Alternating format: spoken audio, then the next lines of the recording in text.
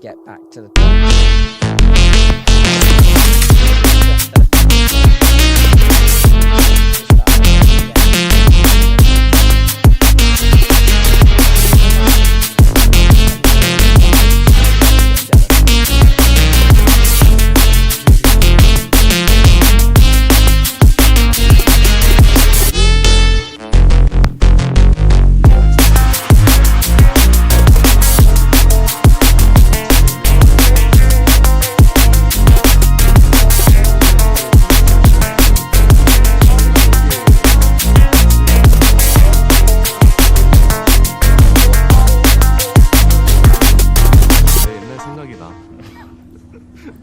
Hello guys, welcome to my 너가 stream. 첫 챔피언스기도 하고 너한테 부담이 될 수 있겠지만 너가 DRX 미래거든. Il unit une seule braise en une flamme partagée.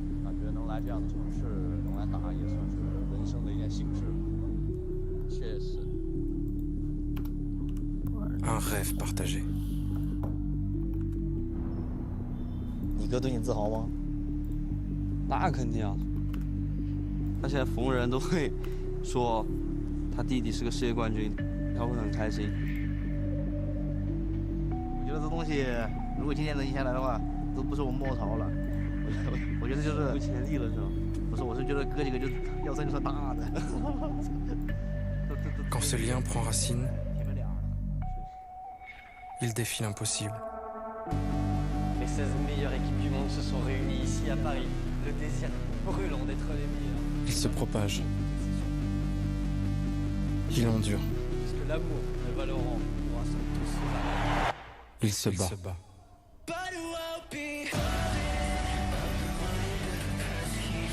To be the best, you have to sacrifice everything you have. You can never think about going back.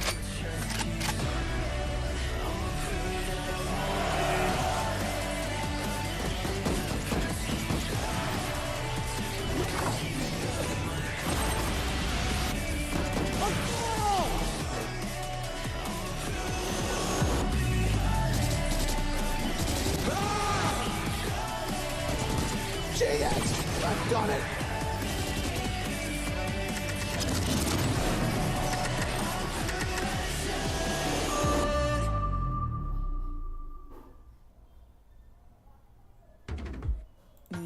Llaman peligrosa, j'ai bien compris que pleurer ne m'apporterait rien. Écoute, tiens. Si on y est mauvais, ne m'attendez pas. Je le fais taire et puis je reviens. Tu finiras en taule si t'es pas mort avant. Une me vie dans un coffre, ça t'en rêvera. Gaming! C'est beau t'y réfléchir à 2 fois dorénavant. Dis-moi comment je vais te rattraper, je suis en pleine forme. Garde tes belles phrases pour ton procès.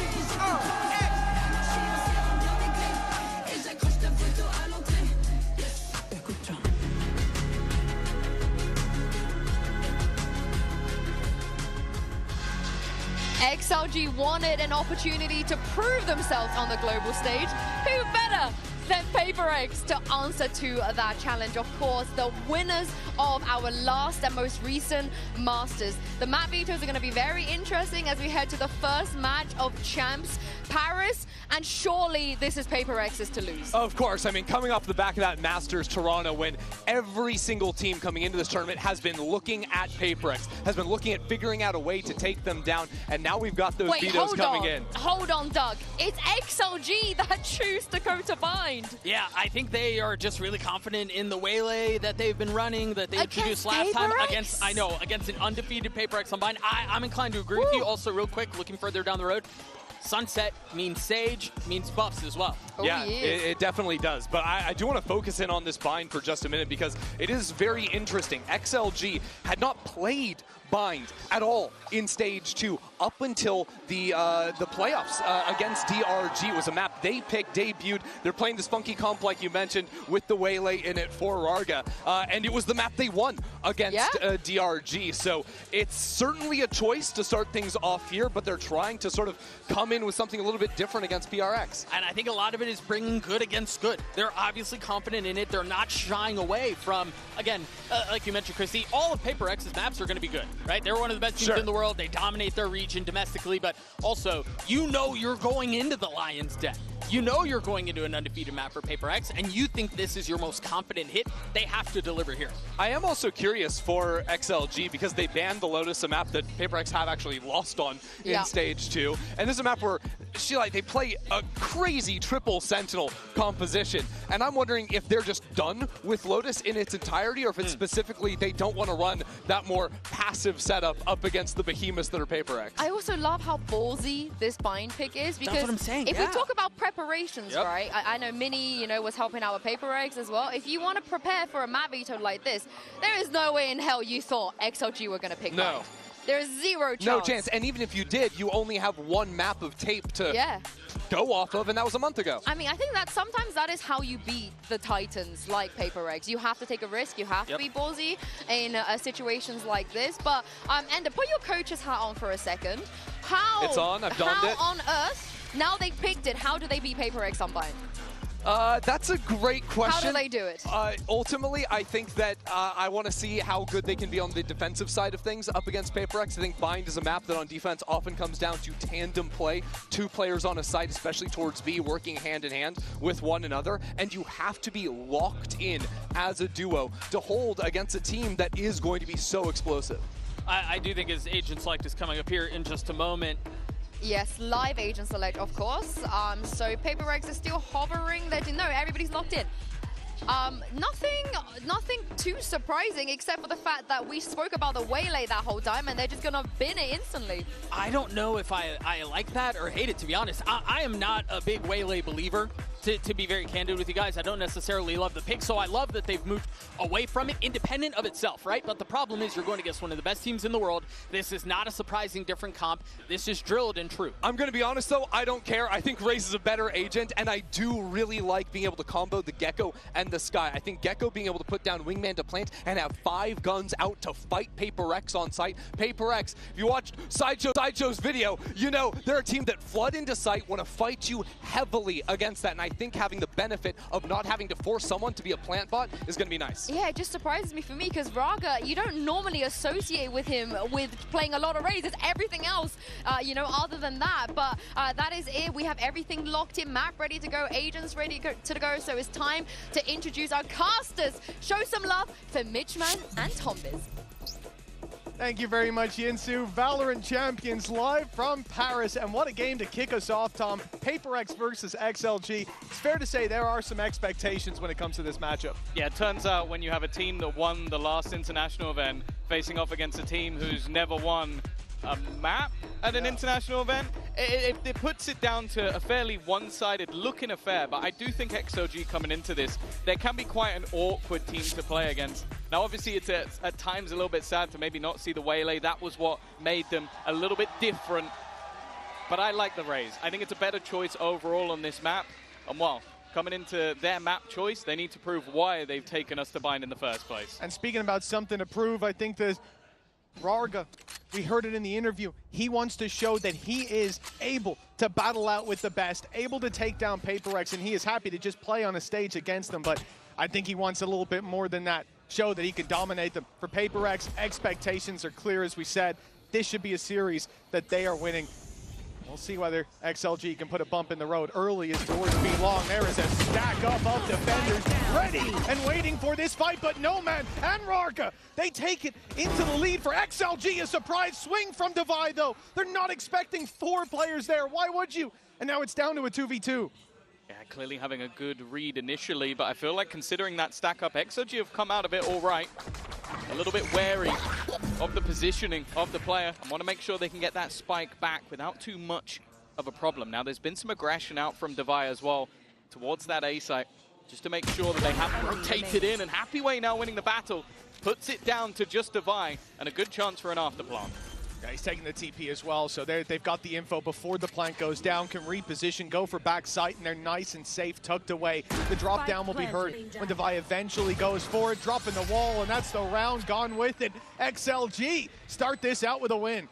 Yeah, a solid start from that. As said, it was mentioned by Ender just moments ago, the way that they have this sort of aggressive style on the Paper X side that tries to disrupt you from getting the plant to begin with. So that early fight towards B-Long look to do just that. But the fact is XLG managed to sort of hold on to their position. Come on! And then even find those isolated battles to bring themselves back in. An early pistol and rounds like that, they're going to be worth their weight in gold because, as we said, in terms of who's favorites here, PaperX are miles ahead. Yeah, when those rifles come out, but for now, PaperX are left with a Sheriff and a Ghost. An attempt to go for that TP. Through being long to catch players in shower, but no one's there. Look how patient and passive XLG are being. Now they have a reason to play like this. They've only got one pistol brought into this, and a Marshall, I suppose, that you can live or lose it, but 3 rifles in play. They can't afford to lose too many, and already seeing that PaperX are willing to do this like 4-man early hold on B long, you have to be wary of another trap play, and that could do damage even in a round like this. I like the fact that they are taking the time with their initiators to sort of scope out some potential aggressive spots. But with both pieces of that wingman utility already down, I think PaperX can now make the read like, okay, no one's come to retrieve that. We should start pressuring this side of the map, and the timing, oh, it's not going to work out. Luckily, Coconut looks back at the last second. Well, I was going to say he gets an upgrade, he does not. Well, this is getting a little dangerous. One player down, another low. Jing's able to escape as well. You're still in this 3v4. They're going back, though. Happyway's got a lot of control. Expectation of this round is that XLG will be the ones taking it. My question is how much damage can be done, because Nomad already looking like an easy pickup if they can get that one-on-one. But first, they've got to get past Happyway, and oh, what a shot! No danger from Forsaken anymore. Yeah, luckily, versus the pistol, you'll sometimes get that second bite of the cherry. Patman obviously on the wrong side of the map, but it may come down to PaperX just wanting to make sure they don't give too many orbs over to the other side. You can see Nomad already getting fairly close to having his ultimate if a kill or 2 extra goes his way, and I don't think with how they play, you don't want Seekers online. As they're going to get in your face, they're going to take map control. Seekers ruins that completely, so I think it will just be death to the Spike, and that will mean that those 4 guns are kept through into the next round, although the Marshall might be removed anyway. Patman is trying to secure them, but that TP is going to be taken, and they will be far, far away. Does he go in? He's going through, and there's one! A little more would have been beautiful. Yeah, it's only going to be the Marshall removed in the end. XLG, a comfortable 2-0 start. Yeah, it's not bad. I think ultimately, if you'd lost the rifle, I think this was the timing. I was so ridiculously close to potentially just having the full force of PaperX swinging in onto them. Of course, for either side, like we've seen some strong results. Obviously, for PaperX, I think it's over the last few months, they're 5-0 on this map. So it is a very bold call to pick into this as a choice. Although a dominant victory for XLG versus DRG maybe is the reason. They were stellar on their defensive side, but then again, we didn't get to see much of the attack. Now, round 3, few upgrades over on XLG. They brought another rifle through. They've got a Bucky. I was about to say, is the Bucky the upgrade? And you know, you see, no, the other rifle, the 4th rifle is, to be clear, the Bucky is an interesting choice. On defense, you can see there's so many areas that you can use shotguns in, whether it be Lamps or Hookah. We've seen rounds won because of Judges, Buckies, or even Shorties. Yeah. But on attack, it's a little bit harder to find space to use that. Well, yeah, he's currently using the Sheriff as a primary weapon and the Bucky as the backup. Maybe if they can get into some sort of post plant where he has his utility available, but they're just looking to put a little bit of pressure back towards long. Prowler will be used by Patman. So they will have a reasonable idea. Again, it seems like XLG's planning for the most of this is to try and sell a ruse on either side, and it's worked. They've kept 3 players over on A. They've put smokes in on that side of the map. It's whether or not the rest of the team now rotate in towards A, and whether or not PaperX get back in time. They were halfway to the B side. Of course, after losing all that B-long control and a player, now the rotates come back through, players flood the site, and PaperX are here on time. They're ready for the battle, but the smokes are blocking them out as the plant goes down. Undeniable. Something, though, has managed to find 2. That should be mostly, if not all, through the smokes. Another from Jing, but they're holding on. They still have a chance on XLG. 2 players sitting inside a bathroom. The flash blinds, the first. Happyway good on the swing, but they know exactly where Nomad is with no element of surprise. Close as this may have been, 8 HP with regen shields on Jing. The PaperX are still going to find the round. Pretty costly, though, all in all.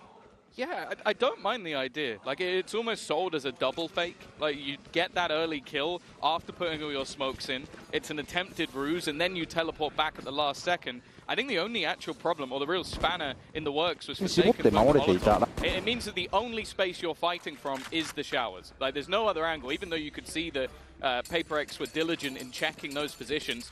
I think they also had a snake bite late into the round. I do wonder if maybe that could have gone through a little bit sooner, but nonetheless, there's still going to be another purchase coming in for XLG. That was a bonus of sorts. And now there are some weaknesses on the side of PaperX, a stinger in play. That's the downside of losing so many players. Monster's on the loose right away, something able to TP away, but lots of space taken. That gets them very early on XLG in towards the lamps. They haven't got control of it, but back through to take that space. They'll look for this deep fight alongside his teammate Divide. The flash popped. Here. First Rarga from further back cleans up more, and XLG, they're looking phenomenal. With rifles in their hand, barely a scratch, and indeed a flawless round for XLG, the underdogs, but it doesn't look like it. No, that was really, really clean from them. I think they almost lose Raga on the way in initially, but other than that, just successful in taking those fights together, not allowing the sort of pressure of those sort of fight backs in. And they were very ready for any of that aggression. It is surprising that there wasn't even a trade in the mix of it, like Tomatoes from his teammate, but ultimately managed to get the job done, and a huge early breakback, considering two players were only surviving in the last from his incredibly poor for PaperX going into the next one. That's about as bad of a start as you could expect, and you think about pressure in this scenario. On one side of the stage for XLG, there's almost none. Losing to PaperX, no one's going to question that. But on the other side, PaperX, this is a game that run here. If you're going to continue to defend that title, well, this one you'd almost want it to look clean. But XLG, they're pulling out all the stops, and they've got a timeout from X. This pressure 5. This is a big blow on the other side, but we know PaperX. They're a squad that's capable of bouncing back. You certainly can. They've got a one, like you said, the credits are going to be in tatters. Although also knowing PaperX, those are the kind of rounds they win. Yeah, that's always the issue. I like the fact that we are seeing the early check-in from Alex. I think if there's any coach in the world that I have faith that he can spot the bad tendencies of its team, it is that man. I think there was a thing earlier, how early will he slam the desk? I don't know if we caught one within round 4, but it might have been the case just because of how clean that was. For now, though, after that early check-in, and now looking at XLG, you want to get these early starts. As said, the last time out when they played in Toronto, they didn't manage a map. In fact, they weren't particularly close. The best scoreline they had was a 13-8 defeat to G2. But this is a new tournament with a different player within the roster. Noman, probably one of the few players that has played within the Chinese league and also played Northeast in EMEA. I don't think there's going to be too many of those. Oh, the blind was so well timed. Forsaken was about to throw a spanner in the works up close with the bookie. A taste of the same medicine XLG tried to feed their opponents just a few rounds ago. But the blind stopped any of that impact from coming through. XLG still sitting on full health, full shields on all players. Spike left back towards the spawn. This early posturing from the team is just about denying that control from PaperX, finding the points of the map where they like to play aggressive, which I think by this point it's very clear to see it's B long. And then late on, making the decision on where they go. But normally they have a look. That's the difference. Every other round they've had one player probing the other side of the map. Now, a TP back to the other side would be so risky when you don't have any space. So instead they are walking into the stacked up side. That's where Jing is waiting. Showstopper popped as well. And this is exactly what you were talking about. Just moments of madness coming in. No man, 10 seconds to try and save the day, and he had a chance, but Jing is just too quick. A MasterCard thrifty, and while Blink and PaperX are back in the game. Yeah, welcome to playing against PaperX. This is really what it's all about. A 4-1 lead looking likely for XLG, and it has shut down the bookie. One of the heavier investments they had, it doesn't find much. It's taken out of play, and the pistols alongside the showstopper are what gets it done in the end. For PaperX, well, That is certainly one way to correct the flow of the game, but XLG, even having a flawless round in the mix of rounds they won, they're in a decent position to still buy up into this one. They've got credits to their back, and the showstopper that made all the difference for Jing is now online for Rarga. It's definitely a bit of a worrying sign. As I said, what they were doing in the, especially in their bonus round, they did very well to sort of like keep space on both sides of the map, and I think you see the problem if they don't. Like, they didn't have that information, they went into the sight blind, and that's where some of those superstars can thrive. But now at least, they are still in the lead. Claiming those orbs once again. Coconut is getting ever closer to having his thrash for, I believe, the second time already in this map.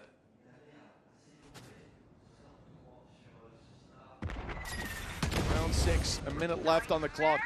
It's XLG's time to decide where they go. Big TP comes through. Still players around here in a deep push that's already come through from Forsaken. He's looking the wrong way. Gets flanked on, but not before he can take down Happyway. Giving them a chance still as they push forward. The showstopper desperately searching for Jing, and it's found him.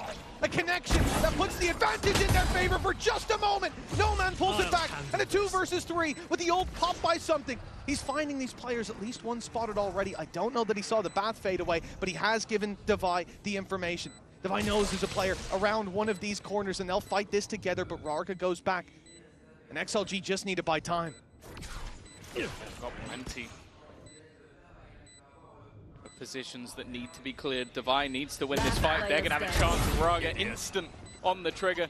I think that's the moment that something realizes, okay, 3 players to find. I managed to get the first, but anything more than that, and my operator is at risk. So he's going to have to fade out of the round. Another victory for XLG, and honestly, after losing a round like they just did, a very good recovery. Well, that's it. A wise man once said, it's not about how hard you can hit, it's about how hard you can get hit and keep on going. And for XLG, that previous round, that was a lights out connection to the jaw, but they managed to bounce back here and now, and it's even with some of these extra plays from PaperX, sneaking a player straight down through mid, man behind enemy lines, and still they deal with him every step of the way, catching that flank as well early, and Rarga showing that he's got the brawn to deal with Devi early on. Well, what I was going to say, that is still a bit worrying for me, that late TP. Because I don't mind the Sky Flash that cleared things out, but if Forsaken is looking the other way, that round could have gone very differently. So I think it's something to keep an eye on. XOG are gambling a little bit with some of their rotations, and this round,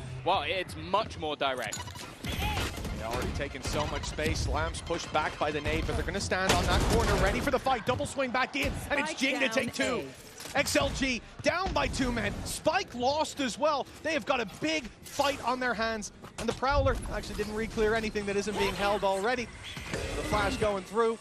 There's no one following it up. They're burning utility here on XLG. They need to start winning fights and start winning them soon. There's 3 players on this spike. How can they possibly get it back? Fighting through those numbers, and one of the players up close has a judge in hand. This looks like a death sentence if they even try it, but they've got to. Yeah, they were dreaming of having an ultimate or 2 in this scenario, and well, Happyway does have the Viper's Pit. Could try and put it into Lamps. It would be a very bold strategy, but it would at least lower the HP of some of the others. Nice Molotov. Molotov instead will force Forsaken forward, and he's been cleared, and there goes the Viper's Pit. They just want to try and cover these players off, and then they put the Molotov in front, so nobody could be in position. Jing, though, once again, has managed to catch another, and they have spotted that this is not being planted. They know it's going back the other way. This puts something in a position where he could catch them. Yeah, already on the angle. It's a clean shot from something. Last man spotted, 12 seconds on the clock. A plant at this point seems impossible. Indeed, it will be with so many players here. Happyway has no choice but to save this weapon, and PaperX will be taking a 3rd. The gap is closing in on XLG. It's one where I just think a lot of it comes down to Jing. Like those first opening kills, like sure there was a player with a judge in position, but it's Jing that ends up landing both of those shots. I think he also then gets the next kill that they find as well in the mix of all the madness. Yeah, that was it. It was No Man sort of running back out, and then even just Devi having that little bit of extra information. I don't mind the adaptation though. As I said, the molly into the Viper's Pit, it's not a bad idea. It's just the fact that something was still waiting on the other side. Like PaperX had that contingency plan. Yeah, I think a walkthrough from Devi as well got them early information. Wrapping around that pit, it could have ended there. Deep play from Jing. Reveal is great, and he'll get 2 from it. It didn't see anyone else, but he knows there's corners to hide in. waiting for his moment in the smoke as another two push down. Already having cleared outside of Hookah, and now it's time to make that big swing. In goes Jing, in goes Forsaken, and out goes XLG. Their lead no longer in play. It's a 4-4 scoreline between PaperX and XLG. An early fight from the attackers, but now they're starting to cool down. It hasn't yet shattered the economy. That's the one saving grace, but it's also just the manner they're losing some of these rounds. Jing is on fire. Like, you've tried to put Raga in onto the Raze, and don't get me wrong, he's not been bad. But when Jing is currently 11-3, you put down a reveal and he's able to get 2 kills through the smoke while spotting out those players. Just hiding there. It's a scary prospect. Because we already know that when this man is playing the Raze, there are few that can match. And within the first 8 rounds of the game, we're going to get our second timeout. Both coaches being incredibly proactive. But you can understand why. It's a match that PaperX, obviously, they don't want to lose their opening game on their run to potentially a back-to-back trophy. And XOG know that, hey, we might be playing one of the best teams in the tournament, but you go into that lower bracket, it might not get much easier. Exactly. And the reality is, I think this is irrespective of the position in the tournament. Just looking at the game and how we got here, it could have been a 4-1 lead with an anti-eco going their way, something XLG should have secured. And lapses in judgment, little mistakes. And that's given the breadcrumbs, the trail for PaperX to fall back into this game from the coaching staff perspective. You got to get in there early, highlight those things that when you're talking about them in scrims or after scrims, you're doing your VOD reviews, you identify these problems, but putting them into action on the day, on the stage, that's a different thing entirely. And now that challenge for XLG, as you said, the economy still pretty healthy. They'll get full buys. Some regen shields have to be bought up, but for the most part, we're in a healthy spot. Ults are online for both squads, but this is a turning point. They lose this, economy in the bin, PaperX on a streak. It's going again. And it's the same play through B. Reveal sees nothing, Flash gets nothing, so much. And now it's all onto the A site. Yeah, they've got so much information, though. They're already starting that flank seconds into the round, and that was a pixel shot that takes that one. Molotov over the top as well. Something just sat at the back. He knows that he doesn't need to re-aggress from this point onwards. Viva needs to put up a play, and in fact, it's going to be the orbital strike committed to just try and force them back. That will buy his team not only some space, but a little bit of extra time. Oh, and here we go. The showstopper activated. Jing on a tear has another to work with, and it's Coconut down.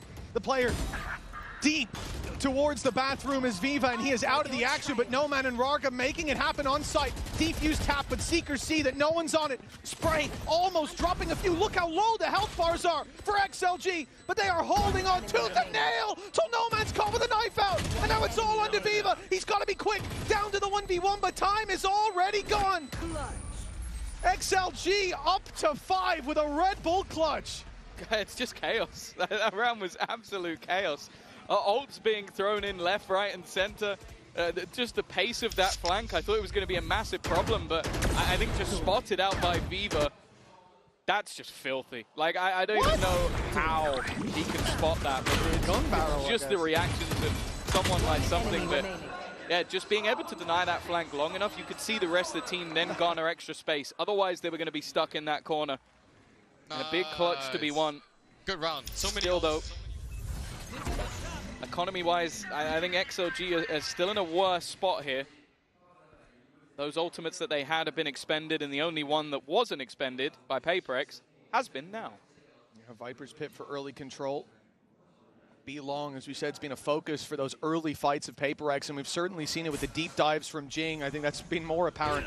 But now, the aggression's coming in elsewhere. Forsaken. Oh, he's looking the wrong way again. His timing.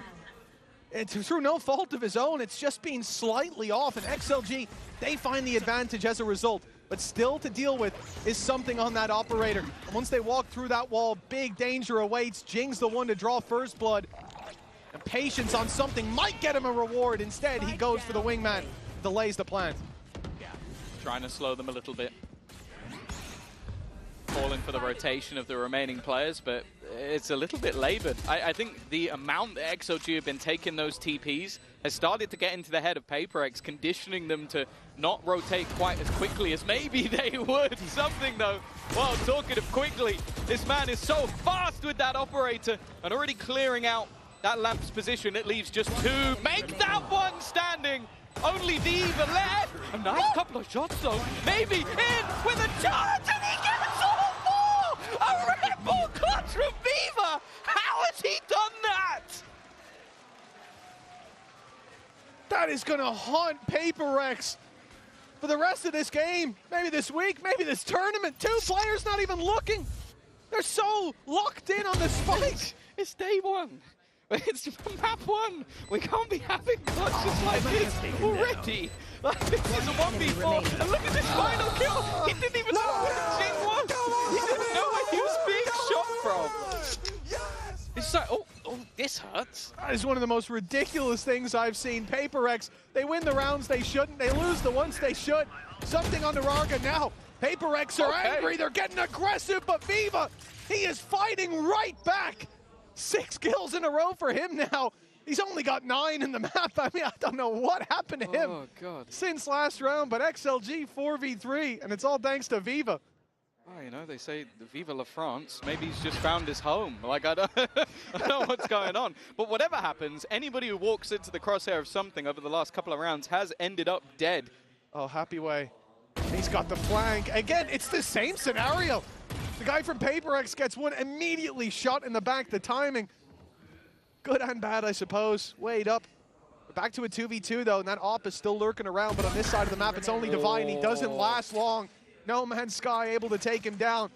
And the op, all that stands for PaperX. This could be a 7-4 lead for the underdog. It's still, you know, something is alive. He's going with the operator. Knows at least where the opponents on the other side are sitting. He's going to try and just get it to half. Honestly, that's not bad. He will have to deal with the Tiger. And they now have to swing this. They have to go looking because he's already managed to get it halfway through. And what? A 1v2 where he has an operator and he manages to isolate both fights. Oh, it makes no sense, Mitch. It makes no sense. I don't know what's going on in this game, man. Another Red Bull clutch, another 4K. This time it's on PaperX's side. This swing wide as well. Caught Happy Way off guard. He thought he had the jump on him. And something jumps to his feet. A frustrating loss. What could have been a 7-4 lead, a guaranteed lead at the halftime. They won a 1v4 the round before. Like, if we're going, balance has been restored in the world. Absolutely. Perfectly balanced. As all rounds should be. Back and forth we go, but for PaperX, this is where they want to bring it up one more. 6-6 at the halftime. 3 pistols that PaperX are up against. A huge advantage to the defenders, but already a lot of space taken by XLG. A large amount of invested utility. That's most of what they have. Dimensional Drift utilized, but an immediate first kill. The trade again has gone back the other way, but this time the weaponry advantage starting to take control. It's left all on to Happy Way. A 1v4, but this time only with a pistol, and there is no hope. There should be no hope, and eventually the job gets done. It is a dead even half, and honestly, Mitch, I think it's about right. I think it's about right. 6-6 seems fair. Certainly not the half I expected to see, Tom. No, no. And then 5 rounds in, it's not the half I expected to see either, because XLG were dominating. Maybe not even the half I wanted to see. There was some stuff happening come there. On. Come on, I'm here for the 4K Red Bull clutches all day long. This has been a competitive one, and like we said, XLG underdogs, but there's no reason to count them out. PaperX, even in rounds where they're underdogs, they show us just how hard you can swing when you're fighting up, and I think after this half, it's anyone's guess what is going to be going on when we go to half number 2. But I'll tell you what, before we get there, we've got a halftime break, and during it, we're going to go over to Lou, who's standing by with a special guest. It's Jing's mom. Bonjour, bonjour à tous. On est en direct pour ce premier jour des Champions, en direct des arènes avec la maman de Jing qui a voyagé à travers le monde pour soutenir son fils. It's a pleasure to welcome you, Pearl, to Champions Paris, following Jing as always. So this is going to be my first question. What makes you follow your son in all his adventures? What are you the most proud of him? I'm very proud of him, but the real reason why I'm following him is because my son doesn't know how to pack his luggage. Yeah. I think that's a pretty good answer. And you know, you always need your mom's help, you know, for this stuff, even if you're an adult. Donc première question, qu'est-ce qui fait que vous venez soutenir votre fils comme ça à l'autre bout du monde? Et bah tout simplement, il ne sait pas faire sa valise. Donc je suis avec lui pour un petit peu toutes ces étapes-là. Second question, we're speaking about Paris, you know, the city of light, the city of love, but also the city of very good food. So have you been able to try any? What do you want to try? We tried the escargot. Escargot? Yes, it's really good. And my son's favorite. And also we went to this really good hot chocolate place, Creds. Okay. C-A-R-E-T-T-E. Yeah, it's really fantastic, and we are going back again. Oh, you're gonna be back again for sure. Donc, est-ce que tu as pu tester un petit peu de la nourriture française? On le sait, on est connu pour l'amour, pour notre belle ville, mais aussi pour notre nourriture. Et du coup, oui, j'ai testé les escargots. Jing a adoré, c'est son plat préféré. Et moi, de mon côté, on a aussi goûté du chocolat chaud. Donc voilà, on y retournera, c'est sûr. And let's see now if Jing brings back the victory on this first match. Let's get back to the game. Chocolat chaud et escargot. Not a bad palate, I have to say. Some sweet treats in there. And when you look at this game, another sweet treat for us and all the folks at home and here in the venue at Paris. This 6-6 scoreline, Tom, it certainly caught us off guard. PaperX clear favorites, we would think, but it's been a back and forth game as we get into the Coinbase econ report. Yeah, no surprise to see Jing is very high up on that one. He's been having a pretty damn good game so far, but in all honesty, it has been this sort of like, who is going to win the round for PaperX, or on the other side, it feels like anybody can step up. Jing and Something definitely leading the way in terms of just the individual brilliance. 16-7, 14-7, both have had their rounds, but yeah, that Viva clutch, the 1v4 to start the tournament, I don't know, that's going to be difficult to top. I'm sure somebody will at some point, but honestly, madness in this first half. And the good thing is, obviously data incredibly low because we haven't seen much of it from the side of XLG other than their victory versus DRG, but they were way better on defense. So it's possible that they come in and this is now their favored half. Well, that's exactly what Ender was saying on the desk, right? Like he wanted to see how XLG would perform on the defense because yes, this is a squad that evidently has the individuals to match up. But the reality is, for PaperX on the attack, that is where they can really pull out all the stops, where they can play like madmen. And we'll look at this pistol round to finally give an advantage in this half to one team or the other. For PaperX, it was 4 players towards B-Long on their defensive side. They had a firing squad ready and waiting, but still, XLG took the cake. Will it be the same in half number 2? There are 3 players ready and waiting on the A site. The TP is still available. You never know if they'll double back in. They're using the Viper screen to take themselves a lot of additional space. Jing has already made it round the backline. Nade over the top is going to make this very awkward for Viva in position. In fact, not awkward, he's gone down. The remaining 2 players still in position, but Jing is just running right. Eventually he should fall, but there's a trade to be had. Yeah, finally. It comes through. Something sneaking about. He's gone into the spawn, and Happy Way was none the wiser. No man. The last one standing. No man to help him but himself. And a big swing to come through from Devi. He's the first to fall. Now down to a 1v2. Bite-sized, manageable, but his back turned to Something, and that will be a death sentence he won't escape. PaperX 7-6. Pistols 1-1. Yeah, they've now taken themselves the lead in the game, and I'll be looking to see if there is any sort of response. The amount of space they were able to get just off the back of the Viper screen, maybe not something you'd expect in most rounds, maybe a little bit of extra utility available in that part of the map, but it did make it quite difficult once that wraparound had already come in through the lamps to have any sort of map control or site control for XLG. A Happy Way, he had a Bucky on attack. Now he's got a Bucky on defense, but I'm a little bit happier to see where he's playing with it in this round. Yeah, perhaps a bit more normal.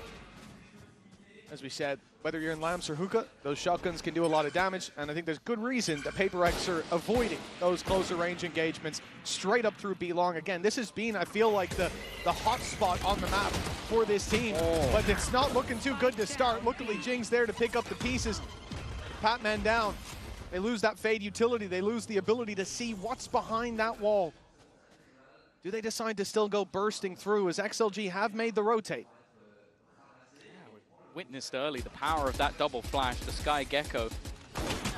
A guaranteed blind. Okay.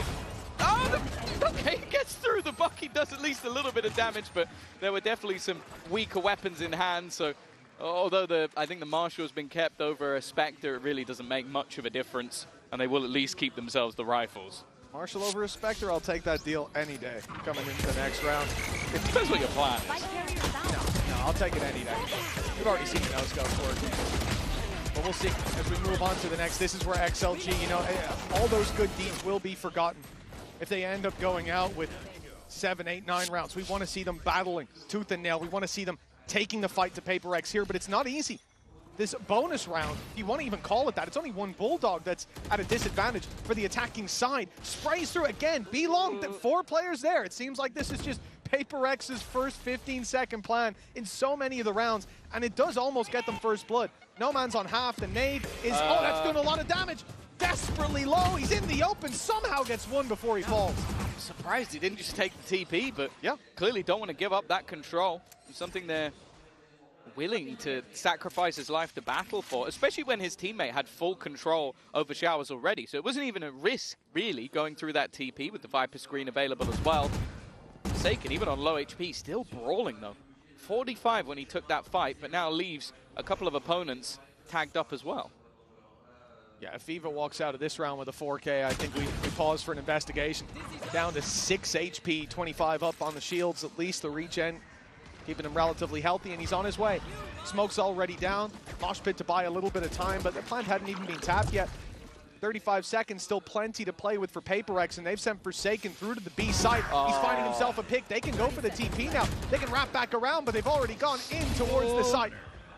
Can Pac-Man escape? They've had to use a smoke across and no, Raga spams! That was the problem. He didn't make it into the TP in time.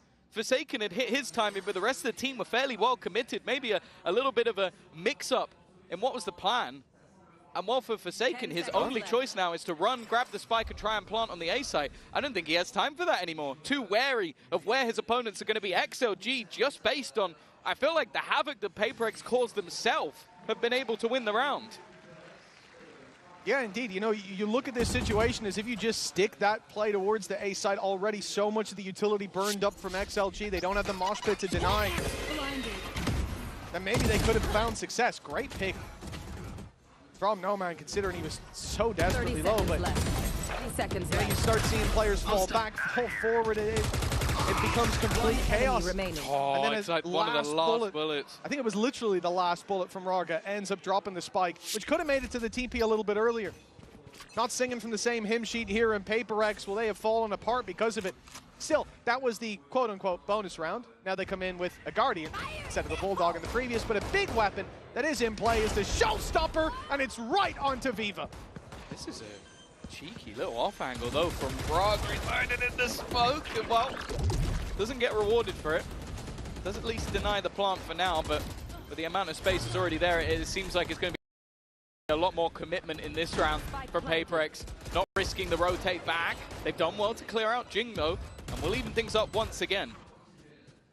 It's going to be a very late play coming in from something. The wraparound taking quite a while. The steps are going to be heard. He's heard Coconut, but Coconut didn't hear him, and pops the ult. It's disastrous. Something's going to be right on them with No Man in the dog as well. It's a double kill. Something. It looked like he was late to the party, but he ends up winning the round for Paper X. That is a great flank from the Yoru, and a 9th round for Paper X as a result.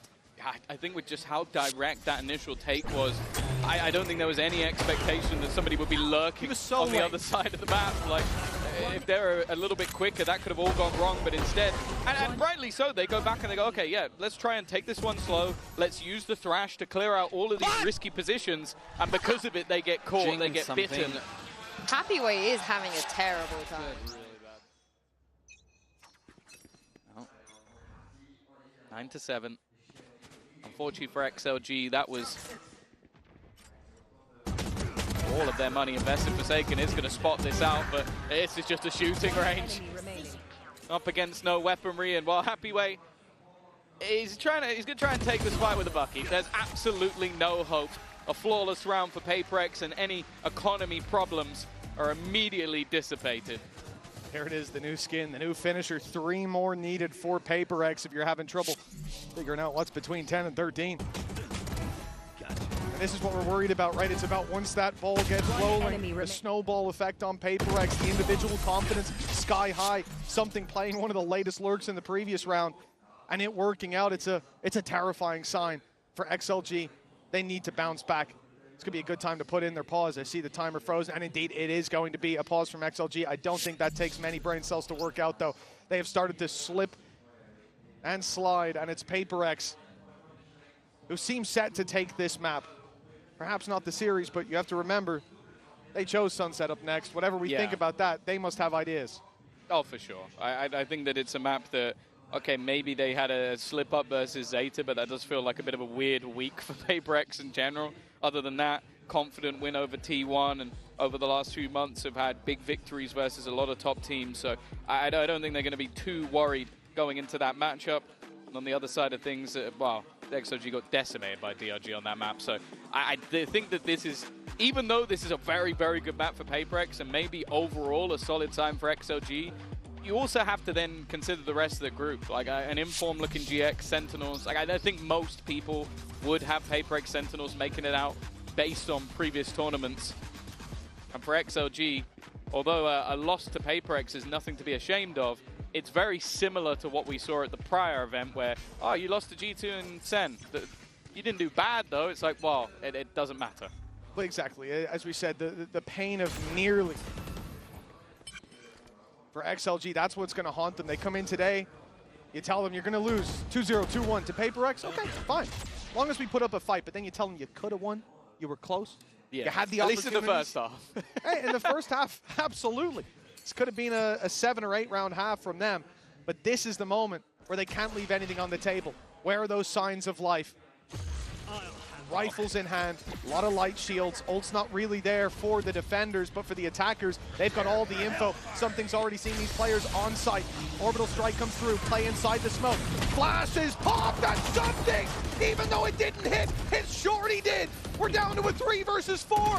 Full control for PaperX with Viva down. Swarmed from all sides. And XLG have to fight an uphill battle, but the first steps go swimmingly. That's not bad. A couple of low players as well. The swing, Coconut has managed to bring this round into contention. A 2 versus 4 that, I'll be honest, looked impossible. Raga, I wasn't even sure if he was going to go for it, but when Coconut puts that into play, there's a chance. Even still, Forsaken and Devi, normally a safe pair of hands. The defenders, they're going to group up. They're going to try and join each other, but the swing for Forsaken isolates the battle. It gives Raga a chance once again, and the swing is perfect. 5 HP is all he needs as XLG win the 2v4. That is a huge win, and we heard it from him in the interview. As I said earlier, this is a guy that said he just wants to prove that he's got what it takes to fight against some of these players, a team that we've seen with the 5 duelist comp before. But he can match up against them. That's devastating for Happy Way. Thank God they had that clutch in the end. Your scoreline stays close down to a gap of 2 thanks to this man here. Look how desperately close it was. Close ain't good enough for PaperX. Gap of 2. The rifles still come out on the attacking side. Yeah, definitely seeing some of those blips. The 1v4, 2v4, PaperX making a fair amount of mistakes with hefty advantages, but XOG are doing well to capitalize off of them. Coconut with a huge individual round and basically keeping them in the match. That would have been their economy not only wrecked, but also PaperX being just a couple away from taking their own map choice. And they do have to be careful in this round. Light shields on every player bar 1. And that sniper for something. Think about the first half and how much it caused them issues. They can't afford to give this man a fight. Not at all. You end up getting lit down 140 in this to 10 HP, and it's pretty much guaranteed pickup for PaperX when the utility bombardment comes through. There's the Outlaw already spotted with the decoy sent through. Flash finds nothing but it. Always the danger that that's Yoru on his own, ready to gate crash, but now the flash confirms that the big play is coming through. They've taken Jing out of the sky. No Man's got two. The Patman tries his best to pull it back, yet it's left all onto Divide. He's got 3 to take down. The first comes easy, but 25 seconds. A Viper's Pit online. He might even have time to get this up after the plant. From where is the question? With the showstopper hunting him down. It looks like he wants to stand his ground. He wants to take the pick, but decides to fall back a little too late. Rarga again getting the round on the board in the final stages for XLG, and a 10-9. The signs of life very much there. Yeah, like doubling up in that corner, it definitely seemed like a gamble. You know that if a player runs through and just maybe even gets a little bit lucky, it could have been your round over, but I think that's been something that XOG have done great so far in this match, is that surprise factor. They have been so hard to read that even when you have a full bombardment of utility, they're able to come out with an advantage. And even then, just I like him watching Coconut play. Like, even though he ends up going down in the fight versus Divide, his goal is to stay alive. He's not trying to be the hero. He's not trying to put the team on his back. He is basically just going, okay, let's buy as much time as possible for my team. Snakebite landing on long, denying that control for XLG. But it's towards the A site that the real fight is coming in. And the reaction from XLG very early on, they pop the Thrash. They see players inside of Bath, but that Thrash not retrievable, not finding the impact. It's a glorified drone. Coconut doesn't want to hold it for a retake again. Oh, the nades are going to be exchanged, but it's Divide almost using the distraction of a teammate, and well, 3 players immediately down. We've seen a 1v4, a 2v4, but we've definitely not seen a 1v5, and I don't think Viva is going to give the time of day. And this is what I felt like has been the difference between the two squads, though. It feels like when XOG win a round, it is by the skin of their teeth. It is very close. It's maybe a player or two surviving or a clutch round. When PaperX win a round, well, as of yet, there's not a point of damage done. I know it's kind of bad of you to assume Viva's not winning this 1v5 with time ticking and Spike on the other side of the map.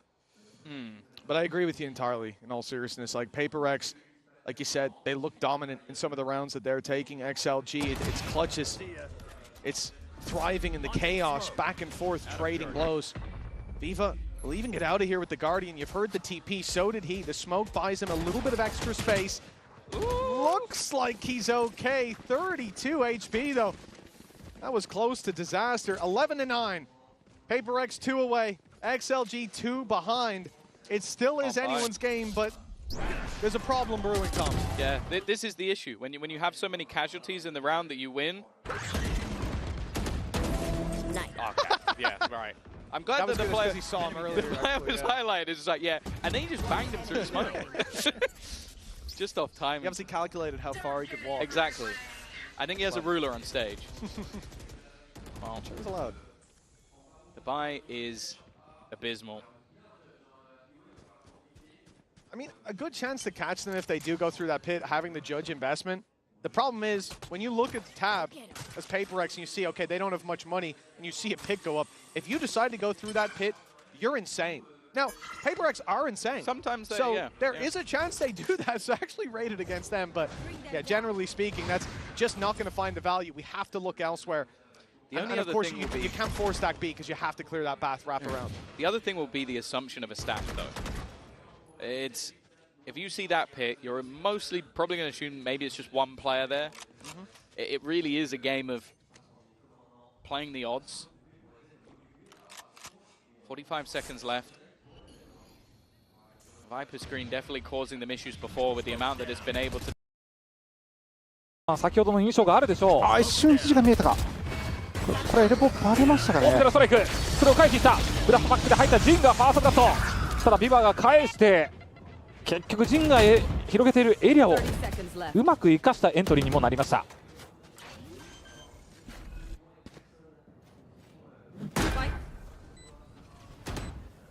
マッチポイント目の前のペーパーレックス。これはフォーセ君かスミスがキルを取りに行きますかね。おパッとダブルキル。一瞬の出来事でした。12対9です。マッチポイント。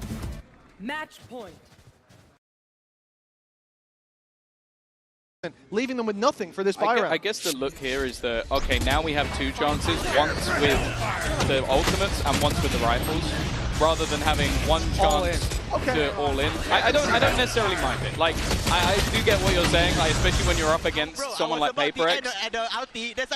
Go back, bro. But I do feel like there's also the thing of, like, you could have both those ult and then still lose, and then you've just given them the other. Yeah, 100%. I mean, the bit I'm not against. Orbital strike caught me off guard. Oh, here we go. Here goes Showstopper, and there it goes. It's gone. Rarga snipes it down the side. Pop in a flash, won't find much else. And another popped in as Diva struggles up close, but finds himself too. Now, inside the smoke, he will fall, but he's given his team a fighting chance. The problem is, with that Viper's pit going up, they now have an uphill battle to get anywhere near that spike. That's close. He doesn't go back till it's too late for the spam. He maybe assumed that he let go. They're going to know that both players likely confined to this pit. Although Patman has managed to leave. The drop will be known, and it's risky from Divide, but the risk pays off, and now Noman left alone. Pit going to be dropped, and Divide is there to close it. It was a valiant effort by XLG, a fight back and forth, but ultimately the job expected to be won, and was won by PaperX. Well, this is expected result, but an unexpected way we got here, right? This was quite a journey. XLG showing us that they've got the ability to take PaperX, to push them to their limits, and they'll have to do the same on Sunset, PaperX's map, after this break. Dude, actually cannot believe we are playing already our first match. Reason is we win Japan. We go here. We tire. It's like a bit, then we win champion. Yeah, we tired, we start slow, and then after that we rocket up altitudes.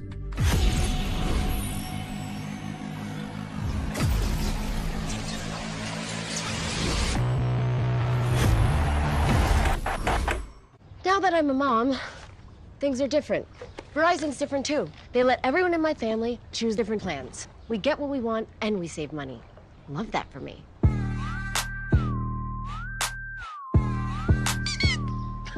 An update is required. Financial system updating.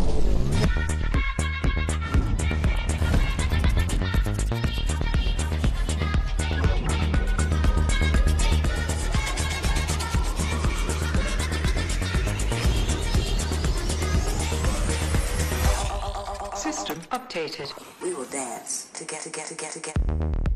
The future of money is here. Feels good. Esports World Cup, where we are starting off with Valorant. If you want to win, you have to win against the best. So looking for revenge.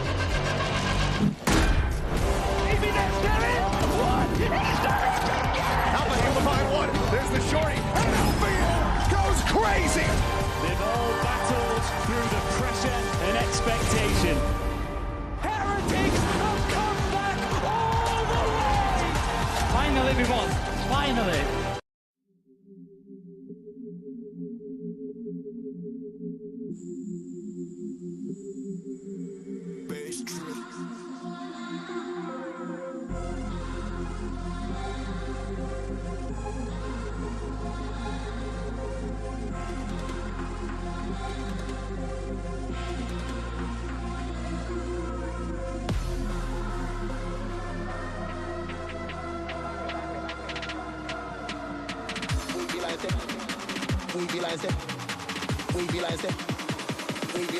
Come let me this.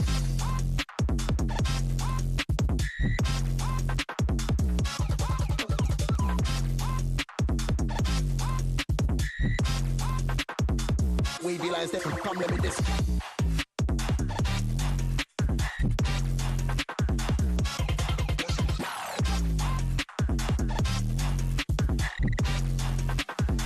We be like, come let me this.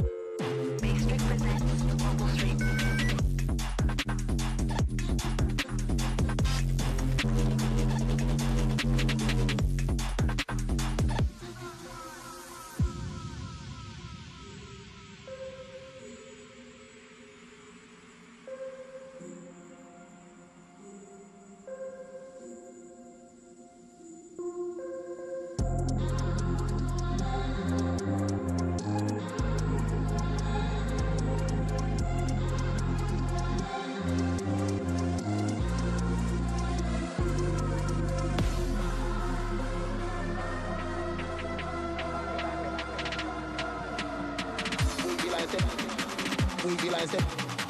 Wavy lines them. Wavy lines them. Come let me this.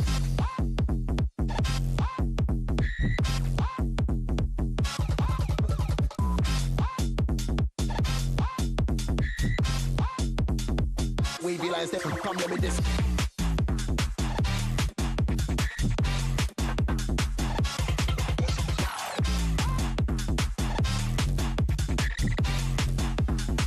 Wavy lines them. Come let me this.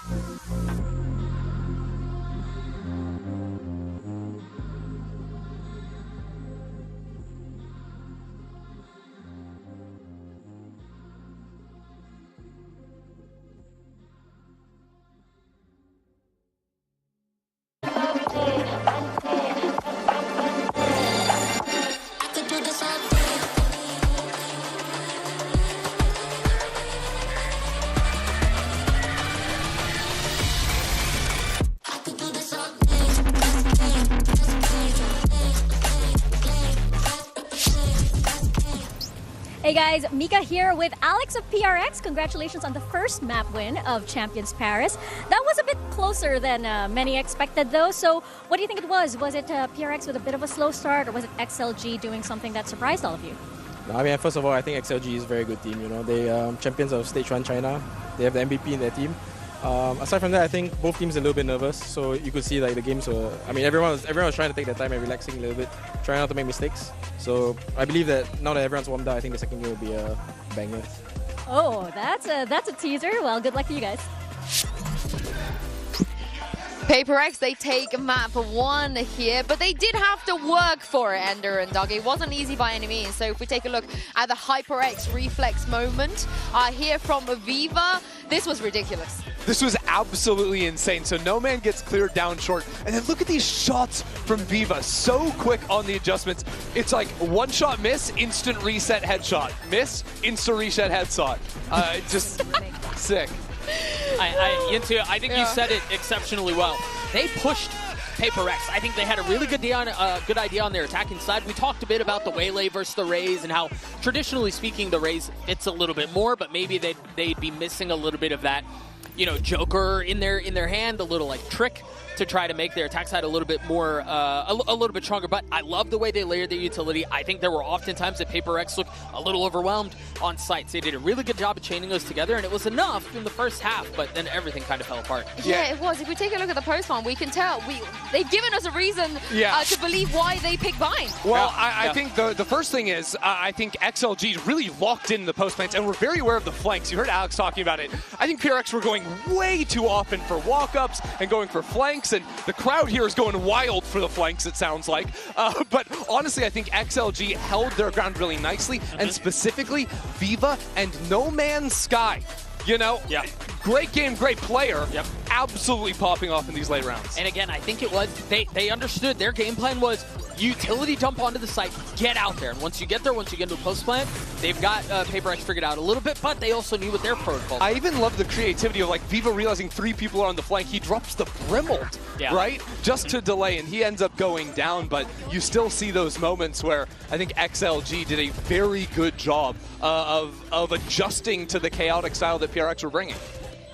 They did, definitely, indeed. This is the thing, though. If it weren't for, you know, the Something Jing duo doing so well, being able to bring this game back, it could have been, you know, even an overtime, I think, the way that XLG were playing. I think there's a world where, like, without Something just dominating like 3 rounds in the first half and solo winning them, like XLG could have been up 8 or 9 at the half, but it's brought down to 6 and 6 because of the great work out of Something, and him and Jing just crushed. Yeah, in the second half. Ender, I think you're absolutely right. If it was not for Something stabilizing in that first half, it probably gets away from them in the first half. And then, you know, Alex was talking about it in interview. They needed to calm down a little bit. They were kind of overswinging. They were a little bit too up But if not for Something's heroics, we're talking about an entirely different half and potentially an entirely different score here. He was given it as well, which is crazy, you know? Yeah, out of his seat a little bit. Yeah, I love to see it. I would also love to hear what Havoya had to say, of course, standing by with Mika Faz ahead of map 2. I'm here right now with Havoya of XLG. Now, that was a very tough first map. I wanted to ask about the bind pick because this is one of PaperX's strongest maps. It's also a strong map for XLG, but I was just curious on your thoughts on picking that map, and was it because you felt like the ban on Lotus was more important for PaperX? I think, first of all, PaperX feel themselves better on Lotus. But also, we feel fine on bind. It was just like a tough series for us, and I mean the map. And we dropped some ecos. Also, we didn't manage to win second pistol. I think if we could step up a little bit earlier, I think it could be our map. So it is what it is. Let's move on the second map. Right, well, hopefully they step up a bit more on Sunset. What are their chances on Sunset? If on Bind, you guys weren't super sure why they chose this, does it get better on Sunset for XLG?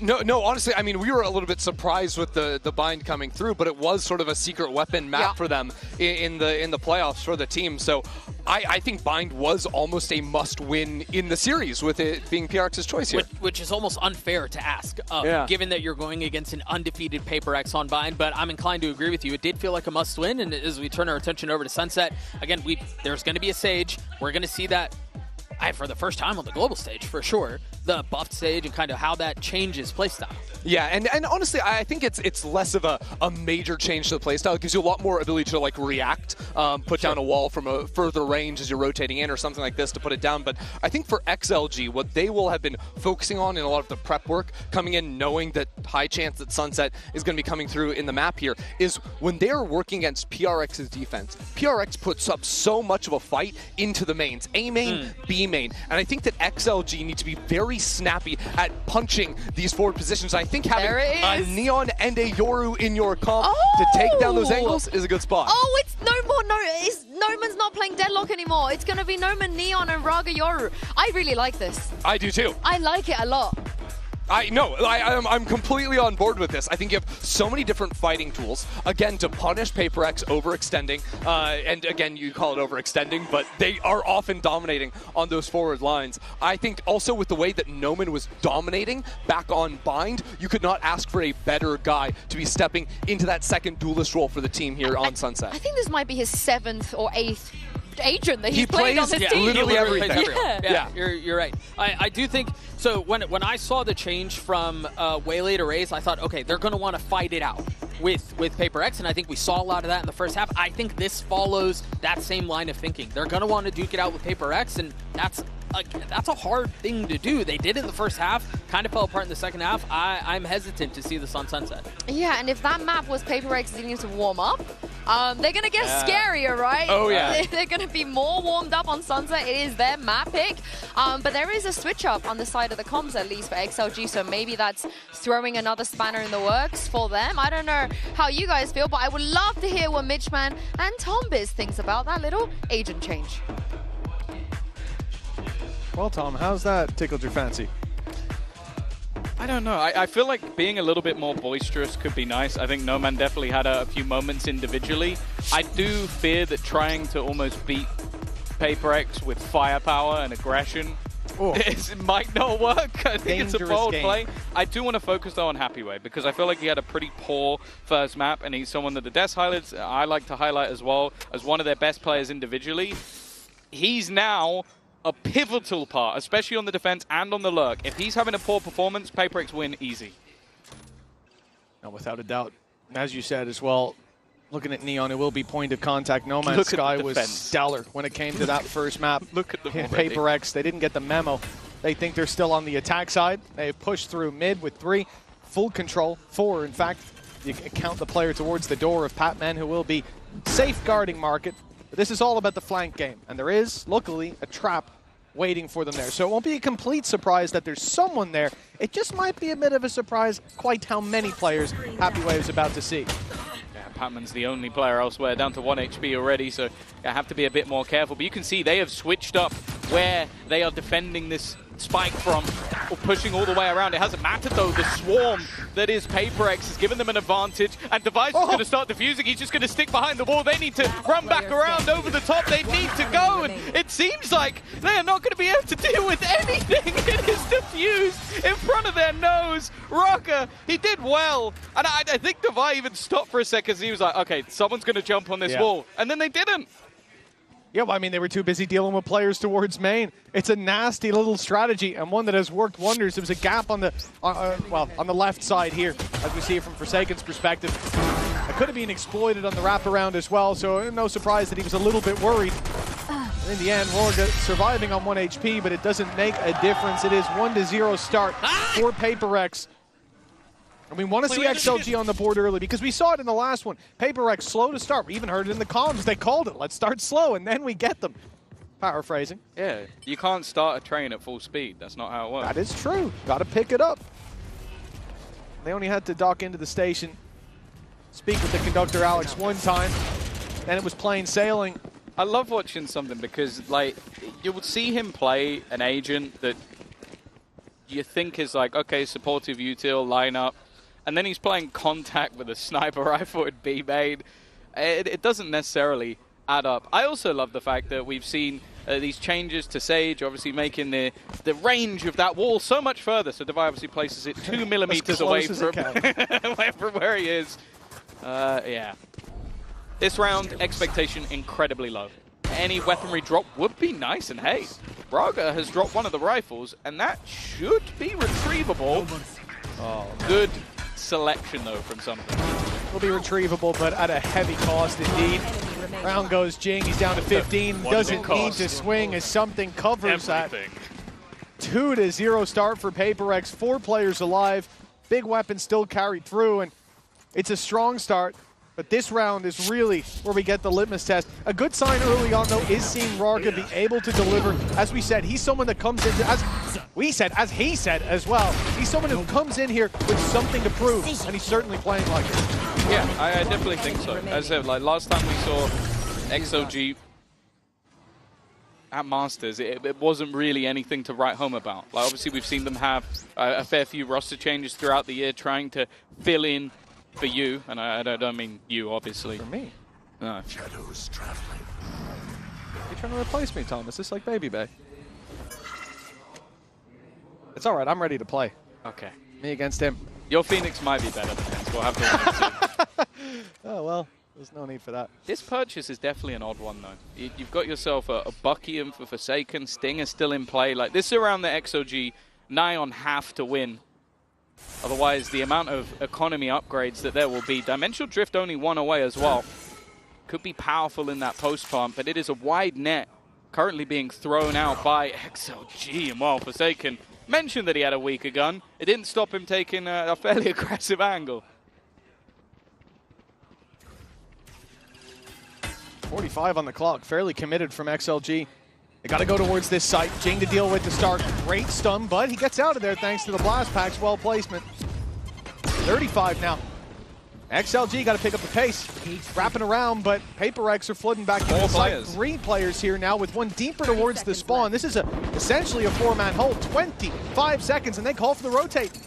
Yeah, it's the right call. They've dragged all these players over, and they'll make their way across mid with that smoke with ease. This should be a plant, but I'm always wary of PaperX's ability to be disruptive. Something, he's in there. Only 1. Yeah, and they've managed to make it to the site. The spike was being guarded all the way through. A good redirection, especially with the Sage Wall being used in towards the spawn. There was the box up top that you would have had Devi watching from afar. And now even with no man in the spawn, just waiting to try and catch them as they fall out. The fact is, though, PaperX, all of these guns are going to be upgraded in the next round anyway, so they might as well try and do some damage. Now, that's exactly what they're looking for. You see all this deep clears of middle. The idea is certainly in their head that someone could be lurking around. Rifle picked up for Devi as well. Good chance to make these exits very costly. He will close in towards this spawn. I don't think Jing has any chance of... Oh, actually, he might have a chance of having an impact if he goes back to mid. But Devi is shut down. Okay, 2-1. 4 players alive for XLG. That's a picture-perfect round 3. Yeah, and that's exactly as clean as it needed to be. It definitely got a little bit dangerous, and as we mentioned, like you're always going to see these sort of timing fights looking to be utilized by the side of PaperX. It gets them a lot of early information. So I like the fact that with 20 seconds left, they were willing to sort of gamble on that rotation, not fearful that they'll be caught somewhere else. Even still, though, it's going to be an immediate purchase back up from the side of PaperX, and I'm kind of looking at Raga here. He's going to immediately utilize that dimensional drift. Bear in mind, the only weapon he has is the shorty. Perfect for this ultimate. One flash left. Oh, he's come out without one. Moving around through the smokes, but the wraparound for Patman. Quick on his feet. He'll take Raga down. Now it's Rifles, though, that they will be up against. The trick play hasn't worked. Devi's dead. Dead to right. It's even a headshot from Noman to lock it in. But still, a 2 versus 4. Can't even get the 3 out before Patman's dealing with another. PaperX holding strong so far. And Happyway failing to take down Jing. Now that's the information. The element of surprise gone for his position. And the wraparound super late from Forsaken.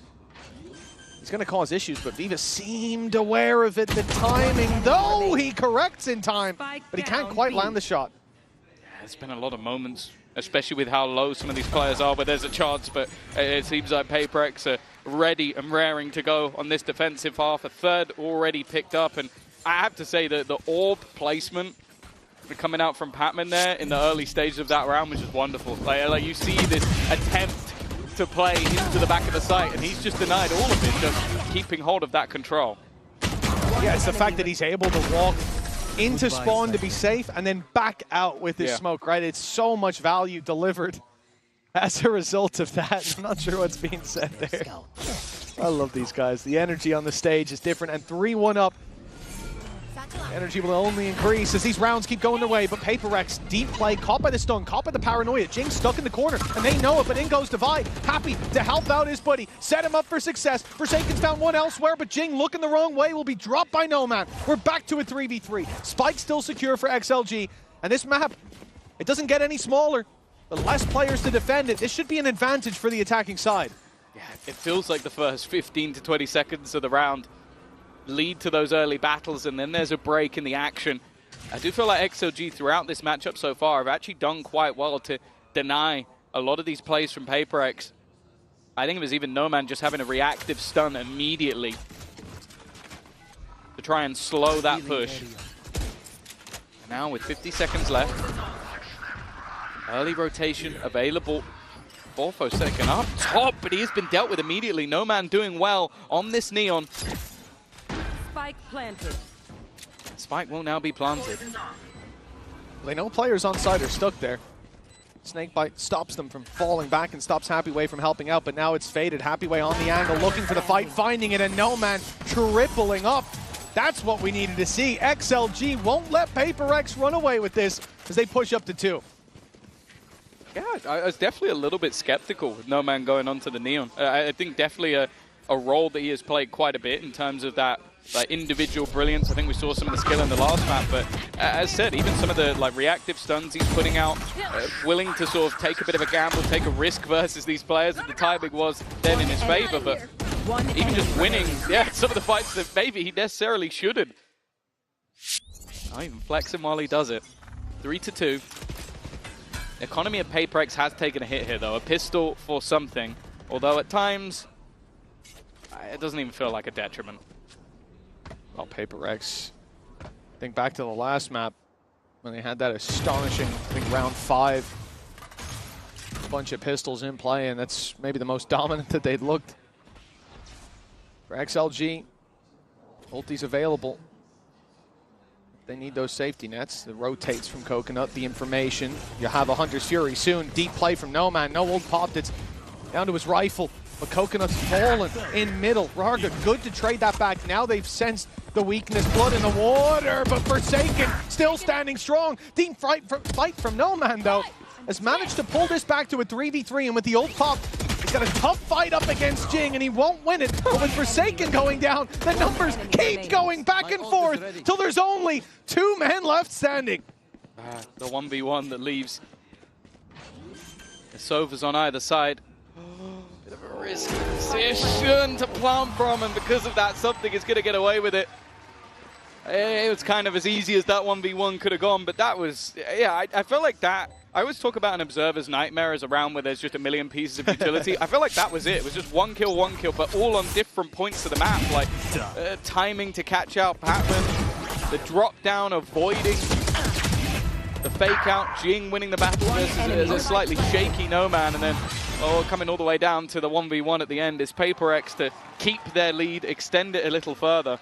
But there is still investment here for either side. In fact, both teams' economy here is on the brink. It's only something that has a few extra credits to spare, so a winner of this round, it could be worth a double. This is going to be so punchy. Could even have a Hunter's Fury off rip coming through from Viva. They want to get aggressive. They want to play this one fast. You can already see No Man taking space. Paranoia burned by PaperX early to try to slow them down. Jing goes in swinging. Won't find much. And TP from Coconut. He's deep in their spawn. They are making so much pressure towards this A site. Forsaken, he doesn't crumble under that pressure to start, but finally, he will come crashing down. A 4 versus 3. Res possible for PaperX, but the positions of those bodies, it doesn't make it look very likely. Happyway's got beautiful timing, but the shots don't land. Luckily, Rarga's there, picking up the pieces and leaving something alone and trapped in with the enemy. He can't even get out till that wall fades, and he will be cut down to size before that happens. Great round from Happyway after a little shaky of a start.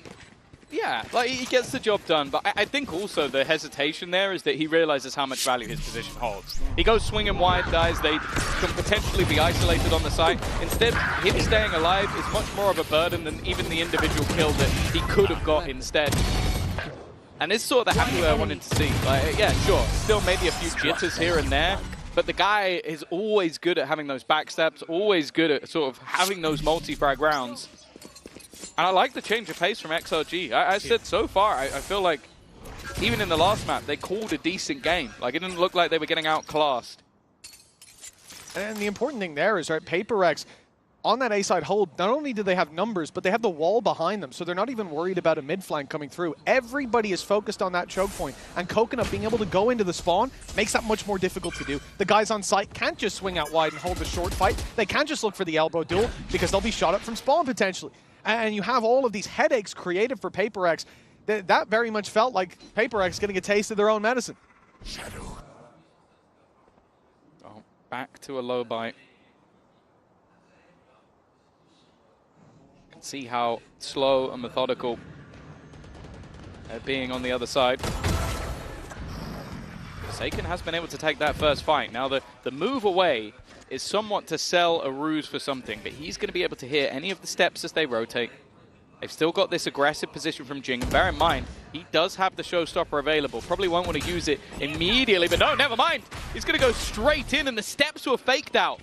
That was Rarga's utility that has baited the ultimate, but now they go back towards something. Are they going to check the box? No, they're not, but it's a bit whiffy. Not quite connecting. Divine now the next man up, and Happyway just thriving. The Dane just seemingly slipping out of the round. And what could have been incredibly costly ends up with still 4 players standing. Great correction from the previous map where PaperX were finding so much value with these weaker weapons. Forsaken, very careful. The only player that, well, he didn't have that much of a weaker weapon. He had the Guardian. Wasn't the Sheriff doing the work. And he's recovered a rifle, a chance to do more damage. Surely the round win is already lost. I'm starting to question that. It could be an ace, but the problem is you've got Viva deep playing with that Hunter's Fury! And Forsaken now only has that ult to deal with.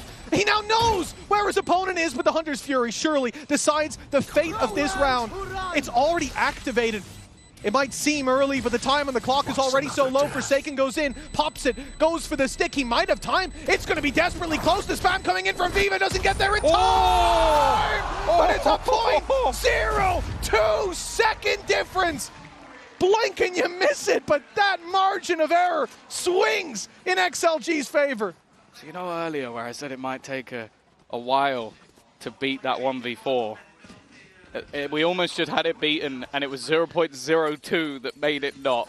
That's absurd. I can feel myself swallowing my own words. But I'll be honest with you. You doubting Forsaken in this clutch, I'm a little bit disappointed.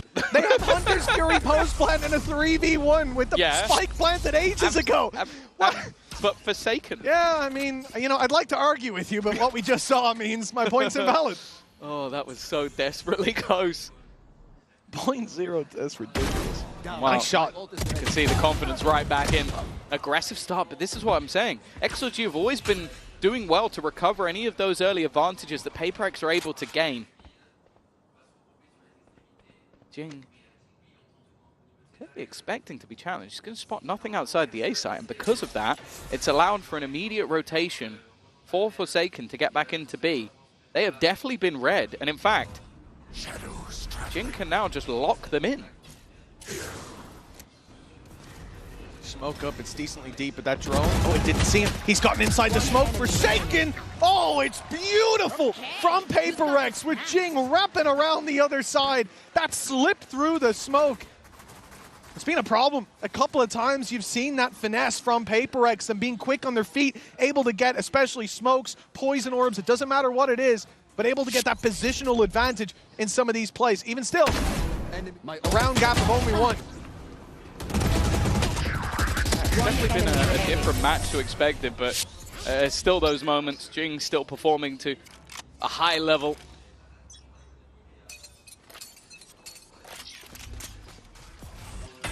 And this one is, it's not looking great, is it? No. 4 Sheriffs, an attack side Bucky. Makes a bit more sense when it's on the Neon. Slide in, get real close. Oh yeah, I've seen plenty of TikToks of that sort of gameplay. We'll see if No Man has it in the locker. It might not matter. Already one going to his teammate, and there you go. That's a Bucky onto Jing. This fast-paced 1-2 punch of the Duelists have not only got them positioning, but it's also got them in with that weaponry. And the bigger danger as well is Hunter's Fury might now be able to cause some damage. No Man gone, rifle dropped, drone already being sent through. Raga just immediate on the headshot. Not hit by the drone either. He sticks around. Divido, the one to punish him. The res available. There's a player that can be res. There it is. Patman's brought back. Even numbers. And it gets Coconut curious. He swings out looking for the duel, but now they'll go pushing into him. Viva down, and it's Happy Way against 2. But he's brought it to the 1v1. 6 HP. A headshot needed, but it's Devi jumping with the shorty to close this one out. A round that should have been PaperX's. And they will just about get it. I'm starting to doubt myself there. If they lost 2 rounds to time with that close, that would have been madness. But unfortunately, the ring around the rosy, the only man falling down in this case was Happy Way. Nice shot from Raga. In fact, an excellent round from him in general. Making this one competitive. I feel like No Man actually walking further into that shock dart rather than away from it, but you understand the panic. A nice attempt, very low by round, and Happy Way definitely. I think he was doubting it as well. Well, he has just watched the spike go off at 0.02, yeah. So you can kind of understand why he's nervous, but not quite as close. The flashback's definitely hitting hard there. Yeah, XLG. 6-4. XLG, they've called a timeout here on their attack side. That's their first one used, and indeed the first one of this map. It has been a pacey set of rounds. I've liked, as you've said, the direct approach. Even here, they had Sheriffs, they had a Bucky. We started out, it doesn't look too good, and it comes down to a 1v1 with mixed it up a lot second. as well. I think that's what, whenever I see a team that can only like dive or only do executes, I'm like, okay, this is an average team with maybe great coaching staff, but it feels like a lot of the sort of slower rounds with mid-rounding, I've been impressed by XOG, and you take away the pistol and the follow-up, and this is an incredibly close match. The problem, though, is now they are in a case of this ends 6-6, you go into the second half, you're happy. If this ends 8-4, I think most people will have a lot of faith in the attack side of PaperX to be able to close this one out. Well, touching base as well before we get back into the round, just on Happy Way, someone you highlighted as he had a tough, and the desk highlighted, had a tough map previously, and look at him now, 11-7. He's been there on this attack side in the previous round, almost ended up winning it out on time in the 1v3. Impressive performance. Well, Rarga's got to wait for his teammates to break that wall open. It's going to limit how far he can get. He can barely make it to the backside. Instead, he's going to tuck in default. Hunter's Fury coming through. Fired in deep from something. Clearing out these close corners on the site. Not finding any tags, but delaying the push. It didn't really allow for much space to get back in either from the side of PaperX. They're waiting to move as a unit. Batman does have ult, but unless they really need this space, it's going to be tough. The Vigo's a little bit ahead. They were still setting up utility on the remaining players, and Noman has been able to take that close contact and put them into spot, and especially with Forsaken coming in on this flank, he's managed to get past the trip. That's why nobody's looking in this direction. If this smoke fades, he might just have himself at least one freebie, but he's looking for more. In fact, he's going to take it all! Forsaken, a one-man retake! And another on the board for PaperX. Shrouding his steps to great effect. He made it past that trap. As you said, camera placed deep on the site. They're worried about the retake from Market. They're worried about early contact for the player over on that box and backside. And instead, he smokes main, so they think, well, he's obviously not coming from here. They want to block this line of sight. And the timing could not have been better. That round was forsaken for XLG. The timeout making no difference. Sit down! And one round left to play with. For XLG, 7-5 still possible. I'll move to the defense where we've had our questions. The answer's not far away, but will they be a pistol round away from correcting the scoreline or trailing by 4? God, this is where the last round really could give them a little bit of wiggle room. Well, we've said that it's been a closer affair than maybe expected, but if it ends 2-0, it ends 2-0. They'll still be yet to win a map at a VCT international event. Maybe after how close the first one seemed, they might feel a little bit hard done by for that, but it won't change a thing. Already you can see some of the vulnerabilities, and more worryingly, it's that showstopper Viper's Pit on the other side. Like, there's so much to play with in this final round of the half. Oh, the showstopper! It's found 3! Jing! That's unbelievable! XLG put it all into this, a round that can correct the wrongs of this half, but that has come falling apart. An explosive entrance into B main from Jing. An 8-4 locked in PaperX, doubling the score of their opponents in that first half. They're just absolute insanity. Like, it just came down to a lot of those contact plays and Jing managing to get it done. Nonetheless, it's a pretty big recovery. We'll see if XLG can turn it going into the second half.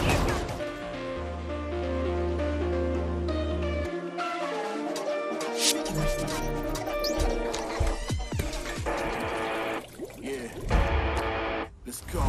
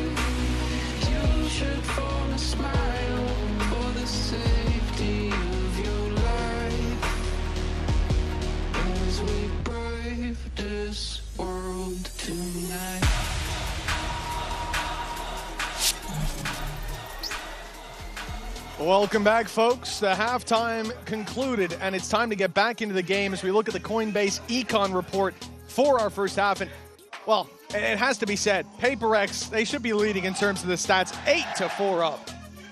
Yeah, for sure. It's been one of those games where there's been a lot of crazy things, and a lot of it happened just in the last couple of rounds. If you've just joined us, you've missed a lot. I think we had a 0.02 spike exploding with almost what was an ace for Forsaken. He then decided, okay, I'm just going to stick to the 4Ks for today, come back behind and eliminate the whole opposing team in a retake. And then the next round, Jing decided to get 3 with a showstopper at the very beginning of it and end it before it even began. For XLG, this now comes down to a play of resilience. Like, can you turn the tide? And I'll be honest with you, Mitch, I think it starts with a pistol. Very much so. A loss here send PaperX skyrocketing into the lead. A 9-4, probably 10 on the board.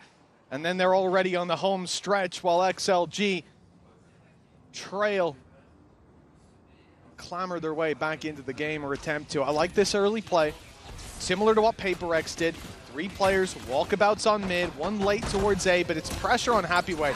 He can't overextend and go down. Just falls back. Looks to punish anyone over aggressing and hopes that this flank can find a lot of value. But PaperX look like they want to play aggressive. Well, this is where the wall causes issues. You're going to block off one avenue and then try and pressure the other. The only thing they really need to worry about is the flank, because they've sectioned everything else off. And actually, no, they're looking the wrong way, completely the wrong way. They've been foiled by their own plot, but there's still a couple of players standing. Jing, Forsaken, not in the best of positions to try and deny this, but that time is already ticking. Only somebody just getting onto the spike. They need to try and wrap back around, and that's exactly what Forsaken will do in this match. This man could do no wrong. Oh, his impact has been outrageous. That pistol round was slipping through their fingers. The flank that should have been expected. When he found his 4K from main, there was at least a trap there giving them some security on the other side, but PaperX had no reason to believe that that space was clear. They get caught off guard, and oh, it's just so nasty. All I'm going to say is he's already got a bracelet on one arm. I think he's looking for a bracelet on the other. If he keeps this sort of performance up the entire tournament, I think he's going to be dual wielding by the end. This man knows how to put up MVP performances. And well, map number 1, he always said that the agent he'd never played was Brimmy. He started playing the Brimmy and it didn't look fantastic, but stick the man on an Omen, he's having a ball. And well, I said it was almost imperative for XLG that they get themselves a pistol. 9-4 down, their opponent's map choice. PaperX going into the attack half. And when they have shown strength on this map, that's where it's been. Solid victories on that side versus Sentinels, Fnatic, T1 more recently. And it was a defensive side defeat when they struggled versus Zeta. Everything is set for them to now take this map. What's a good stack from XLG. 4 players on the B side, 2 of them with Sheriffs. The other on the polar opposite of where this hit's coming through. A lot of players from PaperX, though, covering this plant. They've got numbers even after the barrels run, or the mags run dry. Something with a nice shot over the wall, and it looks like a lot of the danger already dealt with. No man traded out, and that's really the story of this take. Even if one player lands that first shot, PaperX flooding in like this, they've got the numbers to back it up. Finally, it will be divided close, and 10-4 on the line. But this was not the round XLG were fighting for. It all comes down to round 15. Rifles in play, both sides. Yeah, well that was the investment of the last round. It was mostly into stingers, a couple of rifles. I also think this is the point you'll make a lot of the time when it comes to Sage. Like there's been critique a lot through history of this agent, but one thing it gives you, especially on a map like this with a lot of different elevations, is sometimes you don't know the angles you're covered or not. And that's about as free as a kill as you're ever going to get. Because let's be real, there aren't that many teams to play with the Sage. Okay, a very aggressive early start to the round, but it is No Man. But impressed so far with him on the Neon. And he started off strong again. Well, yeah, it's No Man and Jing both trying to get that early contest for this corner. And even with the Boombot backing him up, Jing can't get it done. Forsaken, I think, heard that cam activate. Certainly now did. He knows it's there. He's calling for it. And we see the pings that he wants to walk on through. Has to catch a timing. Even with that smoke, a TP will be heard. He'll be seen walking through. Nice shot by Noman yet again, delivering. And as he looks up at the cam, that's a wonderful punish. What is going on with something here? And a swing from Noman that gets punished. Something's got three. And I think Devi is about to go down. He's trapped in the corner with a sliver of HP. But in comes his old buddy. Something here to save the day is for this fam! An ace from something! An XLG from 1 foot in the grave to buried deep behind round after round of Paper X success. I need to see the POV on the first 2 kills, because I feel like there were 2 players in elbow. Yeah. And I don't really understand how he's walked out of it alive. Oh, they're just isolated. Okay, fair enough. He gets 2 bites of the cherry. It's incredibly clean, though. An absolute headshot machine throughout the round. And I don't even know if he reloaded in the middle of all of that. It was always going to be one of them, you felt like, to take the first ace of the tournament. And something will be there. Mentioned maybe Forsaken looking for another bracelet. Maybe he's looking for one that goes with his keyboard. They'll have to be in gold. 11-4. And a timeout for XLG. Oh. At these last few rounds, it hasn't even felt like the round 14, you're talking about you're on eco. Round 13, you probably should have won, but Forsaken clutches it out. Yep. Round 15, you probably should have won, but you get aced. Yeah. Like, what are you going to say? Oh, we need to get together a little bit more. Don't let Forsaken get a 4K. Don't let something get an ace, and we're good.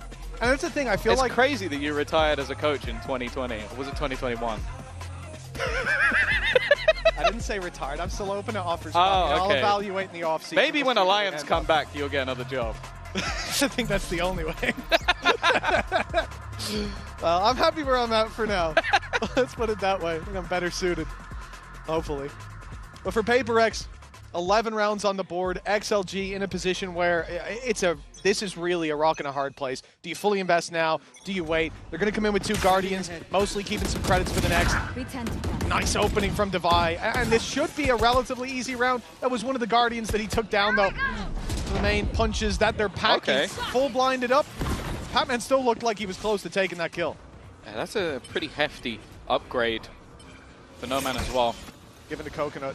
Willing to risk it. Nice. And also, Forsaken's been caught TPing. This is putting them in a good spot. Bear in mind, the spike plant here for Devi would get him his ultimate online and likely bring back someone who's been terrifying if it even gets to that point, because you will not kill my they've already got an advantage.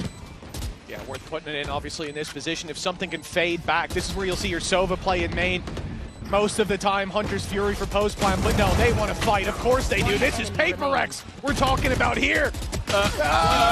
What's going on? Is that fight? Devi closes it out. That came down to a 1v1. They needed a 3K and a res to get it across the line, but you know what? A round's a round. 12-4 now for Paper X. There's so much I hate about this round. That was crazy. Like, it was just like, at this point, you can feel like they are just vibing with how aggressive they're being. TP into the site with basically nothing alongside it. A complete and utter whiff, running into a smoke in between a wall, so there's only the tiniest of angles. And yeah, that is a nervous smile if ever I've seen one. I aced like 2 rounds ago. Yeah. Well, here's the popped the Hunter's Fury immediately. It's an early one, and it's Forsaken going deep on the back of the Chaos. Viva, good for the trade, and Noman doing the same. Numbers light on the A site. Noman's the last point of defense, so he'll fall back. Won't continue the aggression. While the rotate had come through, Viva, who started over here towards A, went back to take that kill and spawn, drones out mid, clears it, and they're comfortable now that there's no more pressure on A with that deep control coming in from Noman. There's nothing on mid. They weren't looking, they weren't walkabouts. So the B site's where the hit should be coming through. They'll keep in 2-2. But Happy Way and Coconut, they're the ones that have a chance to keep their team in it here and now. Cage immediately used. Going through all of this utility. Feels like a little bit of a risk. Paranoia even being thrown through as well. So they're going to know that there's a couple of players here at least. Curious to see if Paper X still opt to actually execute in this direction. They're throwing in more utility. Boombot to clear close. 35 seconds. Now we're limited on options. We gotta go, but the spams through the smoke. They'll take down Divine in the choke point. The shock dart's fantastic, and the swings are even better. XLG with a round win, still trailing by 7. But they gotta take this comeback one step at a time. That's a good round from them. Something to note as well is it really does feel like the Sage wall, how far you can get it now actually makes things really interesting, because Divine put that wall in from inside main. Like, he was just like, I might as well give it a go, just try and give us a little bit of extra space, but it feels like it goes incredibly far. I don't mind the buff though, because I feel like a lot of the aspects of what people using this were before were basically boosting themselves up. Brings a slight bit of tactical element to it. Well, a weak buy, but potentially a much faster one. I like the kill trips though. Great trip positioning indeed. It's a little never mind. Unexpected. Jing hit that. Happy way down and out. Jing revealed in the corner, but he's got backup now as they start to flip back out. No man looking for market control as a deep late play from Patman. Will it be attempted? But there might not be anyone left to flank. Jing's already got 3. He's still going. Coconut's being watched on the flank as Jing looks for his 4th. He won't find it, but they'll clean up anyways. 13-5, 2-0. PaperX looking lights out on the second map as they claim their win to open up champions here in Paris. Fact is, you can see that individual form, especially on their own map choice. Forsaken something, performing incredibly well. Jing joining the party towards the end of it. And in map number 1, seeing both Jing and Something still performing to that degree. I will say though, I feel like there are silver linings for XLG. Map number 1 especially, I think they definitely look like they could compete, but for a couple of clutches here and there, and who knows, I think going into that lower bracket match, there's going to be more opportunities, because not everybody plays as manic and as crazy as a PaperX does. Nonetheless, it is the expected result. We're one of our top seeded teams coming into the tournament, 2-0 victory, and well, I don't think anybody will want to match up against how they're currently playing, especially some of the stuff Forsaken is doing in the clutches. Yeah, we saw signs of life, sparks of hope from XLG, but it is PaperX coming in as the favorites and playing like it, especially on map number 2. They were a little slower to start in the first, but they found their rhythm by the end. And I like that they played against a team who was willing to, at times, match them on their own playstyle. They mixed it up. They didn't make this easy, but we saw just how deep the bench of individual skill goes on this PaperX roster. Yeah, I feel like we've seen almost everything. Multi-kill with a showstopper. We've seen an ace. We've seen a 1v4 clutch. Like, it's been an enjoyable series. I think most would have come in and expected that this would just be bullying, a bit like map number 2, but I think the XOG have shown they can probably do some damage though. Des PaperX pour une interview. Something. Come here, come here. I need to speak to you about this first win in Paris. So first of all, bravo, congratulations. And the first question I wanted to ask you is, this was the first match, but we already see such a high level from you guys. You guys were shooting, but there were 2. So who impressed you, let's say, in the XLG team? For me, the most impressed player, obviously, it's Rarga, because he is my close friend. So, yeah, and overall, we start slow on bind, and I guess it's just like bound to happen because we came from Korea, jet lag and stuff. I mean, overall, it's nice to win the first game. Yeah, we could see that definitely. Donc finalement, qui t'a impressionné chez XLG? C'était le premier match, mais on a cliqué des deux côtés. Et ben j'ai envie de dire Arga, c'est un pote à moi, j'étais trop content de l'affronter. On était un peu slow sur Bind, on avait un peu le temps de prendre le rythme, on est aussi un peu jet-lagué par rapport à la Corée. Mais voilà, toujours très content de gagner forcément. And I'm speaking to a champion here, you know, an AIM champion, MVP from Stage 2 with that gold keyboard, winning Toronto and stuff. So I wanted to know, like, do you keep on setting like such high standards individually on yourself, or does it matter less, you know, to carry when you have such a great team? I mean, I don't really think we have pressure after we won Toronto in stage, just because like we also understand another team scared of us because we are playing well and our form is great, especially after stage. We show it, and then yeah, there is no much pressure. Pas de pression. Du coup, la question, c'est est-ce que tu continues de te mettre un peu la pression individuellement? Est-ce que tu sens que tu as besoin de carry avec cette équipe, ou à l'inverse, c'est plutôt le team play qui prime? Et bah, il dit, moi, la pression, je m'en fiche un petit peu, on gère ça, on est en équipe, les gens commencent à avoir peur de nous. Et c'est ça qui est le plus important. Thank you so much, Ilya, for your time. I wish you the best of luck for the next match. On souhaite bonne chance à Ilya pour son prochain match. And we're going to discover in a few minutes who's going to win between Sentinels and GX. Stay tuned.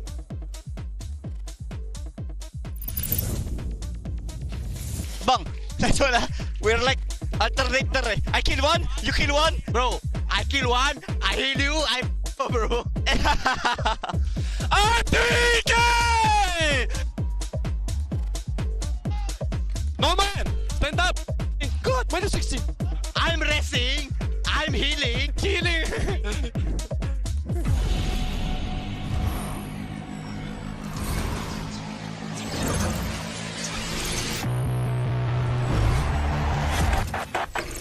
Now that I'm a mom, things are different. Verizon's different too. They let everyone in my family choose different plans. We get what we want and we save money. Love that for me.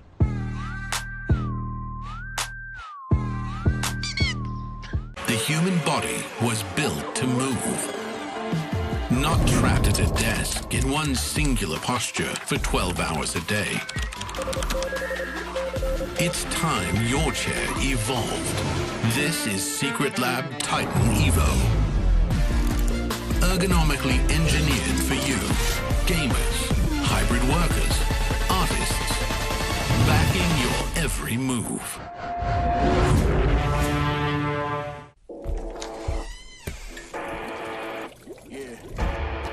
Let's go.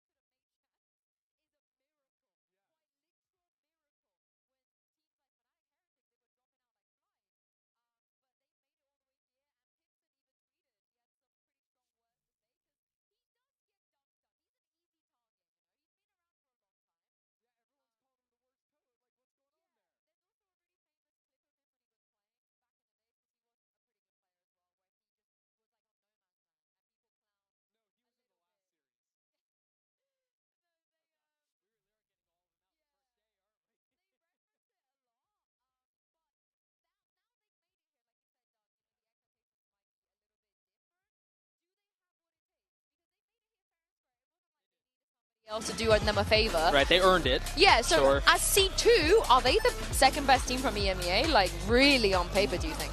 I think that's a tough sell, right? Because we have to think about the entire body of work. But again, the nice thing about this is Valorant's a momentum-based game.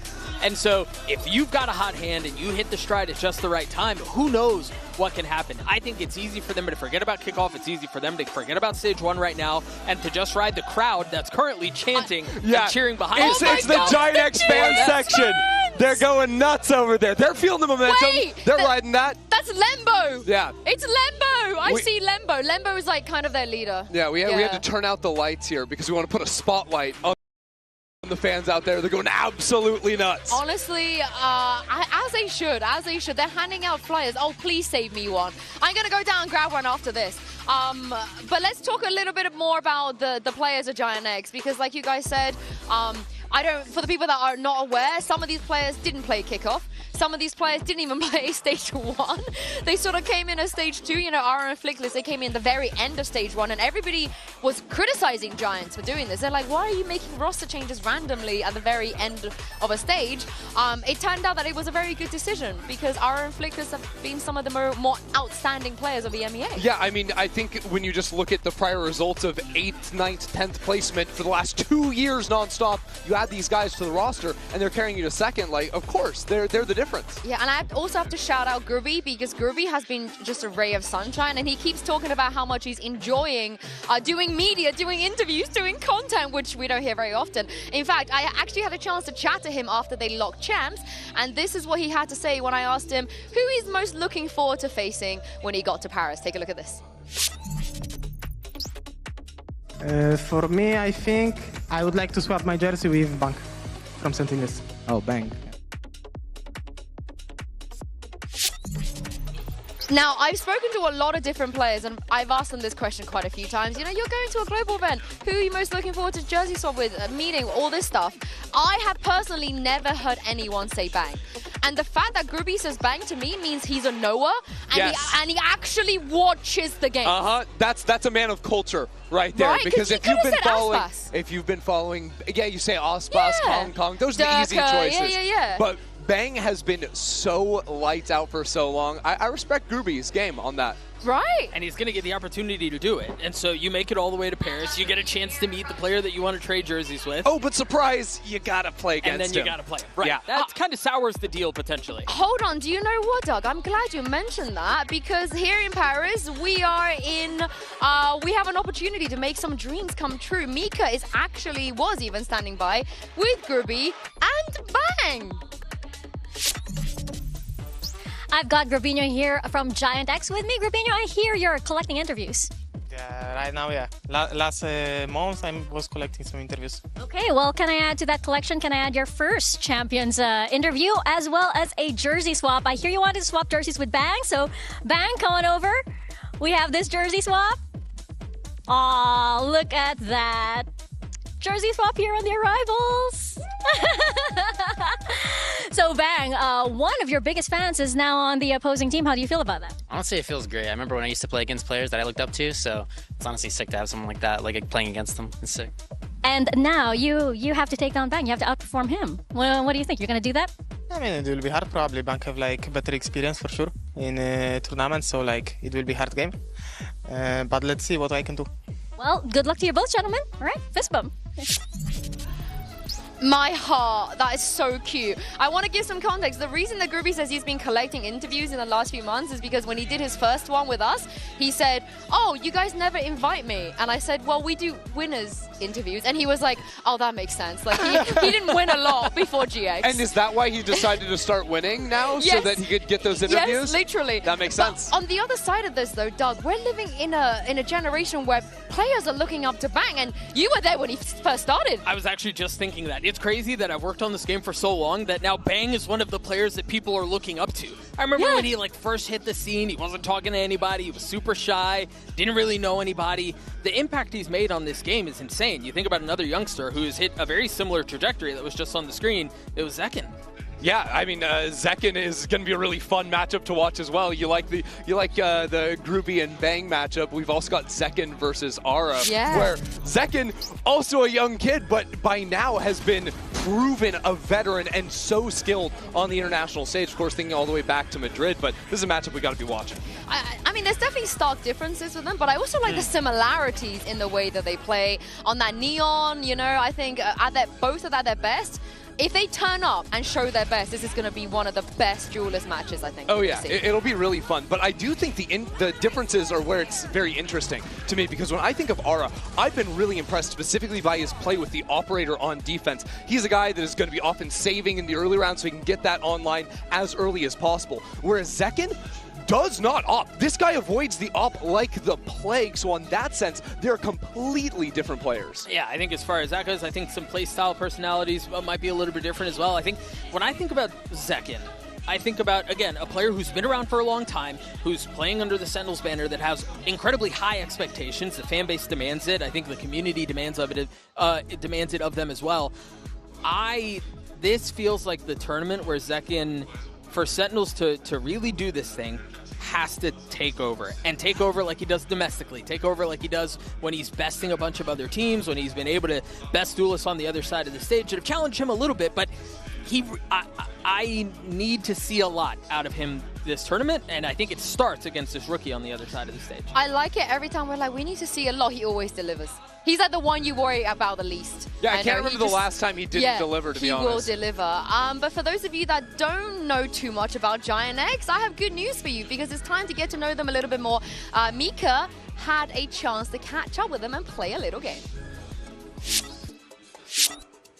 Hey guys, Mika Fabs here, and I am with Robinho, Cloud, and Flickless of Giant X. And in case you're wondering why they're all facing that way, it's because we are about to play Quick on the Draw. That's right. So if you're not familiar with this, it's pretty simple. All we're going to be doing is I will be fed a prompt, a certain word.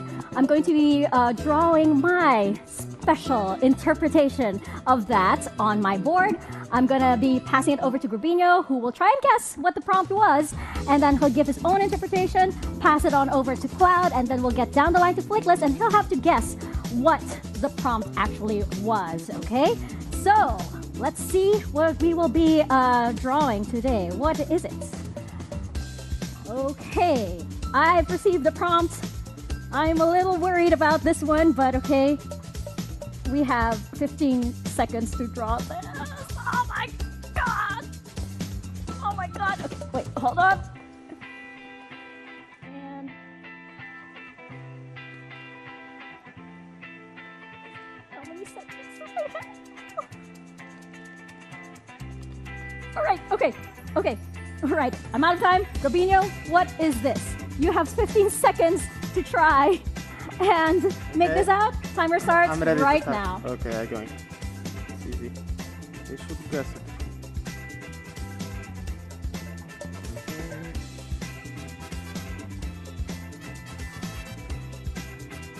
All right, last 3, 2, 1.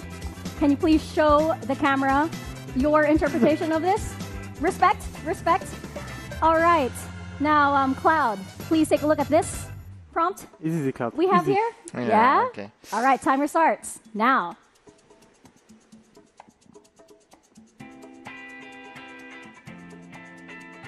Opa. No. You need to should understand. No. And 3, 2, 1, boards up.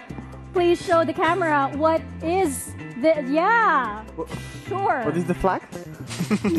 What happened up there? It's cage, I don't know. What happened up there? All right, Flickless, please turn around.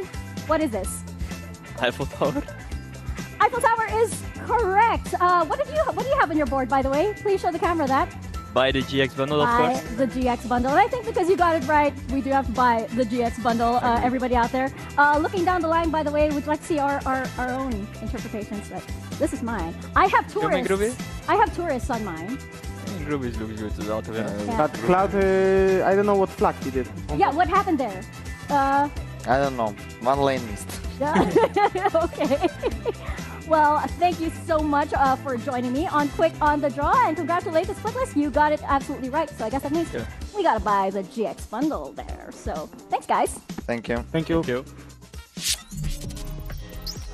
by the GX bundle indeed. I like that they've got that on their jerseys. But of course, we do have to confirm that Aura is playing today. I think there was a bit of a talk on whether Waylander had to step in, but the roster is locked. We will see Aura on stage, and I think that is ultimately great news for GX Of course, fans. yeah. I Yeah. mean, and also just for us, because now we get to see Aura versus Zekken. Like, that's just nothing better than that. Yeah, and I think one question I want to ask you guys about Sen is earlier you said that it was a fraud finish, you know, in Americas. It doesn't portray just how good they've been. So sell it to me. How good have Sen been really in Americas? Well, I mean, the truthful answer is they did get beaten by NRG, but they also have been consistently the second best team in Americas throughout the entire year, and I think that is especially important heading into a global event as prestigious as this one, where you are going to be challenged, where there are going to be teams and a lot of players showing up here for the first time. The Sentinels team has plenty of experience when it comes to that, and I think even just from hearing the team and Kaplan talk about the adjustments they made and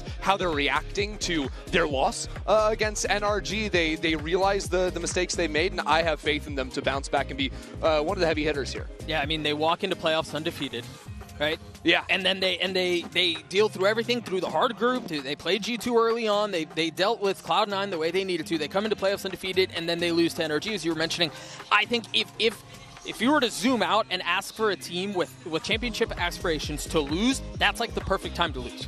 You lose, you get that out of the way, you learn a lot about what it is that went wrong, you learn a lot about yourself, and obviously this isn't the first time that they fall at the hands of another team, both domestically or internationally, but when you win as much as they did in Stage 2, it's easy to kind of coast your way through. So I do think expectations are incredibly high. I think that loss was right time, right place for them, and I'm excited to see how they do here. What went wrong? What did they have to fix? They have had a lot of time. They have had a ton of time. I think they just ran into an NRG that hit stride and hit spark in a time that like nobody could really stop. I mean, they rolled over everyone except G2, right? And so when you've got a team that hit stride and hit strike the way that they did, it's really hard to best a team like that. And I think that it's, I mean, they got bested. I don't want to call it unlucky, but NRG just played out of their minds. So what I'm hearing is GX have a chance? I think they have a chance. I mean, we need to see the form that Sentinels show up in, but I think me and a lot of people, even though Sentinels are coming in as the lower seed relative to Giant X, people that's crazy. No, that is a crazy thing. Yeah. But it's also a situation where people are going to come in and they're going to say, these rookies from Giant X, you know, they had a great stage too, but now it's been a little bit of time off. Can they carry it over to the international stage? There's always going to be those levels of questions. Plus, we're in Europe. Yes. And Sentinels win in Europe. Yes. Yeah, that's true. That is actually true. They also That's just a fact. They win in NA too. Yeah, but they Not in a win. while. But they win in Europe. They win in Do you Europe. know who doesn't win in Europe? EME18s. But for now, let's hear what Zels's, what his thoughts are on Sen's group here in Paris. You're in a group with Giant X, XLG, and Paper X. It's a toughie, but you guys are an incredible team, without a doubt. How are you feeling, buddy? Listen, you're gonna make Rob hate me, dude. Okay, Yeah. like he's never gonna send me to another group draw again. Why? You think that you're the jinx here or something? Maybe. You know, not, actually, our manager Kez is a jinx, so and he's here. Okay. You can blame him later. Okay, that's who you direct the blame That's to. who I'm blaming. Yeah. Well done. yeah. Well done. Way to divert blame. Super I mean, our responsible. group is. It's okay. It's okay. It's okay. It's okay. It's okay. It's It's okay. alright, you It's know? okay. I love how everyone else they sound like baby Bonka, and then Zels has just had to go and do this. I don't know if he's like acting or playing up to it, but he doesn't seem confident. No, and I don't really know why. Like, I understand you see PRX in your group and you're freaking out because it's just like, okay, getting out first seed is really tough, but I don't think this is as crazy a group as he is making it out to be, and I think really this game against Giant X is going to be the test for them. Yeah, I think so too. I think there's a good chance they lose to Paper X. This is the line, right? If they're going to get out of this group, they have to be Giant X. We just saw the other team play, and so we know like this is really their make or break in the group. I mean, this is where they should feel a little bit more comfortable, right? They could have had Paper X as their opening opponent. Then that would have been really, really tough for any team to go up. So against GX, where 4 of them have never stepped on stage at a global stage before, Sen, you should be a little more confident if you're a Sen fan. You come in with a big experience advantage, and I also just think that knowing the way Giant X play, this is a team that plays a lot of similar setups on repeat on the defensive side. It's not until really you see the operator coming online for R that they get a little bit more fluid in where he's going to be playing for the team. And I think a guy like Kaplan and the brain trust there with John QT is going to come in and be ready to dissect these setups because they have a lot of tape to work with. Hey, don't you underestimate Pips and Waylander and Cloud. Don't you be one of those people. I'm not underestimating them. Their setups work, but they do have, on the defense side, they do tend to go back into the well that has been working for them. I can't stress, I mean, I'm biased, but I can't stress enough just how much I love this GX team. I was telling you guys earlier, they kind of give me 2024 kickoff like Heretics vibes. You have one guy who's really experienced in the IGL. By the way, Cloud, IGL, been playing for 5 years, is 21. That is outrageous how young he is. And then you have 4 kids that are just excited to be here. They're just happy that they get to travel. They're happy they get to play against opponents they've never faced before. It's really wholesome. I love every single one of them, and it's really difficult not to root for them because everybody rooted for Heretics last year. Yeah, I mean, that's wholesome, right? That's feel good. But then we're also playing for a trophy. Right, and there are often situations where a team like that feels really good and they're happy and they're wide-eyed, and then they run into a buzzsaw, and then who knows what happens? Is Sentinels the buzzsaw in this situation? If they're playing at their form, would you disagree? Not necessarily, no. Also, Tom is disowned forever. Like, I better not catch you in Berlin. Like, he's dead to me. He literally is dead to me. I mean, we'll trade Sideshow for Tom. Deal. Actually, deal. I mean, who's gonna notice? Like, honestly, so down. Who is going to notice? That's if we crazy work. That's we take Josh and you crazy take Tom, though. You two predicted Sen. Why? Because otherwise Rob Moore will heckle me. I'm fearful. I'm fearful. Celsius, you, me, we're gone. The kids are out. I don't know what happens after that. You're a sellout? You sold your soul to Rob Moore? No, but I also just believe in the Sentinels team. He struggled, yeah. Look, even Groovy believes in Bang, you know? So. Yeah, Groovy I think believes in Bang, but I don't know if Bang might underestimate Groovy. I think in these scenarios, it is very easy to underestimate your opponent. I think with Sentinels going in as 3rd seed here, I don't think they're underestimating anyone. Underestimating, underestimating. And I do think you're right. You kind of can't, right? It doesn't matter how good you are in stage 2. You've got this team that, again, is your litmus test. If you want to make it out of this group, this is the team you have to beat. And they have aspirations to be playing a couple of Sundays from now, so it can't end here. Why did you predict Sen? You didn't say. Because I think when they're playing at their best, they're world beaters. I genuinely believe that. I think when they're at their highest form, they can take down anybody. The problem with them is, internationally, that has not always been the case. I think they've struggled in the past, and I think there are a couple of star players who have not delivered against the likes of Paper X, against the likes of Fnatic, and I think that has to change here. They struggle to beat teams with G in their name. Well, guess who did beat Fnatic? Giant X. So, here we go. It's enough of us yapping, and it's time to bring out the second teams that's going to be playing on this stage today. Without further ado, join me and welcome Sentinels and Giant X.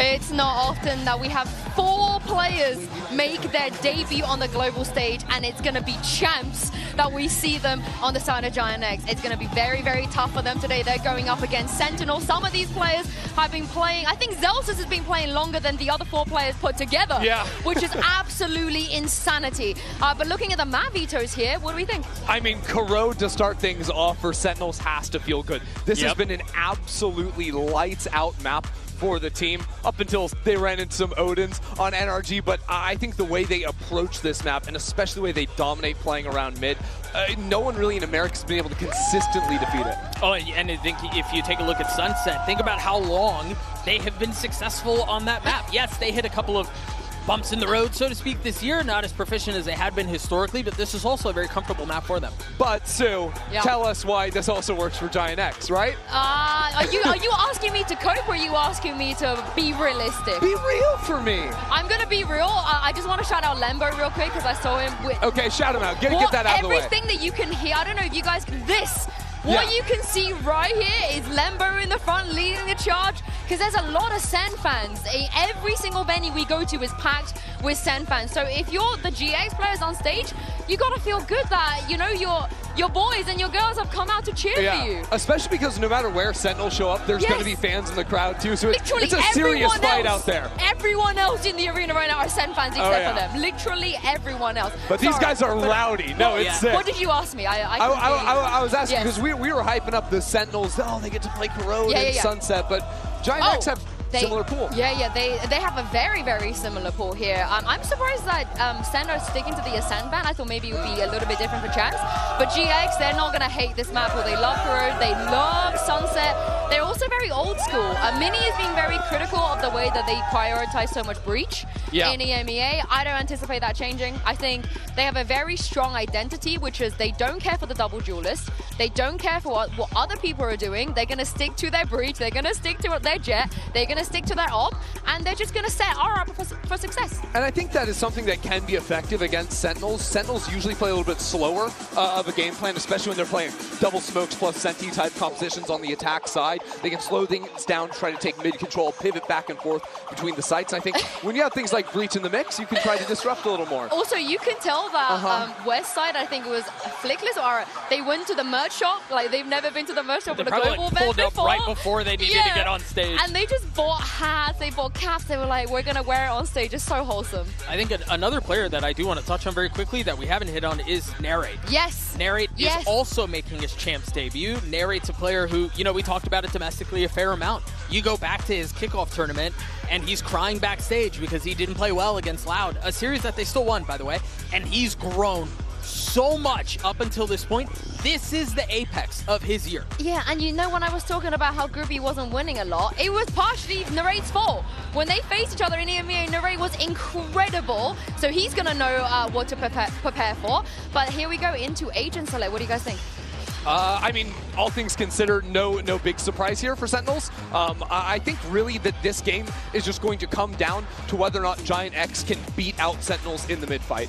The attacking side, Sentinels run over that, and I think it's really hard to deal with. Yeah, and I think they're going to have a bunch of layers to how they fight around the middle of the map, as we've seen. This feels like a tone-setting map for both of these teams that should, on paper, have a chance to kind of make it out.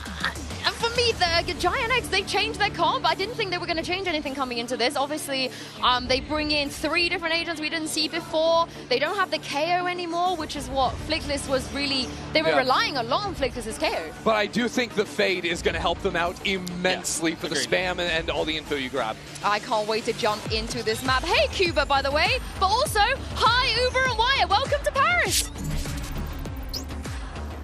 Great to be here, Yinsu. Thank you very much. Already it's getting loud and proud down there in the arena. So it's great to see the GX Ultras turning up because we've got a team who is hitherto untested at the global level against the Sentinels roster who are still trying to live up to the legacy of that roster last year, the Tens and Sassy Dynasty. So far this year, they qualified to Bangkok, but they bomb out 7-8. They make it again to Toronto. They do better. They make it to 5th, 6th, but yeah, they're yet to get that 4th place that they got at Champs last year, and they're yet to get a trophy as they did in Madrid last year, still hunting that greatness that this organization is known for. Change of comp here for GX. Last time we saw them against TL, a close 13-11. They were on a Cypher still.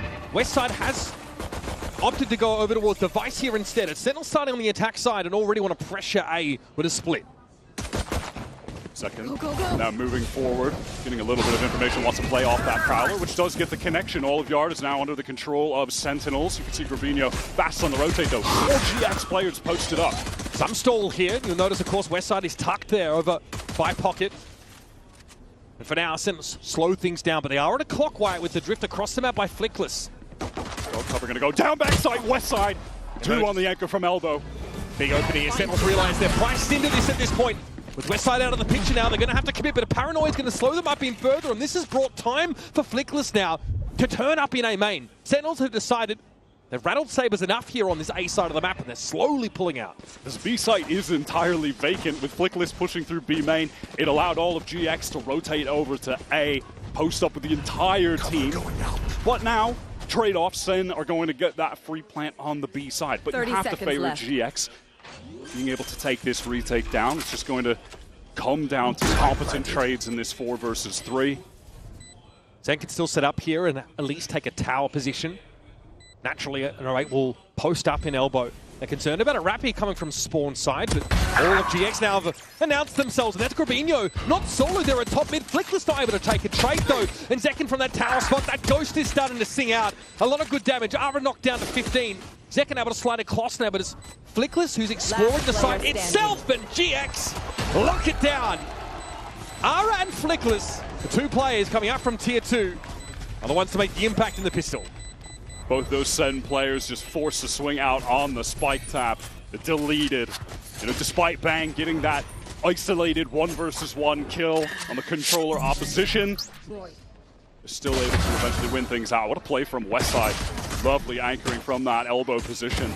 And it was Flickless' willingness at the beginning of the round to push all the way out of B main. It just allowed GX to stack up on that proper site, find the early advantage. Sentinels had honestly timed their exit from that A side of the map to perfection. As soon as Flickless rotates in from B, he doesn't actually see them get there. Not the opener Sentinels were looking for. But again, their attack side's been pretty darn good on Corrode. It's the defense side that's raised a few eyebrows in the past. Here's Zekin trying to challenge early slide on out. McLeod deals with him as Westside will remain in that pocket spot. Zelsa's going to go ahead and grab that orb. I'm interested in seeing what Westside is going to bring on this Vice pick, because throughout Stage 2, he was running kind of his patented Cypher on this map, and he was locking down that B site with some very creative setups.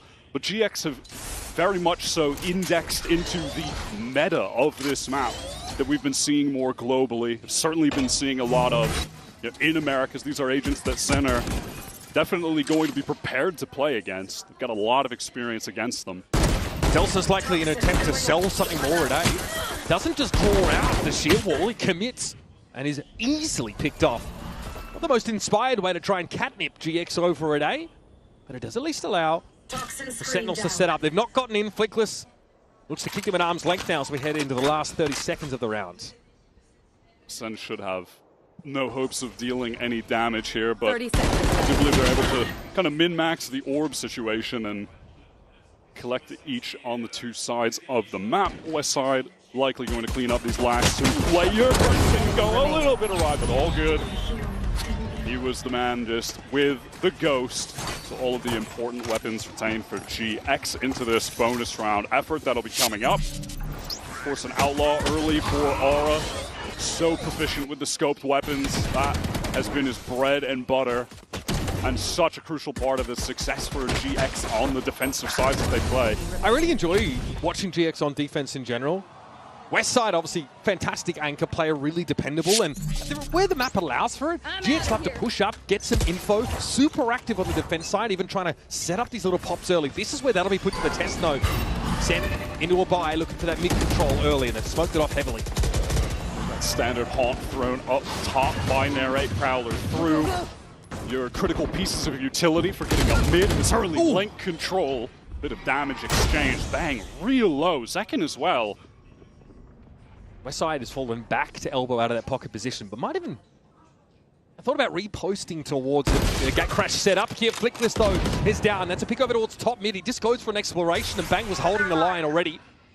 And look at GX at the top of the map. They're now concerned about some of the gaps that are open, but Sen have just been biding their time, waiting to get into this A site, which is now totally devoid of any anchors. Also, great presence in A main still for Sentinels here. An off angle by John. And they'll be able to drift over. This puts GX in a bit of an awkward spot. Grabinho has been so dependable in this controller role. Will have to find a way in himself here. Cover going out. smoke over towards Pocket. That is at least going to eliminate that as an option, and also let GX start to get into the side itself. Second, waiting. Prowler, though, eaten up. It's close range. He's going to relay bolt to try and get the space. He's low down to 45. The paranoia here comes on through. Westside and Cloud look to step up. Second will be first up and last out, apparently. Androvino hasn't really been able to move from this position at all. Sentinels draw GX out of A with that pick in mid. Take the side for themselves. I do love how Zekin plays that situation, feeling the pressure of multiple GX players, retaking through that main area of the site. Loses some health, doubles back. A paranoia comes through from Bang to assist him. Prowler as well, then reposts on the angle. Even a little movement adjustment for that second kill. Really lovely stuff from him. Not too much damage done from GX on that bonus round. Sen stabilizing their economy just a bit here. Once again, it's the same setup over towards mid. Both the fast lane and the Viper Wall committed. Gravino playing close on the other side. Yeah, this time GX are ready to contest with this paranoia. Prowler's following him out. Multiple players here. Prowler going through, but Bang, crucial kill. I'm going to use the paper mache walls to his favor, though. Takes Bang down now. Wants to try and challenge mid off the flash. Not much to be seen there, but Flickless is able to take care of Zelsis. And that's the control of the B side of the map secured. This is GX saying you're not going to be taking mid for free. What an adjustment from Aura. A gate crash if he does need to escape, but wow, actually just pops it as a fake immediately that he's gotten back out towards that B-side link, but he's staying posted up. Here's that proactivity on defense for GX, but this time it puts him right in crosshairs. Aura at least is able to respond, again emerging from that top mid spot. He's already had 3 kills in the round, locking mid down, causing that spike to go loose, and leaving it all up to Zekin. Those remaining Sen players, numbers dwindling away because they just have too many angles to cover. A double face here is easy to put together. Zekin has to expect that, yeah. Either Aura or Flickless will get the job done. He's 5-1 for someone who's feeling a bit under the weather recently, not even scrimming. He's hit the ground running. Debut global event as well. I love this adjustment from GX. Good call from IGL Cloud. They've been giving that mid space for free. Sen have been happy to take it fast. So with those Yoru flashes, some of our own initiator utility, just repop onto them, refight for that space. Really, really love that decision from GX. And now Sen, some fear is going to be instilled in them as well. When we have those walls up in mid, there could be flashes coming at us. They could be swinging through on us. Curious about how these Zelsis lurks mid to late round have been looking so far. This has been hard to shift on that B side of the map. Zara, something up close and personal this time, a little more than he perhaps bargained for at top mid. Now 3 players in link. Surely GX pop from here. Wow, yeah, they want to re-push. Steel guarded as well. Sen routed, running down mid, but Bang caught up top, so is Zekin.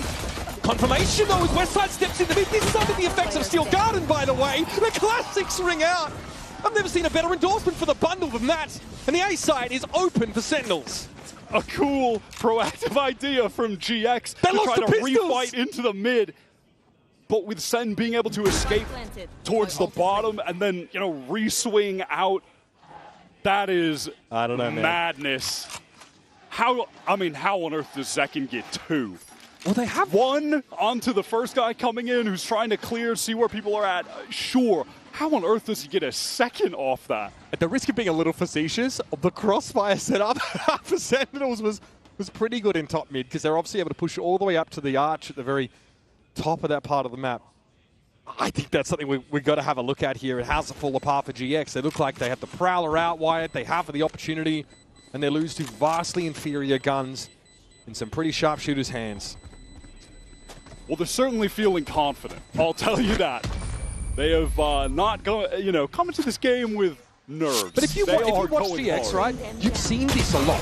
This is something they did to Fnatic in that series that really made Fnatic uncomfortable. There wasn't this time to set up. There were these thrusts coming out from defenders at really inopportune moments for them.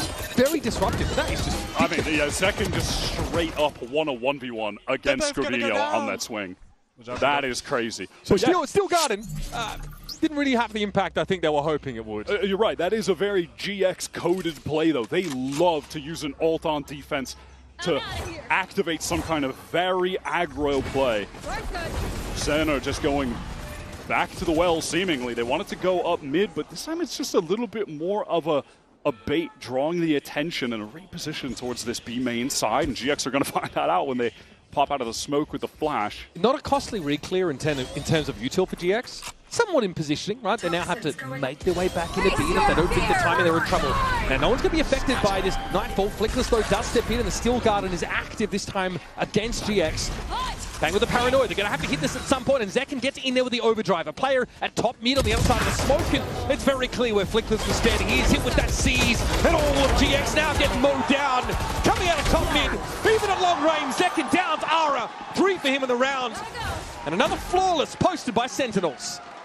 Zekken at global events this year has just been a monster. At Toronto, he was out of control. If he gets right back into that form here at Champions, this is going to be a potent Sentinels team. GX take a massive risk trying to get back into that site during the Steel Garden. Yeah. Flickless goes in. There's that a is Nightfall a bold Zach, play. Give me a fist bump. Let's go. Crazy bold play, and they're punished for it. And Sentinels can sort of guess how deep GX have gotten back into that side because of the info, or the lack of info that Nightfall actually provided. And then they've got such a massive inherent advantage. And Zelsis off the rip finally wins one against Flickless here at B, but he has some backup. This is just a sharps round for GX, so can't really fault Flickless for trying to go for something aggro. Again, this is... It's all of GX going for something aggro, which it's really felt like every single round so far. Nice shot from Cloud, does deal with Zekken. John gets a lot of damage on this corner, in fairness. At the kill. Picked up the GX. Okay, man, those regen shields really getting pushed their limits for John. He is going to have to give a lot of ground here and try and play at arm's length. He's given a lot of map control here to GX, but all of Sen are entrenched now in the post-plant scenario at B. Yeah, I mean, more than anything, they should just be trying to kill John here, and they are, but thank you. Able to collect both. Well played from Sen's IGL. Like the look from Grabinho this game, but he has not been able to get on the board in a gainful manner, and well, that's going to remain the issue. Sentinels post another one here, and this is that economy now for the North American squad starting to develop. That was fairly important for John to keep that gun. I mean, it does just put Sen's economy in an absolutely out-of-control spot now. They will not be on an eco anytime soon. Uphill battle for GX in that regard. One enemy remaining. And so to some degree, it does feel like Sentinels are trying to tempt some early movement out of GX in these rounds, right? Take some space early, give it up, see if they re-clear, see how much they invest in re-clearing.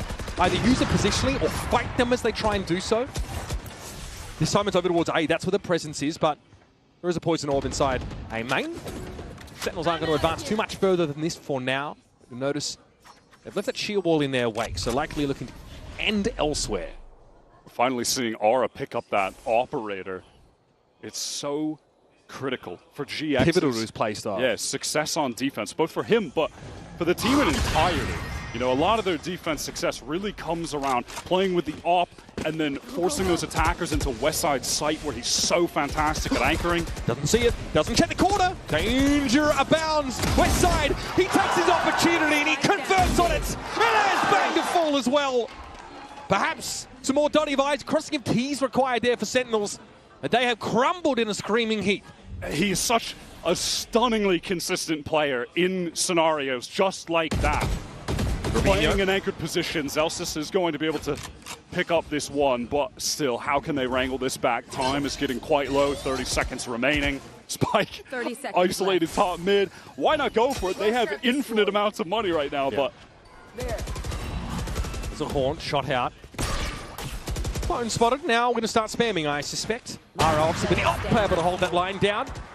John is left alone against 4. That wall heavily perforated, the damage starting to come in.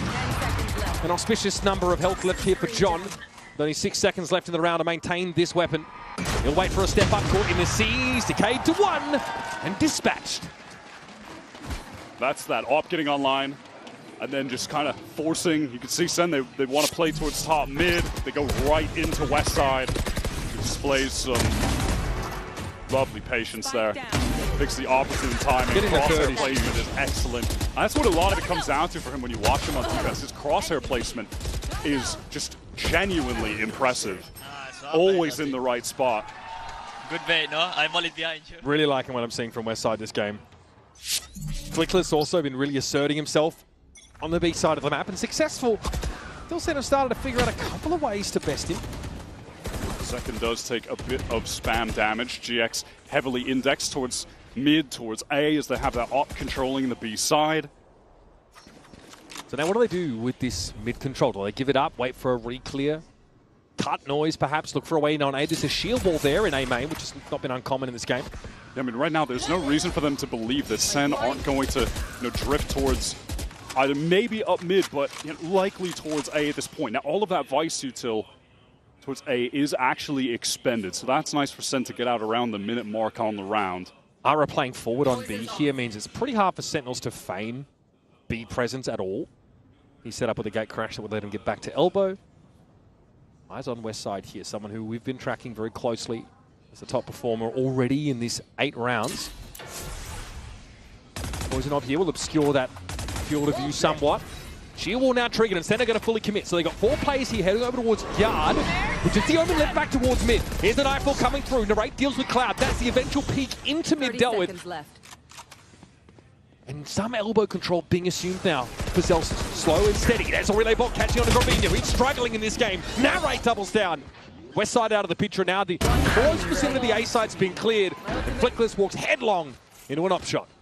That was simply the perfectly placed recon bolt from Second. That connected onto both anchoring players on their re-entry after being stalled so heavily by a really significant ultimate that Cloud threw out. That connected onto everyone coming through that link side. They had no chance of getting into the site. There was a paranoia thrown on top of that. Which perhaps Gravino is regretting for not saving for a re-entry, but did think they were going to maybe pop out of that smoke, so can't really blame him, but would have been nice to have for that second wave. I think in general, just seeing the evolution of GX on this Corrode map has been satisfying. They've been criticized, I think, maybe for sticking to their sort of Sova breach guns too heavily on a lot of maps in the past. I think the adoption of this Yoru gives them coverage of a lot more of the map, and also some pseudo-initiator capacity, right, in terms of his kit. Not too shabby from them. Remember, Sentinels have a 74% attack side win rate on this map recently. Typically, they run teams over here. The GX staying in step is a very good sign. And that is really the thing about GX in terms of their comp choices. They love the double initiator still, and it got them on the best run that they've had all year in Stage 2 to make it to champs. But now that they're here, yeah, they're switching up towards the more meta double controller, at least to begin here on Corrode. Opsil for Aura. Flickless does have that Viper's Pit, which could be thrown down on B at a moment's notice. So. Still Garden also active on both sides. That's been a pretty key component of the util or ultimate heavy rounds we've seen on Corrode so far. Do you expect if Sen make too much noise over on this B side, that pit will be thrown down immediately. They have the opt control over towards A main. So this should be a challenging round for Sen. Yeah, look at this forward posting up here in A main by Ara. This is... I think we heard that shot ring out. This has made a little bit hard for Sen to get this part of the map under the control. And it's key for them that they try to exploit some of these lanes in mid, knowing that that pit is in B main. Kill from Cloud, just spam, I believe, yeah. Might have been off the back of some of that util either way. Second now falling. That is mid presence completely neutralized. That was a peek out from A short.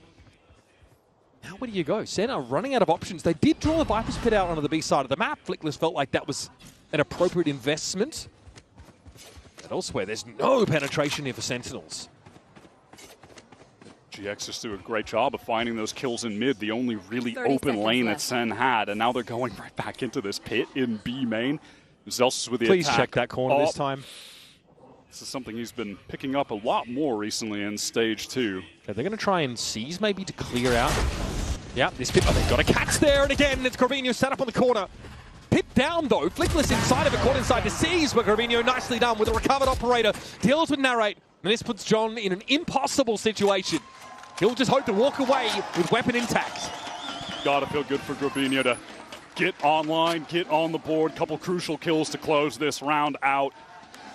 It's nicely done from him. GX able to tie things right back up. You can see the effectiveness now that the operator is online for Aura as well. Even though he hasn't been racking up kills with it, it's just the map control that he's getting is even impacting the game, right? That is apropos of nothing, Wyatt. Cloud has just gotten bit unfortunate. The inkling he should spray. What a shot from West side. He is so good, man. He really is talented.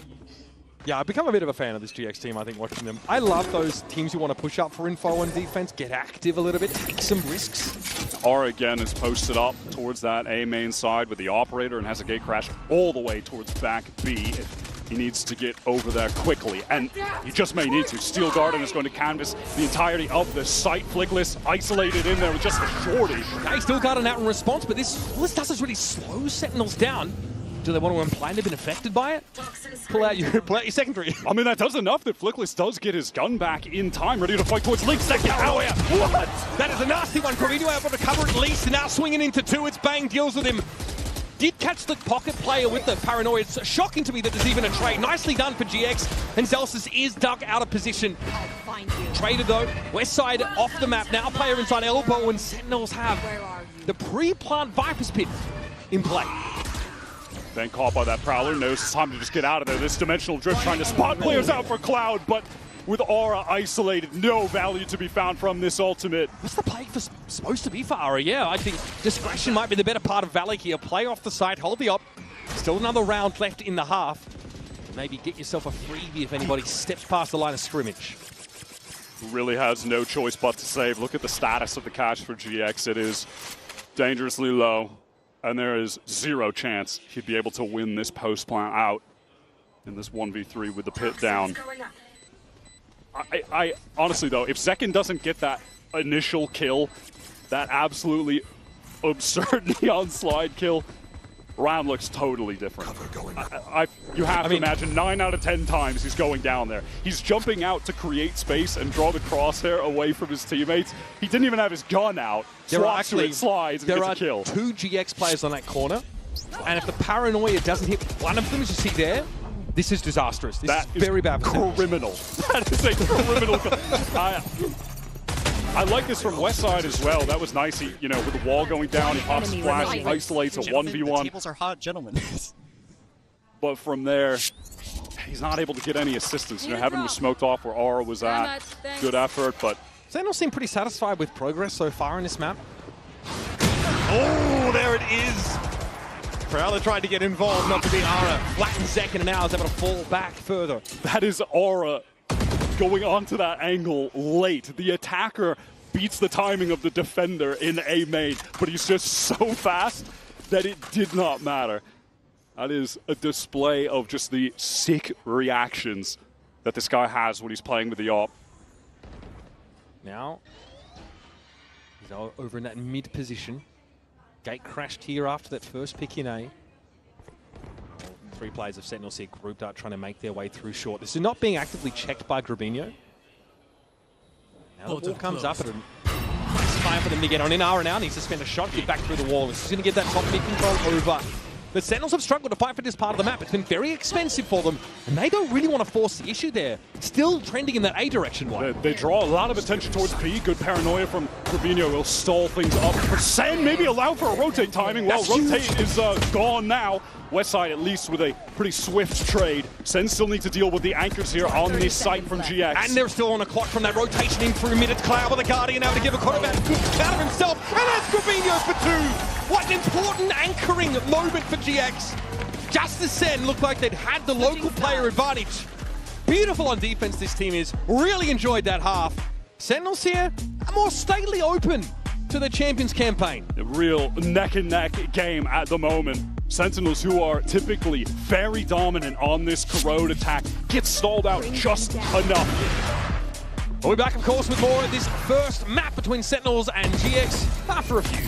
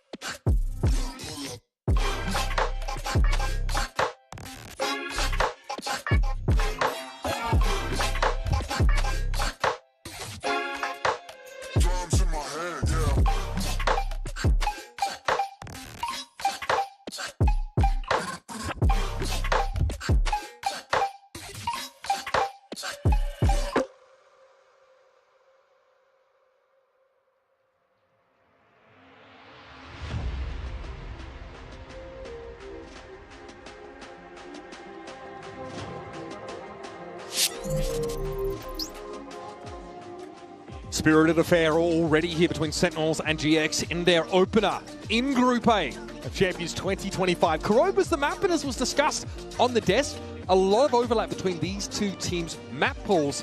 Ended up only having, what, Lotus eliminated, Ascent, I think, taken out of the mix. Bind obviously not going to feature. Of course, coming back in with our Coinbase econ report, someone who we really had eyes for was Westside, controlling that top part of the map really well. Obviously is able to tuck in a corner with a stinger, find 3 kills to really derail Sentinels at times. Definitely someone worth looking at. Zekin here, though, at Globals has been the silver bullet for this Sentinels roster. Yeah, his entries that he was finding were pretty astounding. That sliding kill with the Phantom was absolutely outrageous. We'll see what he can accomplish now that Sentinels are switching over towards this defensive side, where last we saw them on Corrode playing defense, it was against NRG in the lower bracket final. I tried to bleach my eyeballs after that one. Yeah, they got 1 round. They went down 11-1.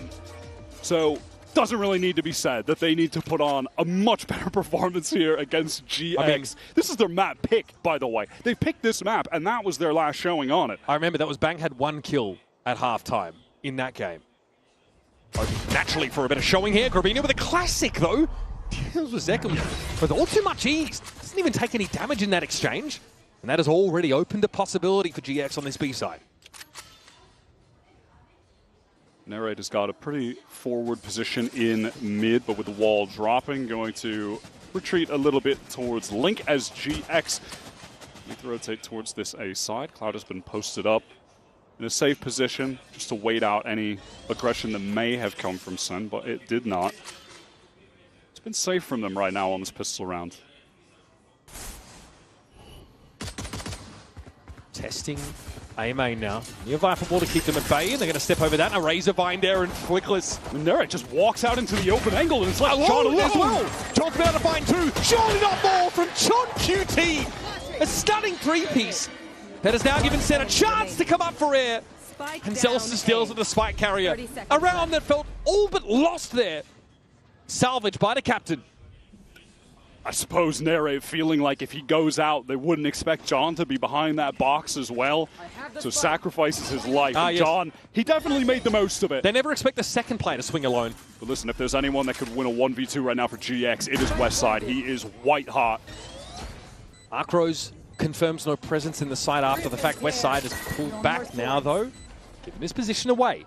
Smoke thrown up here. Bang will be waiting within its depths now. Zelsis already got it to half, and Westside gets a frosty reception when he ducks in. Sentinels after a rocky start. 3v5 at one point. Able to take a second half pistol. That is such an outrageous series of kills from John. The second one, the adjustment to the jump connects the instant headshot. That is sick. Ara literally jumped to try and allow the other player to swing in. Maybe the spacing could be looked at there for GX, but it's hard to feel like they did anything really wrong there. Idea's not totally aligned there. I mean, if Ara just swings out normal, he might have just gotten the instant trade.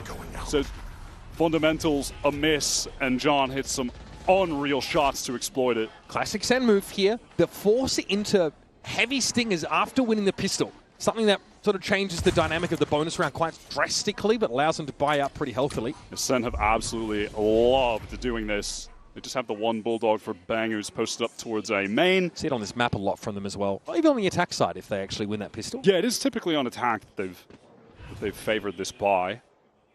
Couple shards for GX, see if they can get anything accomplished here. Zekin very far forward, but this is being checked for. This is about to be ugly. Oh my goodness, the race bails him out. Zekin has the wherewithal to pull out the classic and go for some right clicks. Oh yeah, classic NA sting around, I suppose. For those unaware, that's a thing. And then when you lose the stingers, it's well, it's not too bad. It's not the biggest hit to the economy. You can just buy more stingers, so you're fine. That is the North American hailing way. from the land of plenty. Just buy more stingers. Great setup here for Narrate, though. It ends up being a crossfire as GX know. They know Zekin is in that corner. They look to dig him out, but expose himself to that off angle. Not even Ara can bail them out. Let's see what the plan is here from Sen. They are going to make a pretty fast approach down mid, it seems, as GX work both of the extremities. How much longer can they take this early mid control when we start to play the spam game? That's my question. Something they got owned by NRG on, with Brock just spraying them with an Odin. One nice little benefit of playing the Yoru against Sen, you know that you're going to be able to use that clone to just trip the Vice wall. So that is immediately super free. Yeah, just off the map for Zelsis. So change of tact here for GX. Flying off that B side of the map, which is far more loosely held. It is only John. By elbow now with a stinger, so not at his effective range. Likely would leave this open for retake. Should have the molly for a little bit of stall, and Zekken is actually posting up towards that link. Dodges out the paranoia. All right, in the site, Grabinho also TPing across, very much like Lotus here, as those two are able to get a bit further ahead. Into the site, rotation coming back through, spawn here for Sentinels, and a position taken up in tower. But remember, these are just stingers, with the exception of Bang's Bulldog. There was really no opportunity for Sen to flood there. Players not in position. Zekken continually just smoked off. And now on the re-entry, they're going to have to deal with these thorns on the ground. Yep. And no Steel Garden, no Nightfall, none of that sort of accoutrement, so to speak. In we go, Zekken up first, banged out as John and QT step in. No one to trade there for Ara, but yet it's Narrate with the Sheriff to step up. Cloud, you'd think would be dug out of this corner in a few moments. Economically, this is massive for Sentinels. A very cheap bonus with 3 slingers in play. And we're going to have a full retake on the B side. Just a 5-on-5 full retake. Zekken gets a lot of distance with the fast lane up coming out of Blink there. It's a backbreaker for GX. And Grabinho just steps into the open to try and find the kill onto him, not expecting that a player would be right there. I mean, Bang gets an absolute free one on account of it. John out of his seat. As you should be. Yeah, what a round to win. Inflection point in this map. Yep. Honestly, this is where Sen might be able to just run away with the rest of the game. And it's honestly an uncanny amount of these stinger bonuses we've seen Sentinels be successful on, even domestically. But able to have a proof of concept here and an international, it's going to feel good for them. Again, they want that mid-control here, but they're being pinged out. It's actually Grabinho spotted by the horns. And an easy pickup for Zekken through all this smoke. All the GX players, but just Sheriffs are caught in the corner. What on earth is that? Come on, man. That's not how the game is supposed to be played. Give me that white ripper PvP, That's not how the game is supposed to be played, bro. Baby. Oh, my goodness. Tough round, of course, for GX to walk into. Knew they'd be unfavored economically. This isn't what I thought the game would be when I was playing the What happened to the game, I love. This devious. But what is to stop activity from Zekken? What is to stop GX though from scouting out this early movement? Because they are thrusting down mid, right? In theory, you could spray them down. You've got a double controller composition of your own. Ping them out with your, your Fade Initiator. Surely that's an option here to answer this like early push-up. Really, outside of a couple of those early fight rounds from GX, mid has belonged to Sen this entire game. Kings of mid, as we call them in NA right now. Mid is so critical on Corrode that is just going to continue to give them the upper hand throughout. The joke, Rob Moore, please don't tweet at me. Obviously not the ending to stage they would have liked. And everyone expecting them to step up here. So far, not so shabby. The mid-control, again, that GX does not contest in the early part of the round. They're really only interested in the extremities. So Zekken's gotten pretty deep. Rotate now from GX over towards this A side. Have to pay attention to Aura, of course, with that dimensional drift. Can collect all of the info towards A. And if Cloud gets just one orb, we'll have the Nightfall as well. And he has the spike right now, so maybe we'll see a scenario where this dimensional drift allows them to get the plant down, and then they can Nightfall to win out in the post-plant. Ara in shot there, concealing surely a massive chin. Very chiseled. And beginning with the dimensional drift, and now sees the Nightfall come out. Cloud caught out of that timing. Looks like Ara's going to commit to the site, and he's sent packing by Bang, who'll happily occupy this pocket position and play off second where it even needed. Another 3-piece for the young gun. Another flawless for Sentinels, and 2 rounds away from a map take. This control of mid is, again, just so influential. The pace that Zekken is able to just get right over into this A site and fight off that Nightfall catches one. Look at the teleport from Bang. That's insane, the adjustment I mean, we rightly so talked a lot about how good Westside was anchoring. Bang is also on the anchor, one of the absolute best. And it looks like the cue there for Sentinels is the dimensional drift that comes in from Ara. They know he's close by, and they just windmill slam that Nightfall onto the attackers, catch them out. Timeout here for GX. They've not had any control this half. They've not won any rounds, of course. It started with their loss in the pistol, and then a very unlikely loss in their first gun round against the Triple Stinger Bulldog Sheriff by. They need to stabilize, they need to settle. It's moments like this that really put teams in international debuts to the test. Down by 5 rounds. Every single player on Sen effectively money capped right now.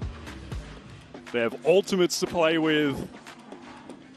The game is within Sen's hands to take. This first map, their pick of Corrode. Coach Pipson just trying to re-establish what the parameters should be for this GX attack side. And maybe, at some point, they've returned to trying to fight for mid a little bit. But they tried it once so far this half, and it caused Grabinho to get pinged out by a Horn and picked off instantly. To be fair, that one time, that was just a buy where they had some lower weaponry. But they're just ignoring mid entirely again. They just want to hit this B site with the ultimates, it seems. Okay. Maybe some kind of cheeky Grabinho teleport behind with the Nightfall to cut off the audio. Look, we've seen Ara get into that B site with a gate crash. There's been a TP forward. They can at least get their Omen and Yoru past that layer of stall util that we're seeing from John here. And you're right, Wyatt, you called it. Nightfall comes on in. They want to fight for this here. Razorvine already popped out on the side. Zekin is there already. And he has got an overdrive to work with. Straight through the pit he goes. He's ready to throw down. Spot that Grabinho. It's electrified from Zekin. High voltage warning should be on the label for this guy. Not quite the ace, but still, well, it's a show-stopping performance. Bang cleans this up. 12 rounds for Sen, 1 away from the win. Again, it is just the pace that Zekin is coming into these sites to assist the team anchoring. These straight-up hits from GX 20 are kills. Getting absolutely stomped into the ground because the anchors are arriving on time. What a that was tough. Very cool as well. Zekin gets in, gets that first. I mean, this is beautiful play, but again, it's this lack of any control of mid that is allowing Sen to just rotate so fast, flood in, support their anchors. 3 big ultimates up in that round for Sentinels, right? They've been sitting on those for quite a while. They've been getting a lot of kills, having a lot of success on this defense side. Far cry from what we've seen domestically from them. Looks like they've tightened the screws a little bit here. Horn does ping out Grabinho. Those stuck inside that corner. Ara's already gone down, and Zekin tries for a flamboyant slide across mid. Sentinels encouraged here to slow the pace down a little. And finally, they've given some mid control over. And why not go for that if you're Zekin? Here. At this point, he's feeling himself. Yeah, just a little bit of confidence. Flickless, unfortunately, peaks into 2 Sen players who've taken full A main control. Oh, God! Spike down A. Well, Cloud gets onto A. Unfortunately, it's in a body bag and narrates. Slots in 4 to kick off Sentinel's campaign here in Paris. And a slow start, conservative. Looks like they really wanted to get their bearings early on Corrode, and then a perfect defense side to lock up the first map, 13-6. That is an energizing open for the Sen City, who last we saw took a pretty tough loss in that lower bracket in Americas. They're bouncing right back. Oh, gotta watch out there. It's a pretty NA biased test, but we're gonna go over and see what Yinsu and our experts have to say to break down this first map.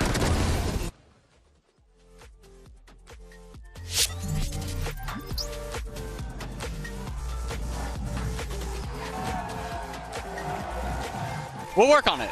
We'll work on it. Listen, in line of me going to the other side and that huddle, I think we're winning the game. This guy's like, I actually can't. Jordan's just on Giant X, and I'm like, wow. Hey, we're going on Reddit one way or another. Don't care.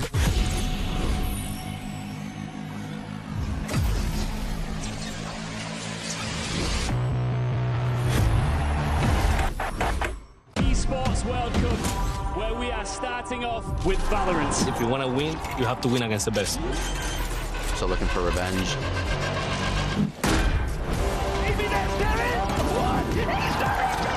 Alpha here behind 1. There's the shorty. And Alpha goes crazy. They've all battled through the pressure and expectation. Heretics have come back all the way. we won. Finally.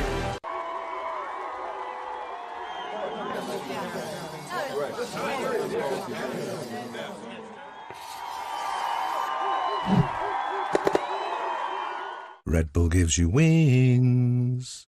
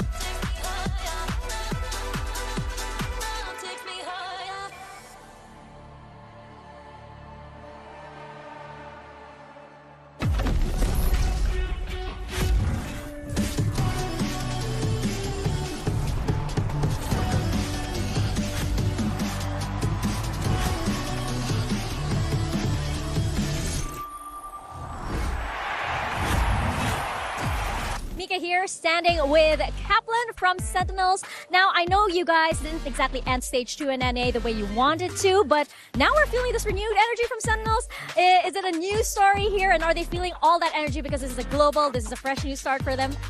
Plenty of it is thanks to a global, thanks to champs. We're pumped, but it's also deliberate from the guys. You know, we walked away realizing our energy is a problem. We can be incredible if we choose to be, and they're choosing to be today. And Hubert looking very healthy, very happy so far. Yeah, I think he's lost a little weight. I might have to feed him some baguette. You know, gets a little hungry, but we'll see. We'll see. To be continued. All right, thanks, Cap. Thank you. It's so nice to see Kaplan smile, but also welcome Cuba to the desk. How are we doing, Cuba? I'm scared I'm going to knock him over and he'll have a tragic Cuba, you want to fall, say so. anything? Yeah. No. Based. Put not, on the mic? not a man of many words. No? Yeah, I mean, he's just sitting there looking pretty. It works. That's He his does. shtick. I love the little Cuba. Mini Cuba is very, very cute. I also love the way the Sentinels were playing on Corrode. And speaking of, it's time for our Verizon high-speed moment. This one goes to John QT on the pistol round. I mean, this should have been, GX should have managed to close it out in a 5v3, surely. Yeah, and this is coming in at a 6-6 It was close, and then John QT does this in a 5v3. They're down numbers after losing those early members, and he just crushes them. Like, And I think we often talk about how pivotal pistols are in halves, given that we play MR12. Like, this is a nightmare. Start for GX to go that way in that pistol, and then obviously things continue to go off for them. Bang. Able What to a smoke. Yeah, the smoke was perfect. It was essentially unwinnable for Westside there. I don't know how we could have played that any differently. Honestly, after that 3K, I think everything Sen did in the rest of that round was perfect. You know, there's no fault. And I almost feel like I love his angle. Oh, he's so cute. I love cute, but... the voices are telling me to punch him right now. No, he's been through enough.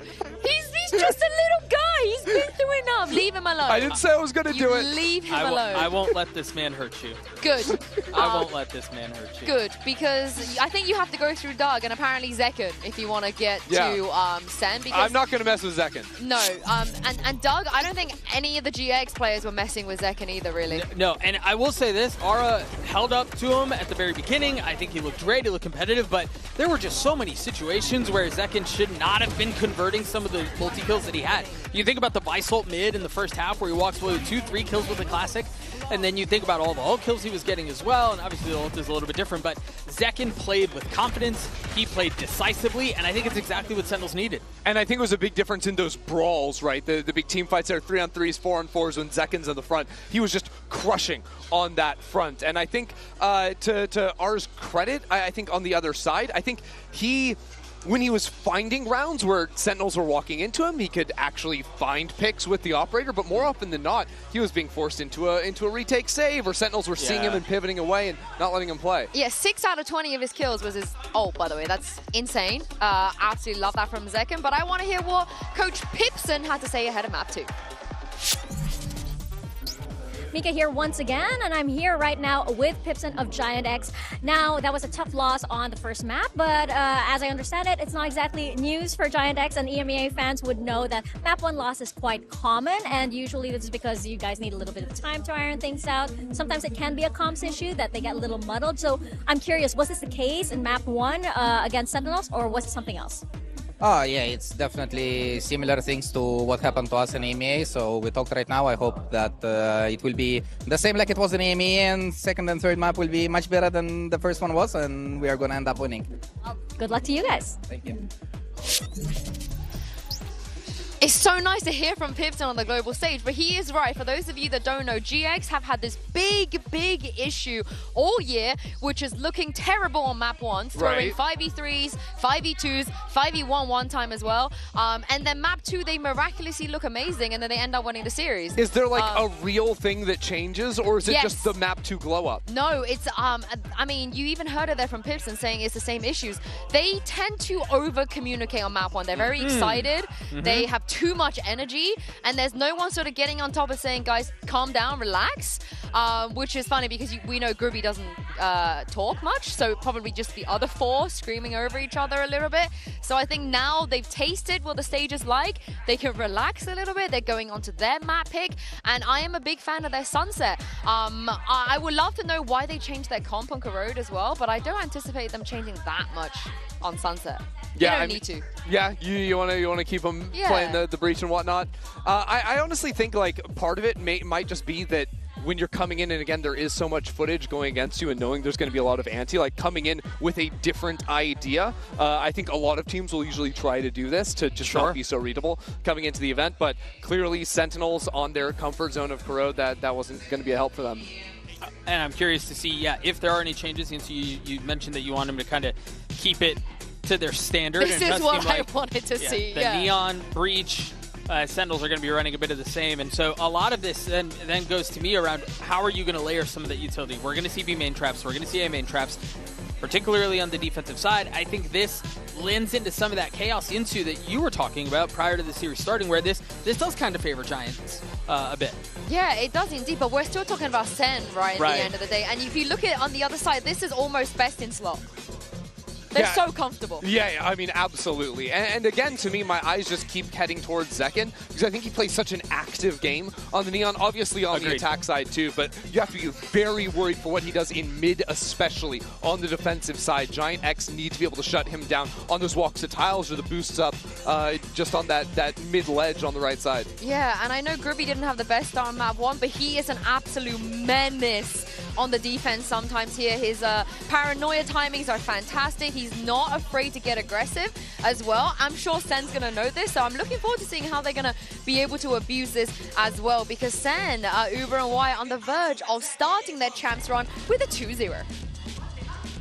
I'm sure Yinsu, they'll be very pleased with that. But, yeah, we're aware of the narrative of, you know, GX struggling a little bit at the start of these series, although if you watch the Fnatic game, you wouldn't be aware of it. Sentinels, however, going to a map like Sunset, which, by the way, obviously great map for GX. It's probably their home map. They look excellent here. We kind of thought Sentinels would too this year, right? In 2024, this was absolutely one of their go-tos. It looked fantastic, and it made its way back into the map pool when Toronto kicked off. And we did not see that same level from Sentinels here on Sunset, and since then they've not really made it their own yet, I feel. Yeah, they've been very mixed in terms of the results here. GX, however, have not been mixed. They've only lost this map twice, both times to Liquid, right? Yeah. And outside of that, they have 5 wins on it. This is absolutely their best look. We're getting Westside on that Cypher where he thrives right now on the B anchor. A lot of damage through onto Bang. Gonna need some support. Going to need a flood. I think they know where Westside is right now. And look at this. They've inserted Zekken onto the site. The rest of Sentinels have actually pulled out. Zekken might have an opportunity here to really ruffle some feathers. And it all really remains to be seen on what the landscape looks like as this dark cover clears. He'll stay tucked in. Re-smoked to B main, and Cloud diligently is looking to clear this corner very carefully, but Zekken is not looking towards his left at all, just kind of hedges on the right side. However, Grabinho flattened it A, run over by Sentinels, who now can accelerate into the site and start to set up for a post-1. Unfortunate that GX lose a player immediately after that, with some nice awareness from Cloud to pick off Zekken, the initial first kill. Zelsis ready to flash, maybe to fight towards spawn, but no, Sen going to call that off. Because of the one-way likely. He's just playing right now with that fault line towards Link when GX try to get back in here. They do have a good amount of breach util of their own to do so. Zelsa still holding onto it. Veins starting to emerge on his forehead now. Patience, patience, and release. It's onto the site now. Ara the only player in though, and it's staggering. The spacing of players has really thrown Sen for a loop. The narrates some sharp shooting. It's just not remotely enough. And in a 4v4 retake, GX looks sharp. GX are really fantastic at playing around their breach utility on this map. This is still the map in the pool where breach is very much so relevant. It's the only map in the pool where breach actually has above 50% win rate against non-breach comps. So it makes sense that both teams are playing it here. Good up, nice. Zelsis swings from that box on A side, expecting there to be more players behind Ara. But actually GX slowed things down. Ara goes ahead, and they've still got 2 players tucked on Link, who later emerge, and the timing completely throws them off. Also, Ara just knocks heads together on the site. 3 kills for him. It's a map, by the way, if you haven't seen Sen for a bit, where John is back to playing the Cypher, just straight up 1-to-1 swapping with Zelsis, who's now picking up that initiator, playing the breach. This is something that Sen have opted for since Toronto, going back to John's old role where he had so much success in 2024. Oh, okay, and a rare miss from Ara there. Actually allows for some of the mid-control to be assumed by Sentinels. They are, of course, on nothing but the classics. Yeah, you certainly don't want to make any investment after losing the pistol when you know you're going up against Ara on defense. 100% of the time he's going to have the that full armor. Yeah, you need the full armor every single time you're going into that initial buy round. Flickless here inside the site. This is awkward. Very awkward. Flickless able to get through though. Zekken for a moment, thinking to remain towards top mid, but now it's going to be a large flood across here into market. Westside not able to find anyone. Some damage on Delta, but the looks of things, and Zekken takes the fight to him like a bat out of hell. It ends up being a traded backside. Westside for one, but John gets in there with the classic. Flickless overwhelmed. Sentinels running in numbers. And Acrobino with the Bulldog has to salvage the situation. Cloud only has the Ghost right now. Probably can't recover. A gun goes in. Zelsa's just not ready good for that. Here's Grubby though. A little more than a 1. Much needed, and Sentinels on nothing but classics. Once again, shilling the bundle. Get that top mid control and go market very quick. The GX players just not synced up at all here. Aura is caught in alone. Westside spent a bunch of time just spamming through that cage that was thrown in market so Sen could cross the site. So he's a little bit late to getting in to actually help Aura, who fully commits, stays, tries to kill Zekin on the slide. For no reason. I didn't even yell at them. I didn't even. And from there, I mean, GX, they just really mistime their players coming into Flood and assist. They're essentially all isolated in ones. I don't hate this position from Cloud. It's so dirty. Zekin walks up into it. And so GX will take their pint of blood early in the round. Nicely done by Westside. Stunning shot. And this is GX for you. So active in these early rounds. So proactive. Looking to work the map. Push up for info. Take risks. And it's given them the edge. Even if not the rifle drop there in B main. Now Westside hears all of these players running forward. Catches one with the cam. GX are trying to be fast on this rotate. And Celsius isolated. That relay bolt forced narrate back or he would have been caught. Frustrating for Celsius. He certainly would have felt stranded there. As the rest of Sentinels pulled the plug. Now I have to try and work the map with only 2 players up. Narrate considering a double back here. Someone who's been very vocal, Wyatt, in saying that when he can contribute more to the ideas of this team, he feels like the game goes better, but he struggles when he's not performing well to have that voice. Aura takes this contact. But that haunt ensures that Westside's position, I think, will be revealed. I couldn't tell actually if he broke that, if it was flickless. Regardless, Sen do not want to get into that B site. They know there are multiple players there. Yeah, but what options do they have? They've had no mid control at all, and Gravino is able to scope up in time to deal with John. And simply, he will pull back now towards the middle of the map. Oh, nice little angle there held by Gravino. A fantastic thrifty from GX. And again, Sentinels try the same thing, burst the pace onto that B site, but very heavily disrupted by the breach util of Flickless. They're able to, I think, throw the guns around at the very end there too. Maybe get Flickless one? I couldn't tell. They were trying their best to recover all the weapons though. That was a great relay bolt from Aura, who was getting into assist Westside so fast on that rotate. Oh, we lost against Eco. Can't blame the guy for being pleased about that. It feels like it's so hard to get bored. Give it back to Celsius a little bit. He stood up for their Eco. But he didn't know what to say, really, did he? He just sort of stood up. Gravino, whoa, they're having problems standing on their feet right now, Sentinels. Cut down aggressively. Gravino is able to push up here, and Flickless can only go 1 for 1. Still, with Sentinels committing all of the remaining resources to that elbow part of the map, it'll leave Celsius limping away with the recovered Phantom and 8 in the chamber. Nice shot from Cloud. Very quick with that reaction. Sen just go for the NA Stinger Rush, but GX a little bit too stacked up towards elbow with the much better weaponry. They make light work of that. That's how it looked off the rip. The ping is very good. It's a freebie for Gravino. Shoot the dart, boys! No one ready for that one. Can't navigate all of that util pretty effectively. Yo, shield down, sit down. What was the first one? Shield down? No, a little sit Shield down. Shield down. A little sit down. Sen, all right, well, we're getting into mid pretty quick. R's been able to pick up that operator quite early. And the buy for Sen honestly isn't great because they committed a fair amount into that Stinger round. They didn't get kills. They didn't, only a couple. They don't get the plant, obviously. So the armor, not ideal. Bang with just the Guardian. And on Corrode, as soon as they knew that Ara had an operator, they stopped playing his parts of the map. They avoided him entirely. This time, no, not the case. They've got the Neon, of course. He can take this space aggressively, but Ara's going to repost up on this corner and might have a timing. And the danger is where Ara's in a location, you want to go elsewhere, and then you're running into the site that Westside is anchoring, and that is where he's at his absolute best, especially when he's playing Cypher.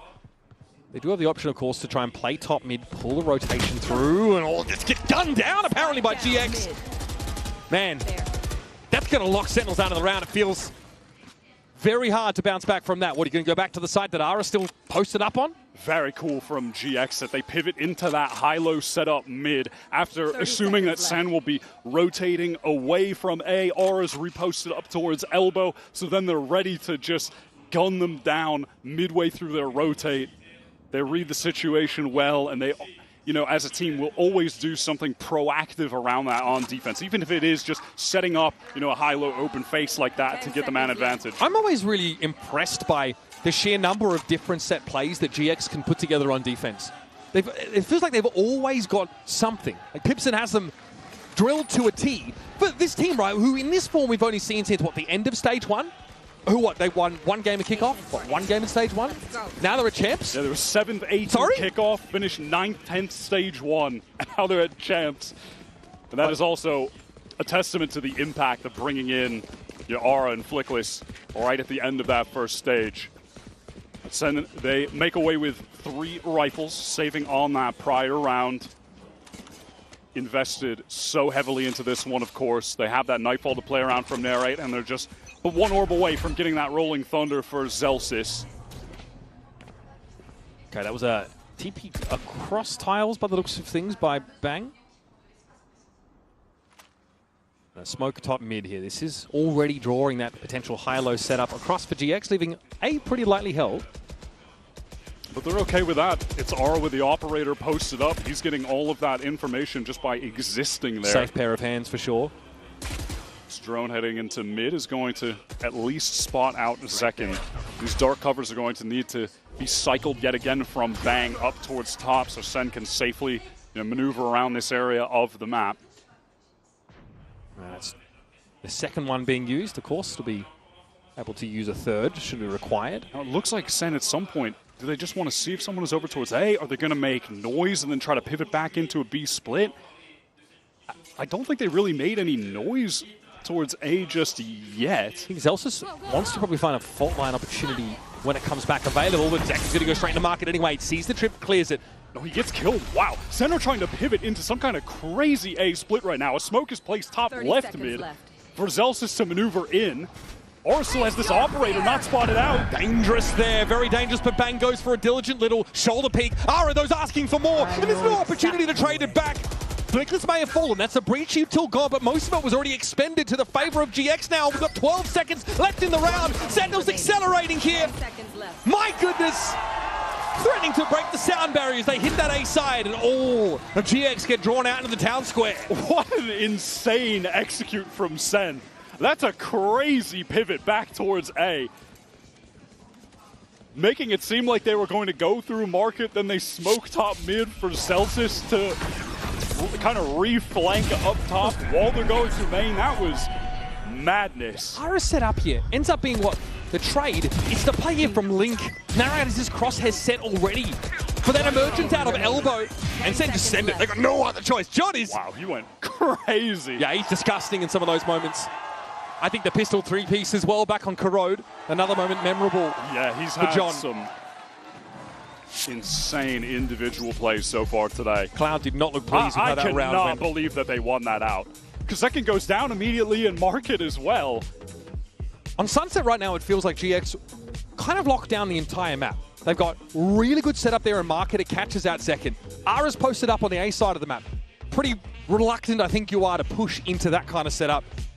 Especially when, you might have a Prowler available to you or something like that. Seems like Sentinels just took that situation in their own hands. Raw gunplay on that A side allowed them to open it up. But that's not something that's replicable, right? That's not exactly a core strategy or heuristic that you're going to lean on over the course of this attack side. Sentinels need to make use of this timeout, which they've called. Yeah, and to that point, yeah, it's Kaplan calling the timeout despite getting that round win. It did kind of feel like a Hail Mary that they just threw to win that one out. I mean, that is very much just trying to make the most of what you have left. Bringing the lemonade recipe out here to Paris, I guess. But again, tough to replicate rounds like that. Now, we've seen from GX, when they have a Hunter's Fury, they often like to send it into spawn just like this. R will push down Robinho through mid. This is something that Sen need to be prepared for. It's a play that they like to activate that they've used in EMEA. Zelsa's got battered there by the Hunter's Fury, and Grabinho winning in tiles is huge. It means that GX don't have to worry about the spike is down in that corner. Center getting sold out by the dark cover, Paranoia going through, or in an isolated 1v1 though. They have the Rolling Thunder to get A-main control back. That is absurd. A counter one comes out though. Flickless lets it go, but it's Grabinho who eventually falls by the wayside. Sentinels have not got off the starter's mark in this round, and Zekin's not there to double up. Now trying to at least play off this aftershock. Zelsa's got his, and it all falls apart. Talk Talk about a team who likes to be assertive on the defense side. GX, more than most. That is a classic GX play right there. Keep them coming, baby. They love to use an aggressive early ult. This is an exact round out of their playbook that we saw them use to win a round against Fnatic, for instance, in their matchup in the playoffs. This is what they excel at. Their strat book on Sunset is absolutely as dense as it gets. And Sentinels have definitely seen that. Kaplan has definitely seen that. It didn't really seem to prepare them for it either way. What a nice look there for GX. Here's a fault line that'll force Cloud off the line, and in theory allow the cross back for Grabinho. Finds a perfect window to punish that rate. And again, early in the round, Sen have been knocked down to 4. It's good to see Grabinho really getting into the game here on map 2. I don't think that Corrode performance in any way is representative of the normal level of play that he is offering to this GX team. And he's starting to come to life here when they desperately need him to stay in this series. The buy here for Sentinels is tragic. They want to try and work the map a little bit, but they've got nothing done over at the B side. Ara is there with the op. They've sort of sniffed that out, I feel. Reno is still just posted up on this dark cover angle and knows he needs to get the hell out of here with his overdrive on the way. Is he TPing? Yes, he gets out just in time, but he TPs into the relay bolt. Flickless though, sharp shooting, gets himself set up. Backside. And crucially, Bank's still in play, so need a smoke to come back online for him. There's 30 seconds left in the round to probably cover up, that spot in spawn. But Ara has had time to get here with the op. John, he sprays through smoke. Realizes Flickless is there for the taking, and Bang maybe doesn't know the lay of the land before he TPs in like that. Another 3 for John, but not enough for Sentinels. That's the 6th round to hand for Giant X. How dangerous was that, though? The spam to the smoke from John was crazy. He is on one right now. That is a very insightful shoulder peek for Grabinho. This just never should have been that close. 4 on 2, he gets the 2K just spraying the smoke. All right.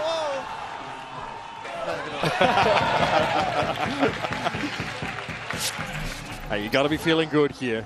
Tough first map. Much improved on Sunset. They're going to thrust down mid again. They're going for an R and pairs that to Creds. Sentinels barely get out of bed before getting clotheslined. Ara finally taken down, but once Sen cannot get 10 seconds into the round with 5 players wide. They just can't do it. This is just another play out of the GX strat book that we've seen from them before, and no team seems to know how to stop them. It's just the combination of their initiator util, the push down mid, a push through B main. There's a fault line that comes through B main that canvases all of bottom mid for Aura to fight. And then there's that recon up top. It's just, they run the same plays and it just keeps on working. And here's an neural theft for John. Sees all of this at top mid. The second baited into that swing, and I mean, why not? Cloud was right there using that drone, obviously. It's just good that he had support from Flickless for that instant trade. Second doubled his entire kill total in that round, Wyatt. He had a quiet outing up until this point. John has been making plenty of noise. This timing is going to hurt them, though. Tell you what, that's value for ammo, isn't it? Flickless exits around with 3. GX, 5-round lead. These guys really lock the map down. This is just where they're at their best. It feels like even if you prep for the rounds like this that are going to be thrown at you, it just doesn't even matter. Dude, the util comes in perfectly for Ara. This is just what they are best at. Look at how all of that util is placed on the map so perfectly. And it's that fault line that comes from B main that just gets the entirety of bottom mid into lower tiles, which is even covered with a dark cover. So Aura doesn't need to focus on the left. He can just fight right. It's all set up for him. Good. And in situations where we've seen GX, go for similar plays, or if Ara notices that he's a little bit ahead of this util, he will slow down. Like, this is so well drilled from this GX team. They set Ara up for success so often. And this is a hand wringer for Kaplan. This is stuff that Sen, I think, are expecting. They absolutely should be. They knew Sunset would be in this pool. They're not going to ever take it out, and it's always going to be picked by GX. So they've seen them run this stuff, They know it's going to come eventually, but it's another thing to actually have to deal with it in the moment. I guarantee you, both coaches knew the exact 3 maps that would get played in this series when they came in. Yeah, I think their map pools just have so much overlap. Yeah. But these teams definitely behaved as you would expect when it came to the veto. So now Sentinels have to generate some momentum here. GX are locking them out of the map, and they're not doing it passively either. They are assertive, they are proactive, and they're more than happy to get into the face of America's number 3 seed. Now Aura's picked up this Outlaw, knowing that everyone on Sentinels is just going to be on the light armor. He'll be controlling that B main side, and the rest of GX on account of that can really put the emphasis on stacking A together. Gravino here is going to be forced back, timing not quite on his side, but the paranoia came out enough to act as a relief valve. Flickless might try and work this angle with him. Not affected by the C's, but sprayed down as those bullets were intended for Gravino. That was very, very dangerous for Flickless. He was getting stalled up by those bullet tags, slow movement. This is crazy from Aura. He's all the way out of B main, holding the exit. So, okay. I mean, GX, they know where Sen are hitting. They know that they're going A. I mean, this is just breaking conditioning for Sentinels, who probably just aren't used to being in some of these positions. Aura, in no hurry to push off that. Full trust in the rest of GX to lock this A side of the map down, but it's where push comes to shove. Zekin gets onto the side behind the box, but the aftershock came through. And Cloud swings for the fences. 2 kills cleaned up. Now Aura decides to get a little active. Catches Zelsis out. Timing certainly works in his favor. And Westside will step in when needed. Flawless round and so many metrics there for GX. Untouchable on this defense side. Yeah, they really do a lovely job of just fighting together on the site when the hit comes in. And Second getting stalled up in the back box. That was essential for the win there. And obviously Aura just getting the entirety of the map controlled by that Outlaw, flanking out a B main and holding their exit. Yeah, that was somewhat important too. Just a comprehensively great round from GX, who are running away with their pick. Yeah. And Sentinels are struggling to adapt why they've not found a gear that suits them against GX. And Aura has actually kept this Outlaw, does have a few 125 HP targets. Zekin and John, though, they're the ones with armor. So John can have some confidence pushing into this. Much faster from Sen. They're going for that 3-prong sight exec, splitting from multiple sides. Now, how do they deal with the anchors, though? Westside's going to be dug in here, but Narrate steps up with the Guardian. They know, yep, Prowler confirms. Westside in the corner and only gets his one. Stinger goes to work for John. And a Nightfall now to catch the players rotate in. 2 pings at Boba. Tells the whole story for Sentinels. This is a pace adjustment from Sen that GX were not expecting. Ooh. Crucial win from Gravino. Ugly stuff for the Stinger, but util in hand for when Narrate steps up to the plate. And now it's on Cloud and Flickless to make their way through a smoked out Boba. Money, damn good for GX, and it might be worth going for it, but they are caught off the site. Cloud wants to wrap around, has a lot to say across the stage so far this game. He'd love now to show some bite with the bark wide. Nice swing. And second down. Narrate steps up, and Cloud might just be him right now. Bang is all over the place, and Flickless is more than happy to put him out of his misery. Unbelievable retake from GX. It's Cloud just able to isolate. He gets that 1v1 against Zekin, ready for the swing from Narrate next. He is going insane on this map. That is really nice. Yeah. I mean, it's crazy. The desk touched on it. By far the most experienced player on GX. 5 years of play, and is yet only 21 years old, and has to be the leader of this team. And I love that we're seeing him give it back to Sen. Yeah. Oh, is he indicating we won a 2v3 against you, I think? Like, Zelsis stood up after they won round 2, and since then, Cloud has just been giving it to him. It's a 7-round gap between these two teams. And look at how far back Sentinels are playing early. They're expecting some nonsense because Hunter's Fury is active. Cloud doesn't give it to him, though. Not in that way. Sen will be allowed to work the map here, but is it just them being given more rope? Market probably the loosest held part of the map here for GX, along with top mid now that pressure's come in. And after just an absolute all-star performance from Zekin on that map 1, here on map 2, he has been completely nullified by this GX defensive util. Has really had no opportunities for clean entries. No ping, though, being set up just yet. Looks like the Sova Dart comes in a little late. Flickless has maneuvered his way into the site, ready to throw out some Here we go. but Senna ahead of it. All right, gets the jump on him there. It's going to be a relay bolt. Narrate just stuck to the ground, transfixed. Watches the sword fall. And there's a Hunter's Fury that Sentinels are waiting on. In the last round of the half, Sentinels are unlikely to put much of a scratch on Giant X. Spike is heavily within enemy territory, and John has to stand and face the music. I mean, look at that setup that they pivot into so quickly. Flickless set up to fault line through main. Off that, the Hunter's Fury gets significant damage through, makes Sen scramble in their positioning. They have this double setup in elbow. What can Sentinels do here? Honestly, what can they do? Sick. Honestly, the protocols have been incredible, and so many different set plays here for GX that have just kept Sentinels off their balance for the entirety of this attack side. This is GX at their best, without a doubt. It's on this Sunset map, and it's with this playstyle. Let's now send it over to Lou, who's standing by with GX co-streamers Lembo and Sandra.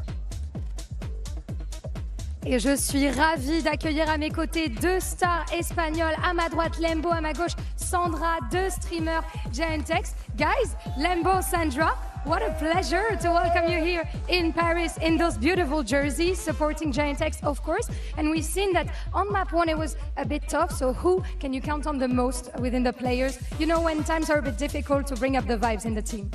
I think our little Westside, because he's the clutcher of the team. I think that's pretty solid too. What about you, Lembo? For me, Flickless is so important in the communication, and his calls are the winner.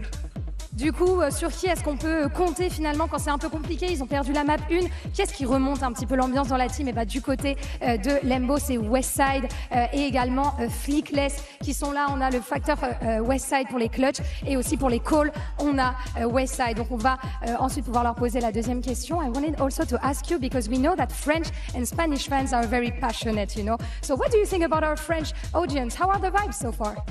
I think Spanish and French people are the most enjoyer of the esports, the more passionate people cheering for the teams. We saw in many events the blue wall, and wow, it's excited to see them. Really beautiful fan base, right? Donc on voit que les Français et les Espagnols sont tellement passionnés à propos de l'e-sport. Ils adorent ça, ils se déplacent pour les fans, etc. Et donc, bah, qu'est-ce qui t'a impressionné finalement de la French audience? Et bah, tout simplement, ils sont motivés, ils sont là, ils font du bruit, notamment le Blue Wall, les fans, Carmine. And now, let's see if GX can take the win on Sunset. The energy in here is great. I think something special about coming out to France to cover some Valorant. They have a legendary crowd, so we know that. It's only going to get more lively, I guess, over the next few days. Let's talk this match, though. Coinbase Econ report for you right now. A couple of players we want to highlight. West side here. Remember, the Econ rating, it's a metric, right, that we measure with the amount of damage done as opposed to how much is spent on your loadouts here. So almost 2K down to West side, 88.1, which is really quite high. This guy's been really rock solid, man. He controls that B side of the map. Destroying Bang so far in this game in particular. Everyone has been, unfortunately. Yeah, but he is obviously on the defensive side at his best. But now that we're heading over towards the attack for GX, honestly, it feels a lot like the defense in the way of they play incredibly fast. You know, compared to the average in Europe, they plant the spike 10 seconds faster than all the other teams in stage 2. They send it. That's a nerd stat. They have so many crazy fast executes where all of the utility sequences are perfect. All of their timings are hit. They're really incredible on this map. Yeah, it feels like against GX you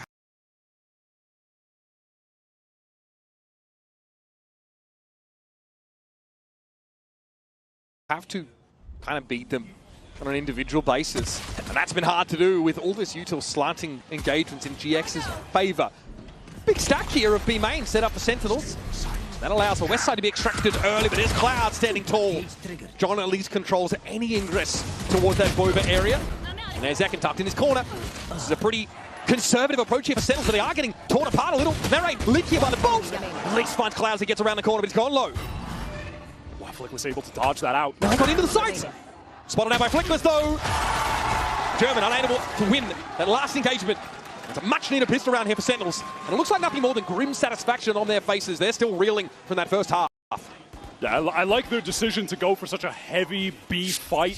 GX do like to go for a lot of splits, so they can just isolate a couple of those players in main and then try to refight elsewhere. One enemy player standing. Last few bullets there from the right. Important round for him. Some confidence for the young gun wouldn't hurt. Second trying to keep the spirits high there. GX, no investment on this round too. Maybe if Narrate can collect a few kills.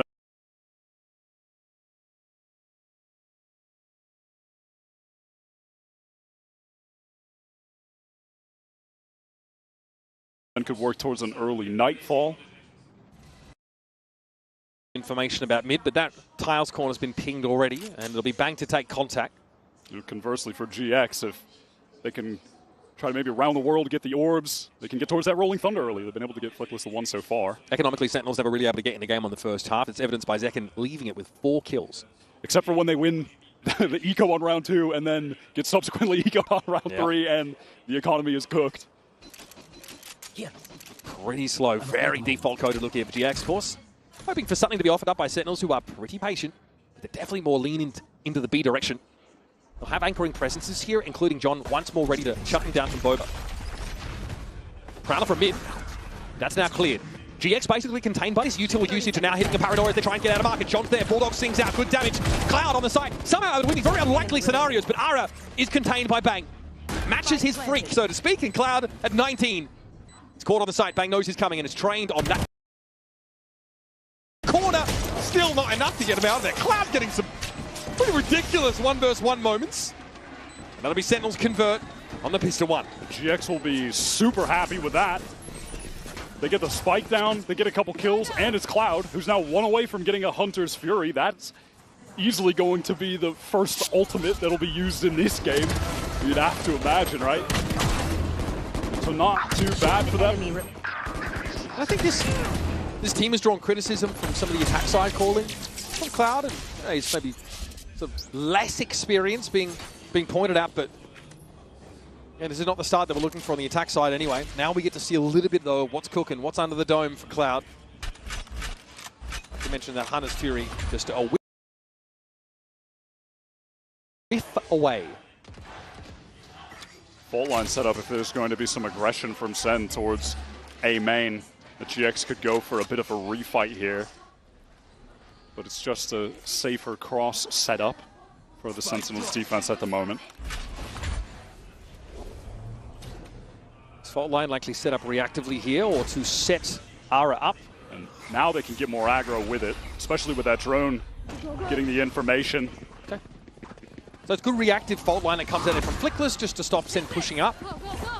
They really don't have any deep elbow presence. Look at them pulling back on A entirely.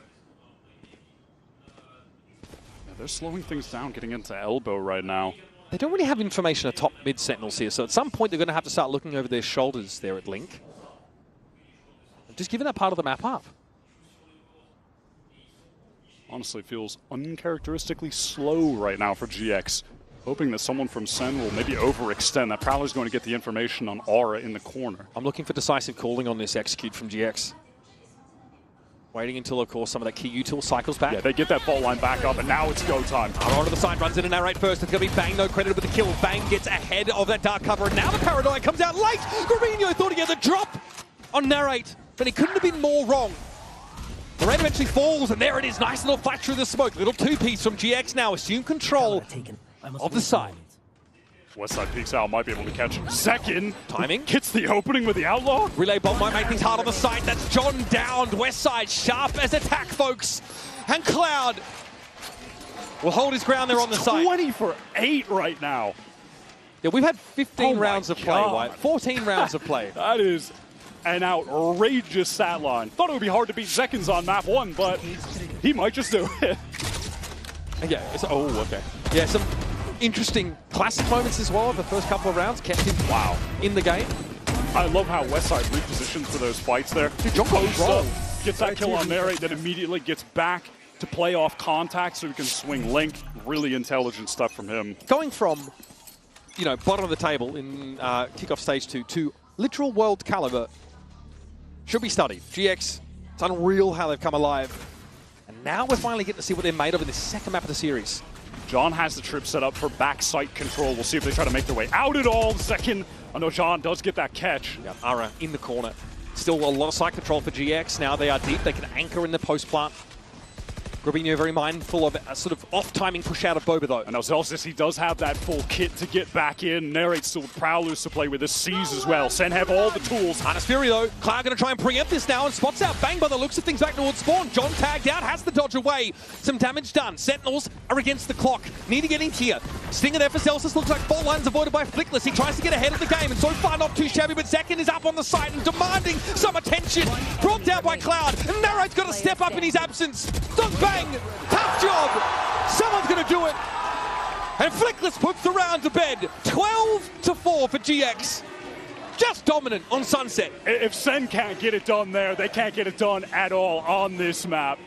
It feels effectively over. GX just one round away. They're a 4-on-5. Sen have all of the initiator tools to get back in. Full kits used from both of them, and that's still not enough. Even then, Flickless not in the ideal position for that 1v1. Doesn't matter. Adjustment wins it out. Mental play from him. I feel like Haven is such a wild card map to look towards our third here. Sentinels have to have put in some extra work there. When GX get to control the tempo, they look head and shoulders above. Sen have just had no inroads on this map whatsoever. And it feels like the second they find some kind of advantage, GX just absolutely storm them in the round, and it is done. Their game plans on this map are just genuinely fantastic on both halves. It's going to work mid again. Pretty underboard. Sentinels here. Zekin opts to go out, look for something. The setup was there for him. Yeah, cosmetic stun. Just one taps him. Cool. That is crazy. 8 and 16. And now after pressuring mid, GX is going to go back, meet up with the rest of their teammates in B main and try to close this game out. Two pretty one-sided maps back-to-back if this round goes the way we expect it to. Some volatility has been introduced into this series. Okay, TP there from Bang. They get some set up in Boba nice and early. Johnny's in that corner, and Ara not able to fully clear it. Still suspicious, mind you. But John will have the drop on the site. Cloud with the plant. Now, going to be forced out of the cubby by that aftershock. John's going to have to get active. Another side of the cage set up. He does not want to show himself. I get it. But Ara and Cloud already racking him up. And John eventually falls. Zelsis pees in, gets one with a rolling thunder will put him to bed. And Sentinels, well, they left the keys in the car. They didn't turn up the Sunset, I'll be honest with you. Invisible. GX absolutely flattened them. Straight out of the gates. It's a code hanger that leaves the American squad absolutely reeling. 360 ACS for Cloud, who drops 23 for 9. That is an outrageous performance from the IGL for GX. Their gameplay on that map was phenomenal on both sides. The game plans that they had coming into this are beautiful. Lot to talk about here. We'll go for a quick break, then we'll bounce back, and the analysts are going to get us ready for a Map 3 decider in this opener. Yo, say nice try. Oh, we lost against Eco. Yo, shield down, sit down. Oh. What are we doing, boys?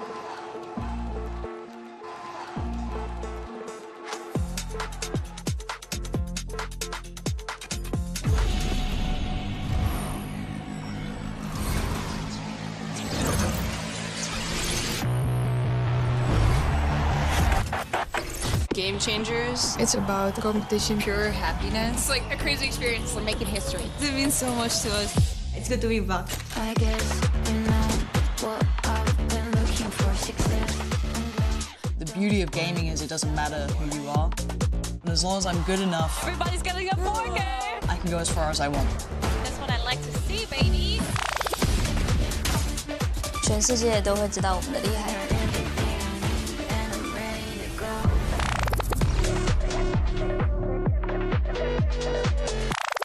Are your Valorant esports instincts next level? This man is a big player in big games! Prove it. Put your game sense to the test with the all-new VCT real-time prediction game, Shot Call. It's a Twitch desktop extension available exclusively on official VCT broadcast channels. With Shot Call, you and your friends will be able to call your shots, score points, and earn rewards. Here's how to play. During the official champion streams on Twitch, open up the Shot Call overlay on screen to make real-time predictions by answering questions. Whether it's predicting a Forsaken clutch or correctly calling a site rotate before it even starts, you'll score points, climb a live leaderboard, and have the chance to win prizes. Play along seamlessly with Shot Call's built-in notifications, or open the extension in full to check your progress and see how other viewers are guessing. You can call the shots during Valorant Champions Paris starting on September 12th. Tune in, try it out, tell us what you think.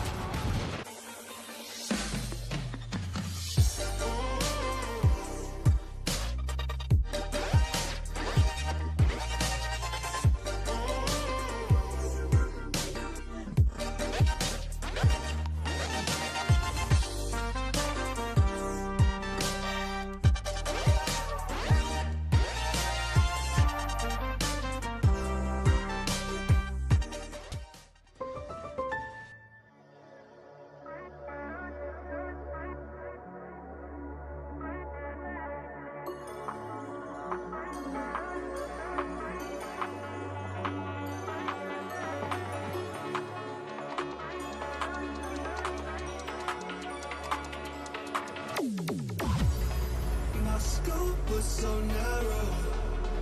All it needed was a little bump. It's a skill I've yet to master. With time I'll know what to become. It's up to me, and only me. It's hard times, so I decide to set me free.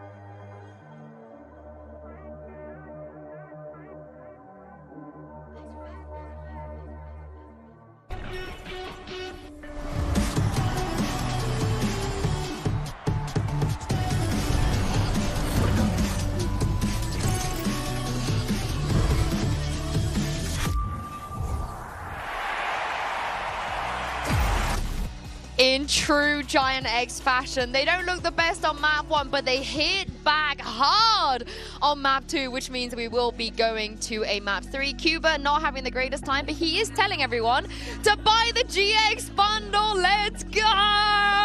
I'm not biased at all. Go on, join me. You know what? I'll admit when our team is bested. We've been owned. I fear. And holy smokes, were they bested?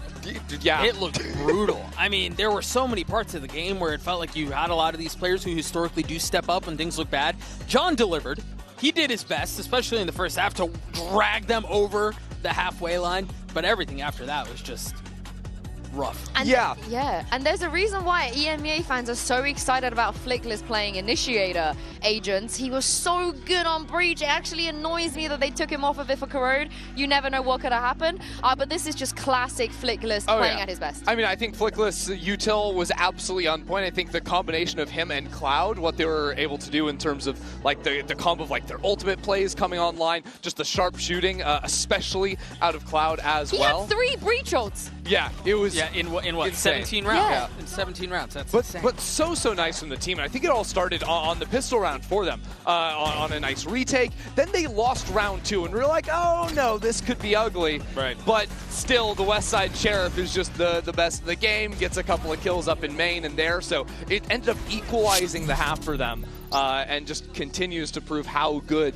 Giant X are with the pistols. Yeah, and there was something about watching that round play out where you saw the first pick by Giant X and went, I don't like this. This has bad feeling written all over it. And sure enough, that bad feeling never really dissipated. It never really went away.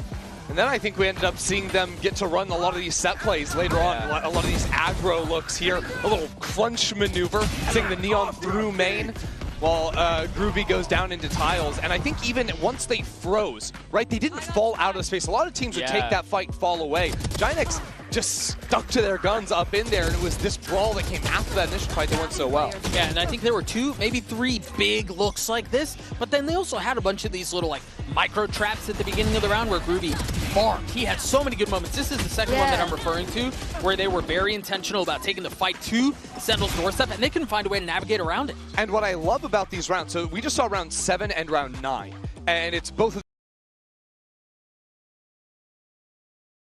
these early aggro plays. The calling from Cloud I love, because in round 8, it's when Sentinels played that painstakingly slow round where they almost lose on time. They plant with like 10 seconds left. Oh yeah. And it's surrounding that Cloud goes go, go, go. Yeah, well, let's not live in the past because we're heading to Haven. This is going to be the decider. And again, GX have such a old school way of interpreting this map, and it works for them. Yeah, it absolutely does, and I think matching up against Sentinels that have started incorporating the Viper, that's getting a little bit more popular, at least in Americas, what this game is going to be to me is all about A main control. Usually Breach as an agent and with the Neon 2, you can dominate the fight over that space, but the Viper wall that typically you're going to be seeing John QT put down is going to be that one that slices through a lobby, and I think there's going to be a big test whether or not Giant X can prove that they can force out Sentinels from that space early on. Otherwise, it gives Sentinels so much control over the map. I think on the other side of the map, you'll expect Giant X to take control of C long a lot. Yunso, I think you were the one who were mentioning it. They're very comfortable with the flash dash, or the slide, I guess. Yes. But that idea of establishing control early on, very similar to what we saw in Sunset. The thing about Haven, though, is that it's a 3-side map. It feels a lot bigger. There are less places to get. What the heck is going on there? Oh, I would love to know. But all I'm going to say is, GX, if you can hear me, they're going to go B. They're going to go B. Be prepared for B. Yes, Uber and Wire, please give us something normal. Save us. Okay, well, I don't really see the problem with trying to provide Qubit with sustenance. That is pretty reasonable. I don't think he's got the anatomy to down a baguette, which is fine. Maybe puts him at a disadvantage out here in Paris, but hey, at least Kaplan is trying to feed the guy. I think he'd like to see more Sentinels rounds, though. I think that would be very beneficial and sustaining for Qubit. Very few of those at one Sunset. I understand he's looking a bit emaciated, a bit starved. Sentinels, look, I mean, I'm going to talk about that last series of their playoff run in NA. They looked dead. They struggled to bounce back from the beating they'd suffered. Sunset looked just like that. So do they have what it takes to dig deep here and show us a great Haven? A map that we haven't seen much of them on in Stage 2, but they have gone to this double controller comp. Aura, does he dare swing? No, dark cover. Zekken wants to go in, though, off that recon. All right, men at the door. Zekken bypasses them entirely and then decides to get on out, drawing a lot of attention. And now they're going to make the dive here through Garage. Westside flattens Elsis all over him like moss on a rock. No chance to recover. And the site's swarming with red. Yeah, just a Sheriff bullet penetration going through default box. Now 2 players from GX ready to face onto Zelsis. He doesn't want to take that duel right now, though. He can just take things easy, slow down. Coming. That paranoia doesn't hit Narrate, so he can stand a bit of first to the action. Not Grabinho on Flickness again, surely not. It's the Polish player alone. Zelsis waits for him to step out into the sun. Still, a mildly furrowed brow for Sen's fans. That could have gone either way. That was an interesting little round. I mean, that's a pretty classic move on a pistol. Try to sell that B fake with your Neon who can get in, get out, pivot into the C split through garage. Drone tags on the west side, and then he's lit up back box. Cool. That's a nice part of having the Sheriff, though, on these pistol rounds, is that you can actually shoot through that default box. How does Grabinho put that quick 2-piece together? Dangerous as always, but Sentinels at least get their pistol. That's what they came for. Nice little pivot there into C. So we have this gamble sack from GX that is based on this paranoia from Grabinho. If there's noise long, going to throw that out, and 3 players are ready to swing. But it seems like Sen are probably going to be dodging that unless they go for maybe a late C split again. I don't know if Narrate liked what he saw off that recon. There was no AL drone used on that C-long position, though, so tough to spot this out. But with the spikes being left, very much a default look for Sentinels, and they are so... I mean, I think Cloud has kind of put the fear of God in them here about turning up in random places on those eco rounds, so Sen have to be... They have to spend that much more checking these random corners, clearing really thoroughly. Yeah, they've gone ahead and worked all of long. Completely silent. After that, drone was early, second caught, but quickly gets that shot off before going down to the classic. No stone unturned for Sentinels on this A side of the map, and Zekken barely gets out of that one alive. Now, though, GX are going to have to play the A side retake, always difficult, with nothing board up. They do have all the breach utilities to spend, but the gamble stack does not eventuate. Zelsis even waiting on this late little wrap through B. I have to say, it's tough for me to kind of rank where Sen are at with Haven in terms of their map pool right now. You know, map pool was something that Kaplan discussed heavily as an aspect of the game that they need to work on heading into these global events to actually get a trophy. And they played Haven twice in the second stage. It was against C9 and 2G in the regular, season part. They won both games, but just a very small sample size. So I feel it's very hard to evaluate where they're at the moment. For GX, they've had moderate success. They're sitting at a 3-2 record in Stage 2. Beat Na'Vi a couple times here. So it's really tough, I think, to try to match this up.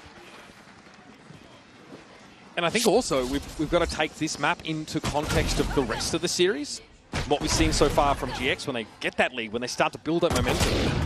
They look to be really good at just strangling you out of a game. On the defense side, that we've not really seen anything special from them yet. No real set plays, but this is the kind of round where they should start to rear their heads.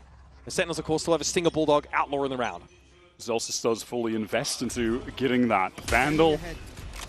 Early recon, certainly going to be broken. Cloud taking the opportunity to spam through that standard A-long dark cover that Sen can use to claim this space easily. So far, and this is small sample size of rounds, GX are a little less proactive. Again, it's a 3-site map. You're spread a little bit more thin. Losing a player on the extremity hurts a lot more than it would on Sunset, for example, where there's almost always someone else to back them up. Even like a 2-1-2 or even a 3-1-1. Eyes are down. Sen have maneuvered all the way back to this C side, which was vacant. Westside wants to get in backside. Will anyone actually be here in time to assist him, though? He wants to break the recon that might come in on that top left side, but it doesn't. It's just a drone, yeah. Okay, well, they've got presence, though. You'll notice that he's been joined by Grabinho. Plenty of GX players here now. They're going to be lit as they come around the corner. Zekken, no tracks back and then forward. Almost had the better of Ara. But the guy is a little too quick with it. Westside, backside, caught out. And Cloud, not inside. He is still making his way over. And has the unenviable task of making his way into C from defense spawn side. GX are able to rotate everyone into backside. Sen really slowed things down, but then eventually I do feel that kind of played to their advantage. They get a lot of clean fights. At the end there, Cloud even caught by Narrate. Lovely little kill, and is now just one away from getting that Hunter's Fury in terms of the orbs. Bonus round converted for Sen. Scanning ahead. Yeah, if this late recon comes through. And GX, they really, feels like they kind of try to overfight there, you know, with that double swing coming back default, and it sends patience getting into the site that does pay off. Getting that recon thrown back sight after the drone had given them front sight. PTSD? That's a deep cut, John. Any knowers? Okay, so sending out pretty slow. They work seat slowly enough that Ara's able to get in there as well. GX maybe just not ready for that tempo. Now on this round, GX looks like they maybe want to explore down mid, try something more proactive, which has not been the case for them so far on Haven, in contrast to the style that they had on Sunset. I'm not surprised to see Sen waiting for a push out of mid, for example. And actually, GX more interested in trying to allot the correct number of resources to the side that they think Sen's going to land on, as opposed to trying to get early info pushes. They're not doing any of that so far. Again, the weapons don't really maybe allow for it. But they've made a gamble stack that looks unlikely to pay off for them. And honestly, that lurk wall over on the B side of the map will keep a few of them there. This game as well, I will say it's an interesting clash of styles with the two approaches here to Neon. The West side has made his way into this backside that should be cleaned up, yeah. It's this double controller with the Viper that has really been the trend in Americas versus the very classic approach to running Neon on Haven, where you're running double initiator with Breach and Sova.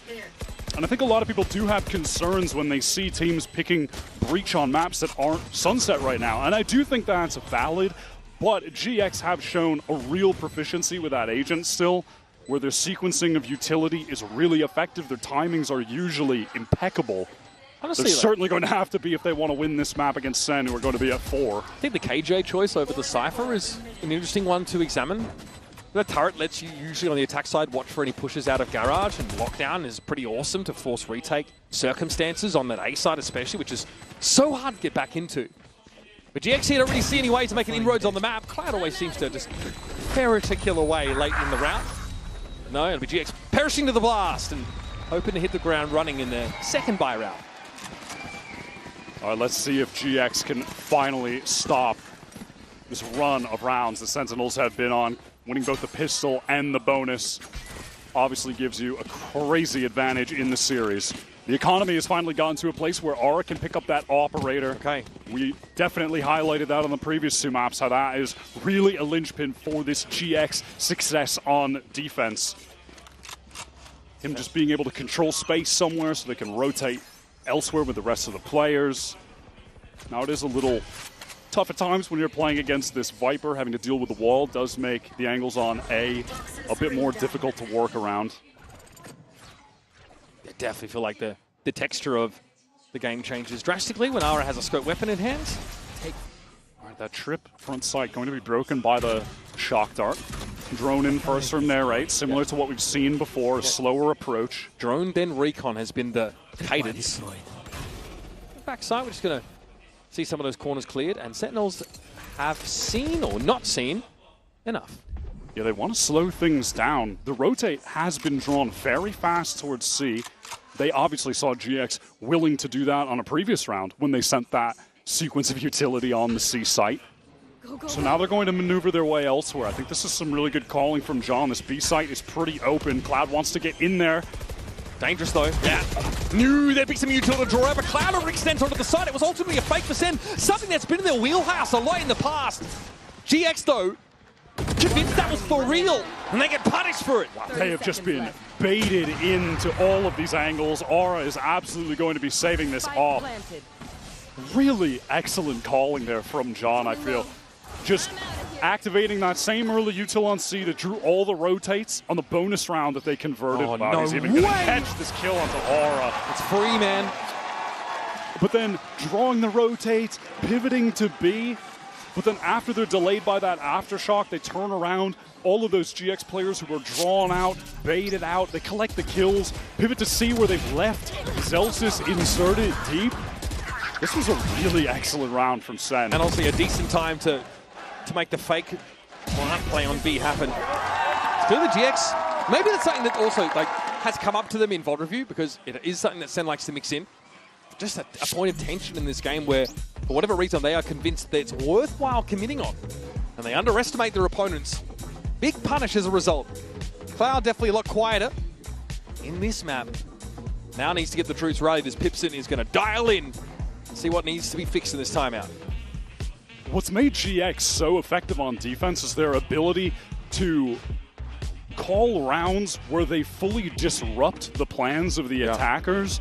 So far, that just hasn't happened. No, they've been trying to gamble stack sides. They've been trying to gamble on some of the eco rounds, and they've been trying to flood on the buy rounds. We saw that on the bonus. We just saw that on this round, too. They all tried to flood back C, right?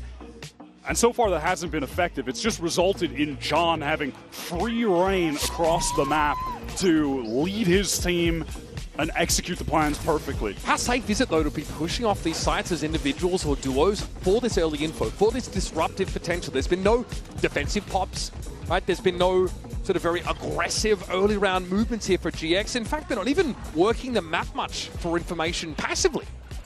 At some point here, I would like to see them do something active towards mid. I think we're going to get it mix now. that in. And yeah, I do think they're going to do it here with this half buy that they've got going. Now, there's no KJ turret set up to see this. Oh, wow. So that's a recon paranoia with a stun from Aura into window. All of Sendo, they're stacked up towards this seaside. Sight is going to be totally free. He's bang. Yeah, him teleporting up top while Zekin runs in so they can double face back Sight, but it is not going to be held by a single GX player. It is indexed in that mid play. Yep. I like the set play. It give a lot of map control over, allow to contain, but there's no pressure coming from C Long because there's KJ util that can obviously read it as it comes. This round is as good as done. Nice shot from Zekin. This side was already he's back. on Zekin's such back. low HP.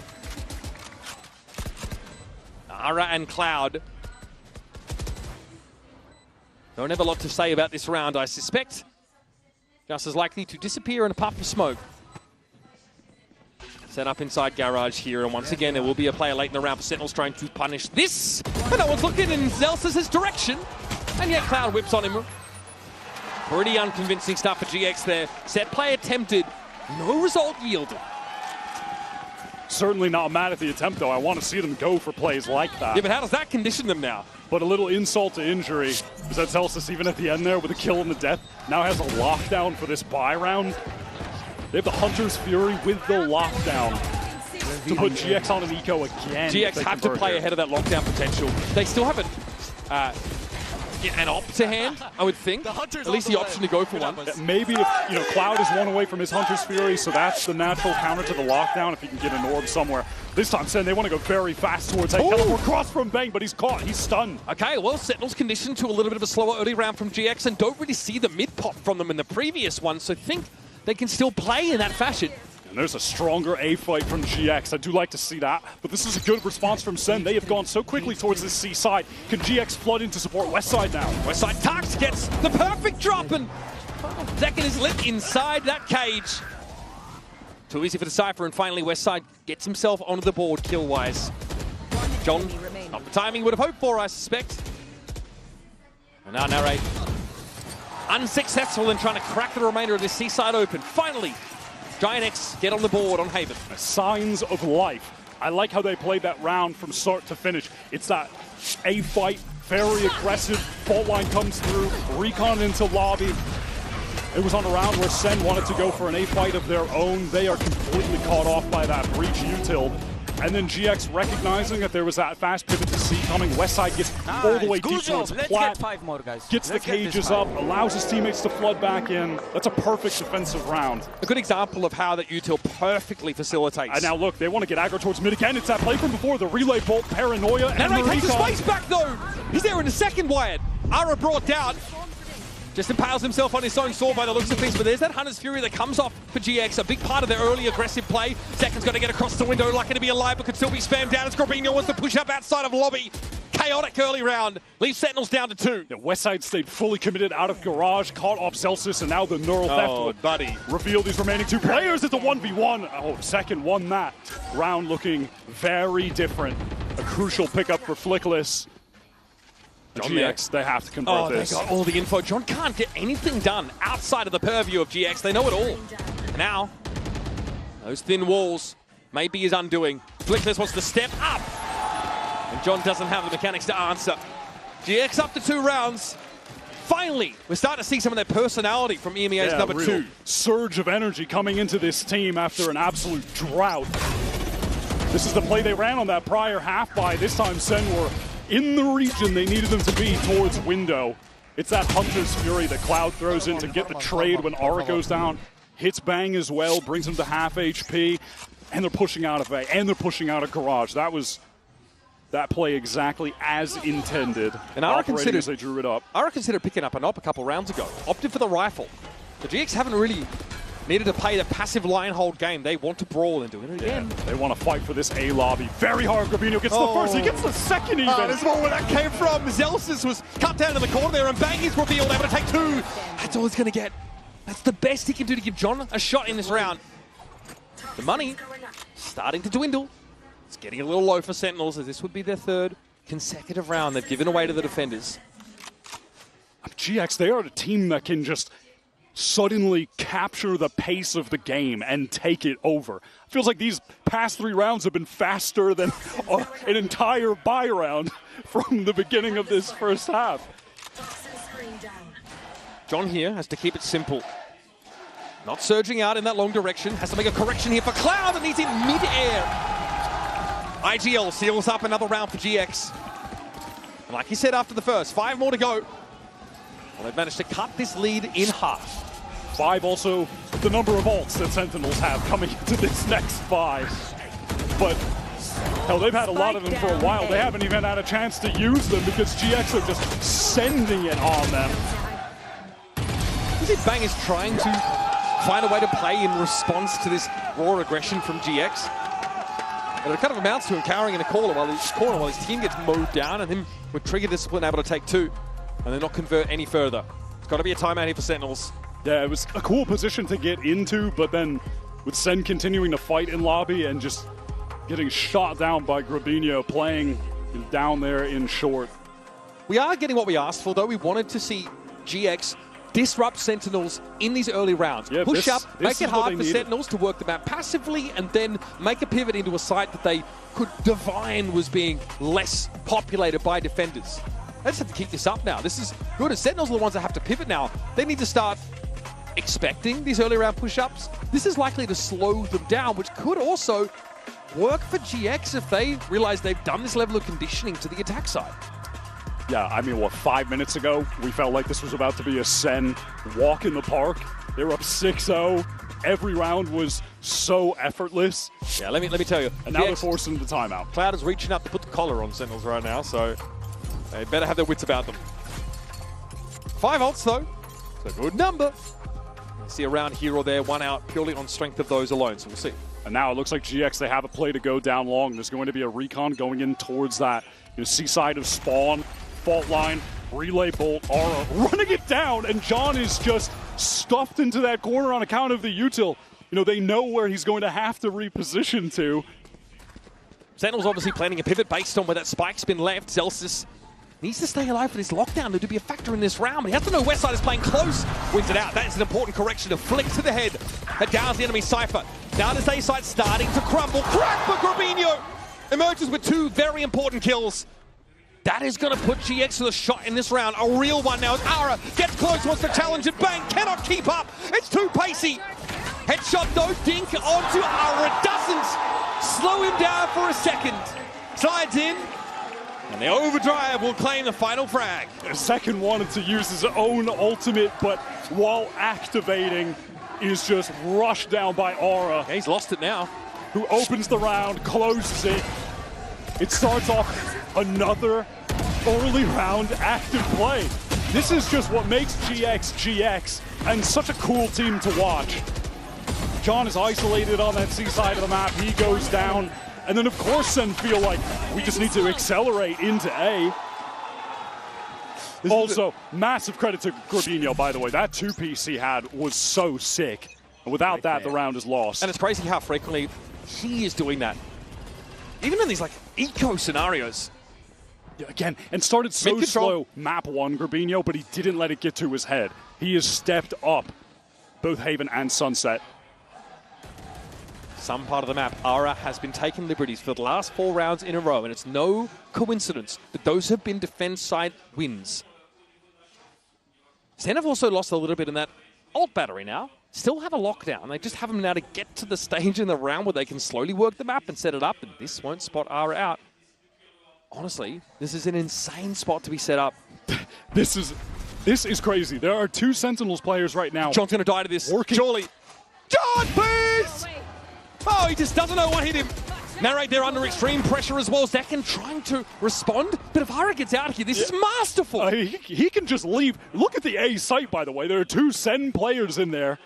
How has that happened? GX were fully expecting a C-side hit. But they're not going to get to cross for free. They've got to get past Cloud, and then final boss Ara is waiting there towards mid-window. This is so bizarre. I mean, look at Sen on the map. Time is short. Bang, deep into spawn. Ends up being a 1-for-1.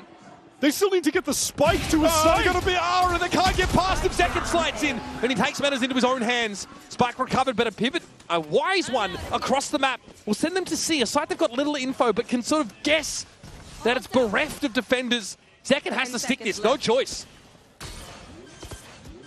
Caught by the trip, doesn't matter. Going to get the spike down. Now how do Sentinels position themselves here? Lockdown thrown on default.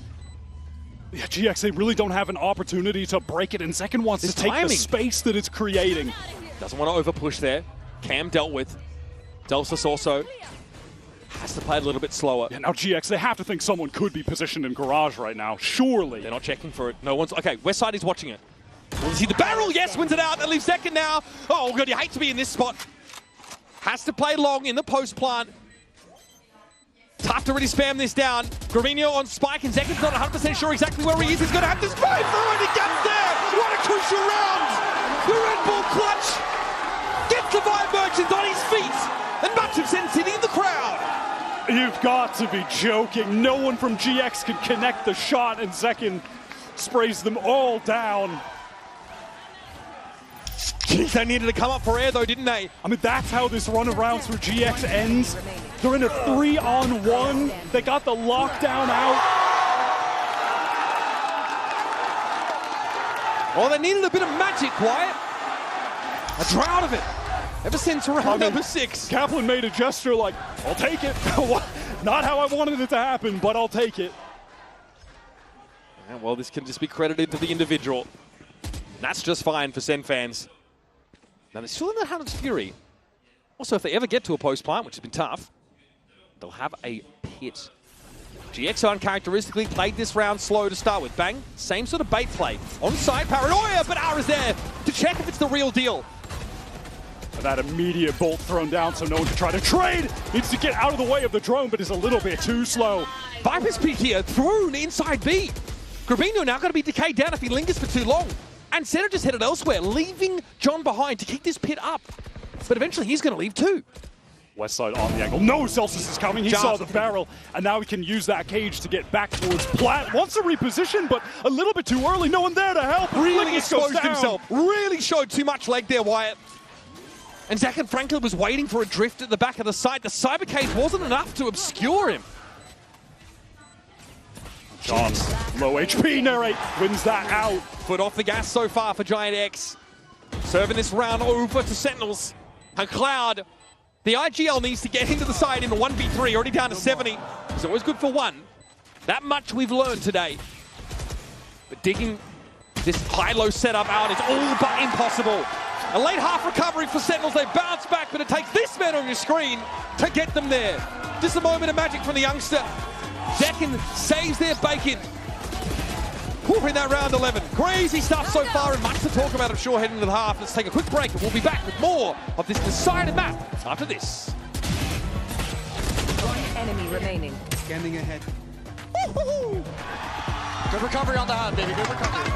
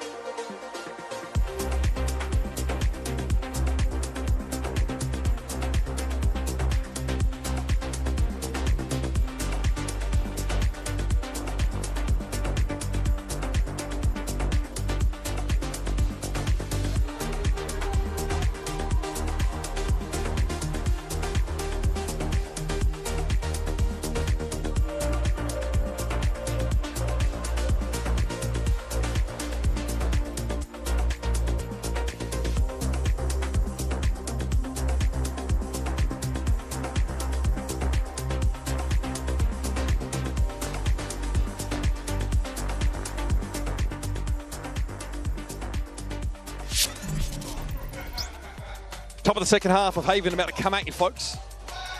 It is Giant X, the number 2 seed out of EMEA, versus Sentinels, who frankly limped into champions this year. A lot to prove after a 4th place finish last year and then a pretty significant roster change. That saw the infusion of some younger blood in the roster. Narrate had to hit the ground running with this team. Now, every round that GX win on that defense side, it's paired with an aggressive pop, a moment of unexpected volatility from GX, and Ara is able to get in there and catch Sentinels unaware. 4 rounds on the defense side is going to have to be enough. And that round 11 should have been a win for GX. That should have been their 5th on the board. They brought it down to that 3 versus 1 that Zekken won in miraculous fashion. And you can kind of see on the Coinbase Econ report that his report quite good on account of he's getting a lot of kills. He's doing a hell of a lot of damage. That head-to-head against Cloud is a pretty good result, accounting for many of Cloud's 9 deaths over that first half. Someone who was frankly taking the game over on Sunset. It was like 20 and 5 at some point. It was pretty absurd. You can see the spend to damage ratio is what gives Zekken such a high econ value. And again, it's tough not to point him as the protagonist on this map. 13 kills, 7 deaths after that first half, and a disgusting, what was it, 1v3, 1v4 moment from that round 11. Keeps them with their head above the surging tides. And now Sen, they started this map winning the pistol and then winning the bonus. That gave them that early 4-round lead and all of the momentum. GX goes without saying, but they desperately need to win this second half pistol to stay in the game. Less of a gamble stack approach here for Sen and more just distributed heavily in that A direction. The wrinkling here is actually going to be fruitful. They've got confirmation of at least one player pretty far into A long, and Ara has already set foot over the threshold of A. Bang just ready to throw out that paranoia off some sound cues. Util exchanged, but no gunfire. Everyone's slowed down. Everyone's stalled out. There's a lot of Utils drawn out of the defenders, Wyatt. Larry here forced to fight. Westside will get away and avoid the shock dart reprisal.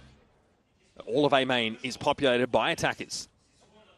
Sen at the moment have not much reason to leave, though.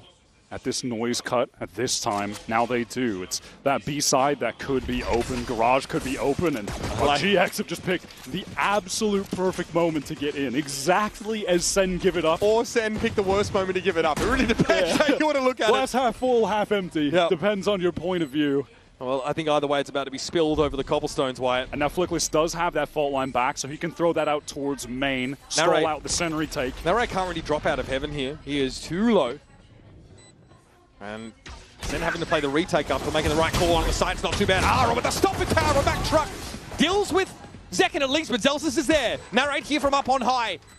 Judging the peasants, he will drop down onto the box, but makes some noise. He gets a bit of damage on Flickless, but not enough to write home about. And it's John Grabinho. 32 points of health left for the Moroccan mastermind. He needs to step up. He sees the shoulder of the Omen, but Grabinho doesn't give him enough to work with. GX, get that pistol locked up. They needed it with absolute desperation, and they got it. Perfect timing window to get into the site. Sen were staying on A, they were staying on A, they were staying on A, and after enough noise cut, had to be concerned about that B side. The moment they leave, it's taken by GX. Flickless posts up in hell with that standard breach util, that line with the, where you can throw the fault line into spawn. And by the time Sen get in, numbers are depleted, and all Grabinho had to do was even just waste time, and they would have won that out in the 1v1 clutch. Or, of course, with the Outlaw. Always has it that second round. And now, of course, we gamble stack. It looks like Westside and Cloud just down to Ghosts here to facilitate for their duelist. Be equipped as well as possible in the early stages. The double swing potential here as Narrate shows shoulder, but sees Ara coming. Might try and play off some of this util. And, well, the Outlaw does his job. Just flattens these underarm targets. Westside, yes, that's nice. And lovely little shot. That aftershock good as well to push Narrate out earlier. Fault line comes through a little bit too late, but yeah, don't think John will be getting away from this one. Well, we call that taking responsibility for what we start. Ballload basically chunked him down to minimal amounts of health. Celsius here will look to simply exit the round, hoping to get some value, even trade himself up. Never not shilling. You got to respect it. Also, the homage to Sufat BB, his quote-unquote boyfriend, as was discussed in the press conference. He was expressed some, regret that Wolves couldn't be present here. And I think seeing how they showed up in Toronto, many of us would feel the same. Just going to wait out to go down to the spike explosion, unless maybe Aura does go towards that B side. Nope, just going to run towards spawn. Hold up, wait. Potential for an orb. All right, makes it a noise. There it is, Elsis. Not too shabby. Nexus around with an orb. Ara down, but the Outlaw was given over to Flickless to preserve that. So no harm, no foul, really, if you're the attack side. We just saw some good util here from GX. Nothing unbelievable, but just the standard ways of getting players out of those angles into the open sight lines all works out. One enemy remaining. As clean as they needed it to be, they saved the crucial guns. And now on this bonus, we're able to buy up a rifle for Aura, Guardian for Westside. All things considered, not too bad of a bonus buy here. Cloud actually has the Outlaw this round. The solo A main player. GX were showing some real desire to get into that B site, but they slow things down. John forced away. There's a nanoswarm in the default location that would also slow them up. I think I'm trying to get some early util out of Sentinels. It's never a bad call. And you would imagine the alarm bot in that spot will often be broken by a shock dart from Cloud. That's usually the standard. Zekin does spot out Aura in Garage. GX are getting a lot of map control right now, but Aura goes down to Zelsis. Yeah, just to send try and get 3 players on C. They've realized that they need to get in that B direction, and that's nice from Zek and Grabinho's. Mostly been good for their first one in this series. Yeah, this is GX taking a lot of liberties on their bonus round. Going for some individual plays to turn the tides. Cloud going to be able to plant in this default spot, but now in the 3 versus 5, what can GX do realistically? Only Bang and Zekin susceptible to the one shot from the Outlaw right now. And of course, play it safe. When you're retaking on this B side, that's where this Viper Wall can come in handy as well. It's just a natural smoke for main. Narrate takes a hit for that, tries to get him through the wall. Flickless finds Zekin on the other side, getting in from the garage side of the map, and Zelsis will be slowed up to that effect as well. Caught in the fault line. But John says no more breach util, no more breach, in fact.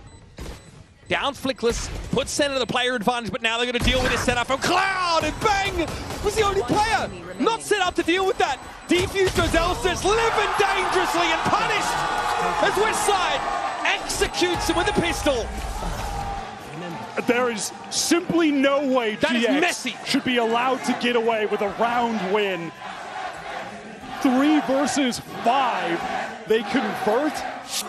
Sen with better weapons coming into this. I mean, ambitious little spam from Narrate. Flickless is just open holding the angle. Zekin peeks out. Celsius wasn't ready to be there for a trade. A little miscommunication. The Viper Wall's not in play because they're trying to fight out towards mid. You can't tell me your protocols for dealing with the post plant on B aren't ironclad at this point, at this level. I guess in a way, there's some justice that both teams win the pistol and the bonus round. So it'll come down to honest gun rounds as to who will win this game out. Oh my gosh, nice shot from Aura, putting them in position to convert here. Light armor gets you there.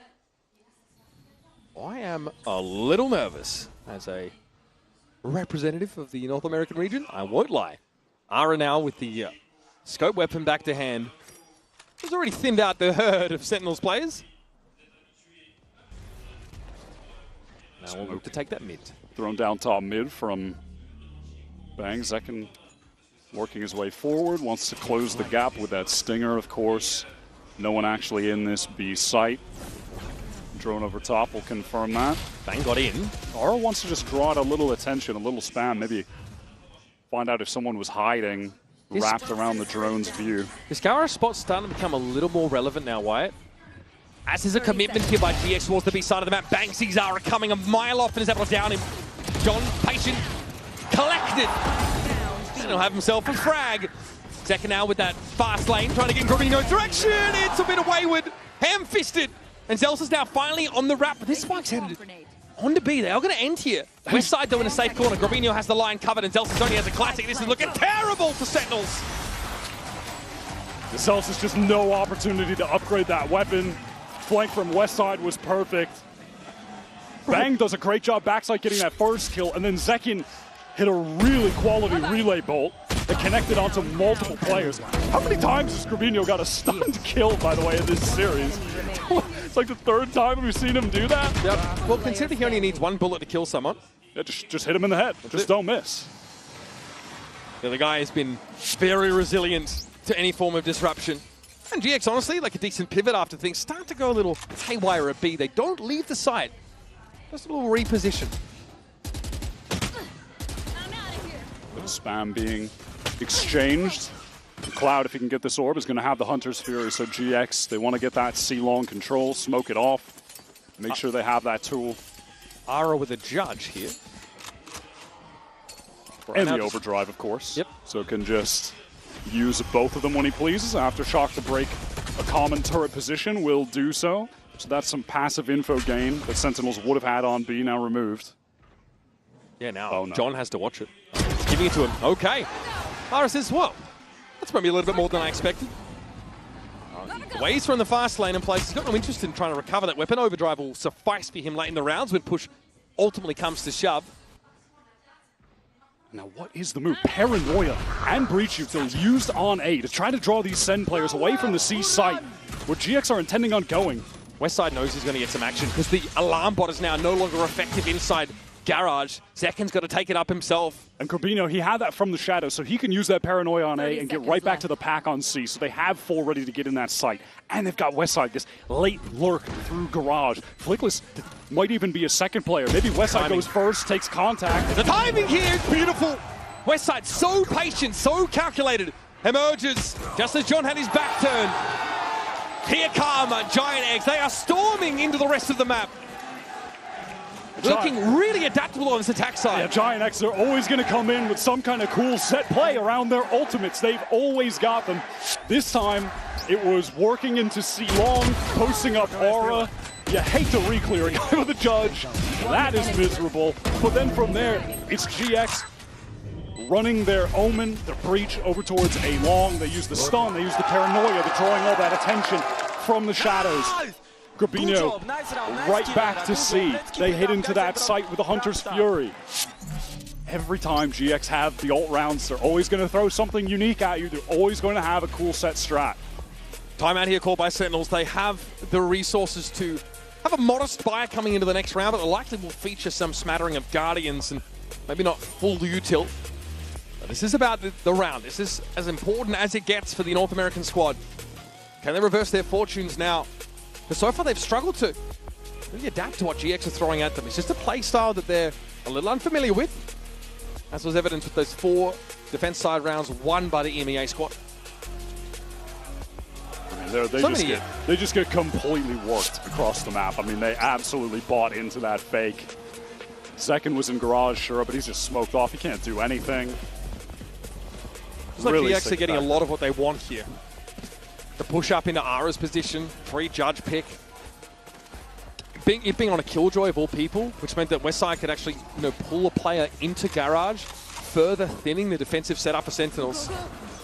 Cannot afford to lose Senti so early.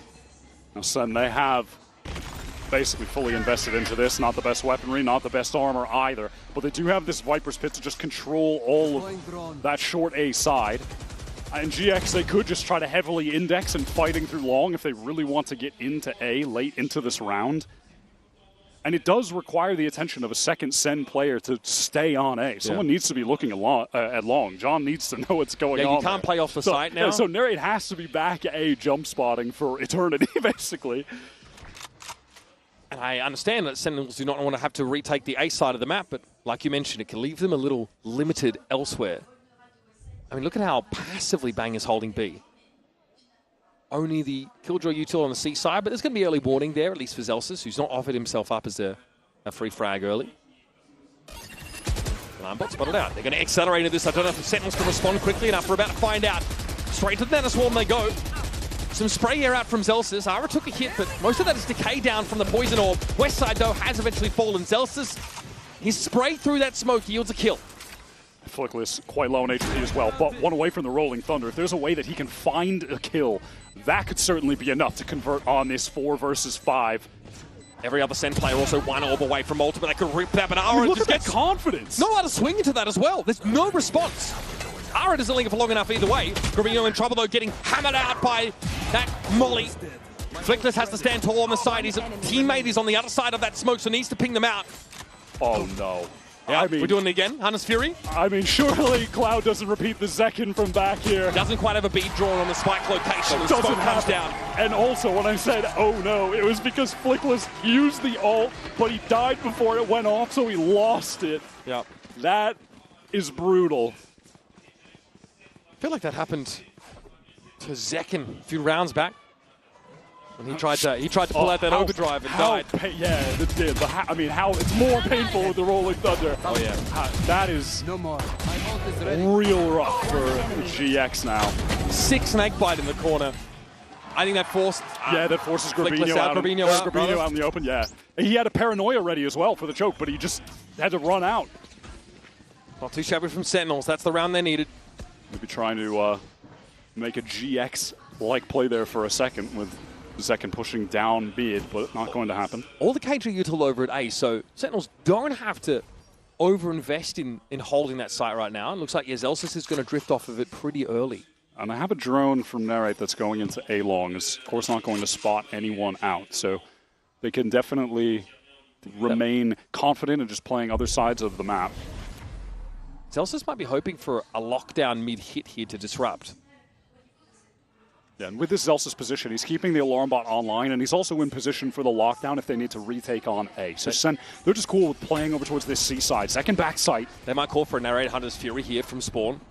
Zekin though holding on it. Might have heard this TP come in. There's Cloud spotted. Yep, Hunter's Fury going to come from the spawn side. Grabino walks into the sight line of Zekin, reveals himself, even though it was John that took the kill. Now looking to anchor. This Hunter's Fury slows things up for GX, but they are committed to this site, and Zekin is more than happy to hear it. There's the step up from West side, and the anchors are down.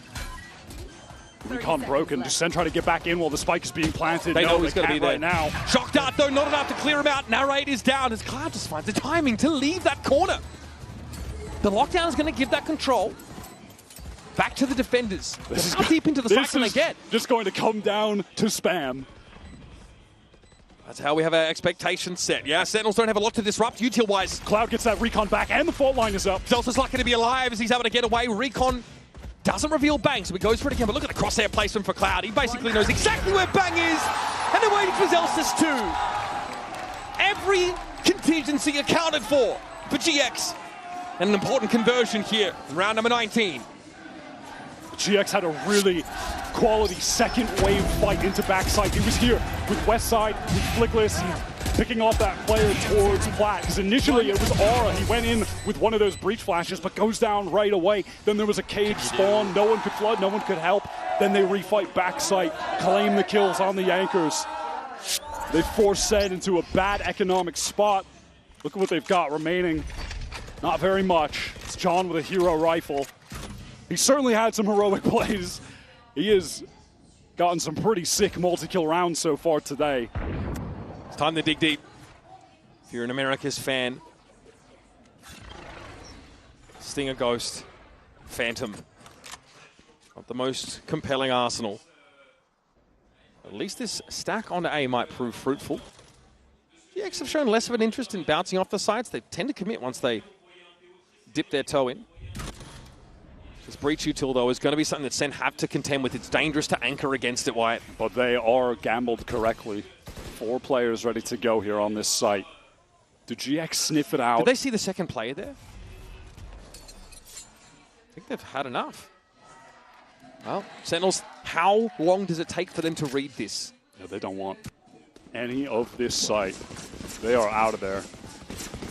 Now with some haste moving towards C, totally empty. Going to be able to get it for free. Yeah, I mean, look, Zelsa's is going to hear a fair bit of this, and he'll know. He's even pushed ahead of the Viper wall on the B side of the map, so might looking to wrap around. Full retake for Sentinels with Overdrive and a Phantom.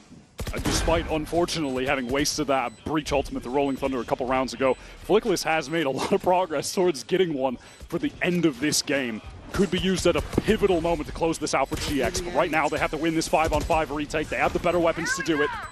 So far, Westside's able to get clear of that paranoia, but Flickless was impacted. Here's the push backside. Ara, just the player you want to stem the flow of Sentinels players, and they get absolutely bloody trounced.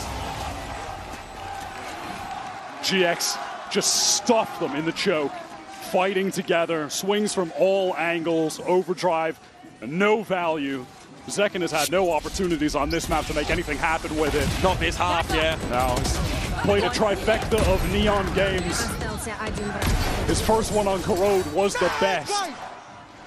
But can he actually come to life at the end of this game to get Sen back in it? They're down 11-9.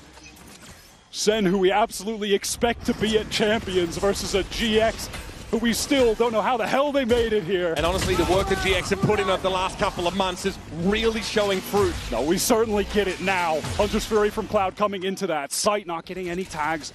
GX will slow things down for but a moment. Relay Bolt.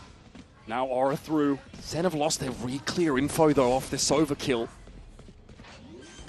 And GX don't quite have the stall for the post plant.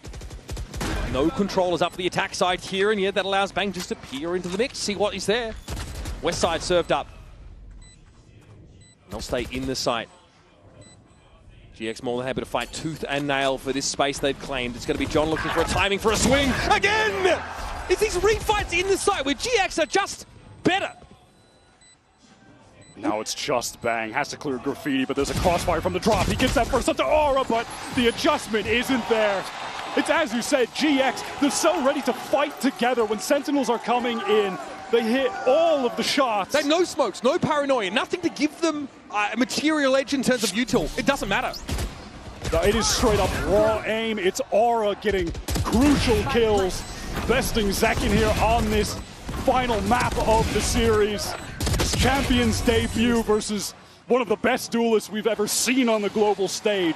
And he's outperforming him right now on Haven. What a showing. 21-16. Outlaw to hand, overdrive in the back pocket. Should have been required. Match point here for Giant X. Sentinels have languished, and that's putting it nicely on this defense side. They try to push Zekin down C. We saw that earlier from Giant X, but it just does not quite work as well for them. And now things have been slowed down. This execute ready to go off from GX. Flickless just one orb away from getting that Rolling Thunder. Narrate on the angle. Gonna get a lot of action, and there's Ara once again, steps up. A bit too much action than he hoped for. Bang is committing to the backside anchor. Pinked out, no, he's there, he's cut down so easily, it's on second again. 2 kills will have to be enough for John and Zelsis to put it together. West side on the lurk, isolates John. It's all on Zelsis, miles away, only has the stinger. Flickless even has the Rolling Thunder on account of the plant. This one is as good as done. Not the auspicious opening that Sen City were hoping for as they took to the stage here in Paris. But it's much the same fashion that they'd limped out of America's playoffs with question marks over the map pool, question marks over the individuals, question marks over their postseason prospects. But now we have an answer. At least for now. Up against a GX team that finished 7th, 8th in kickoff, 9th, 10th stage 1. They bring in Aura, they bring in Flickless, and they've just won their first game at Champions. And it just turns out that Giant X are the Goliath in this parable. Sentinels completely neutralized, often disrupted, set off balance by these aggressive push-ups for Giant X.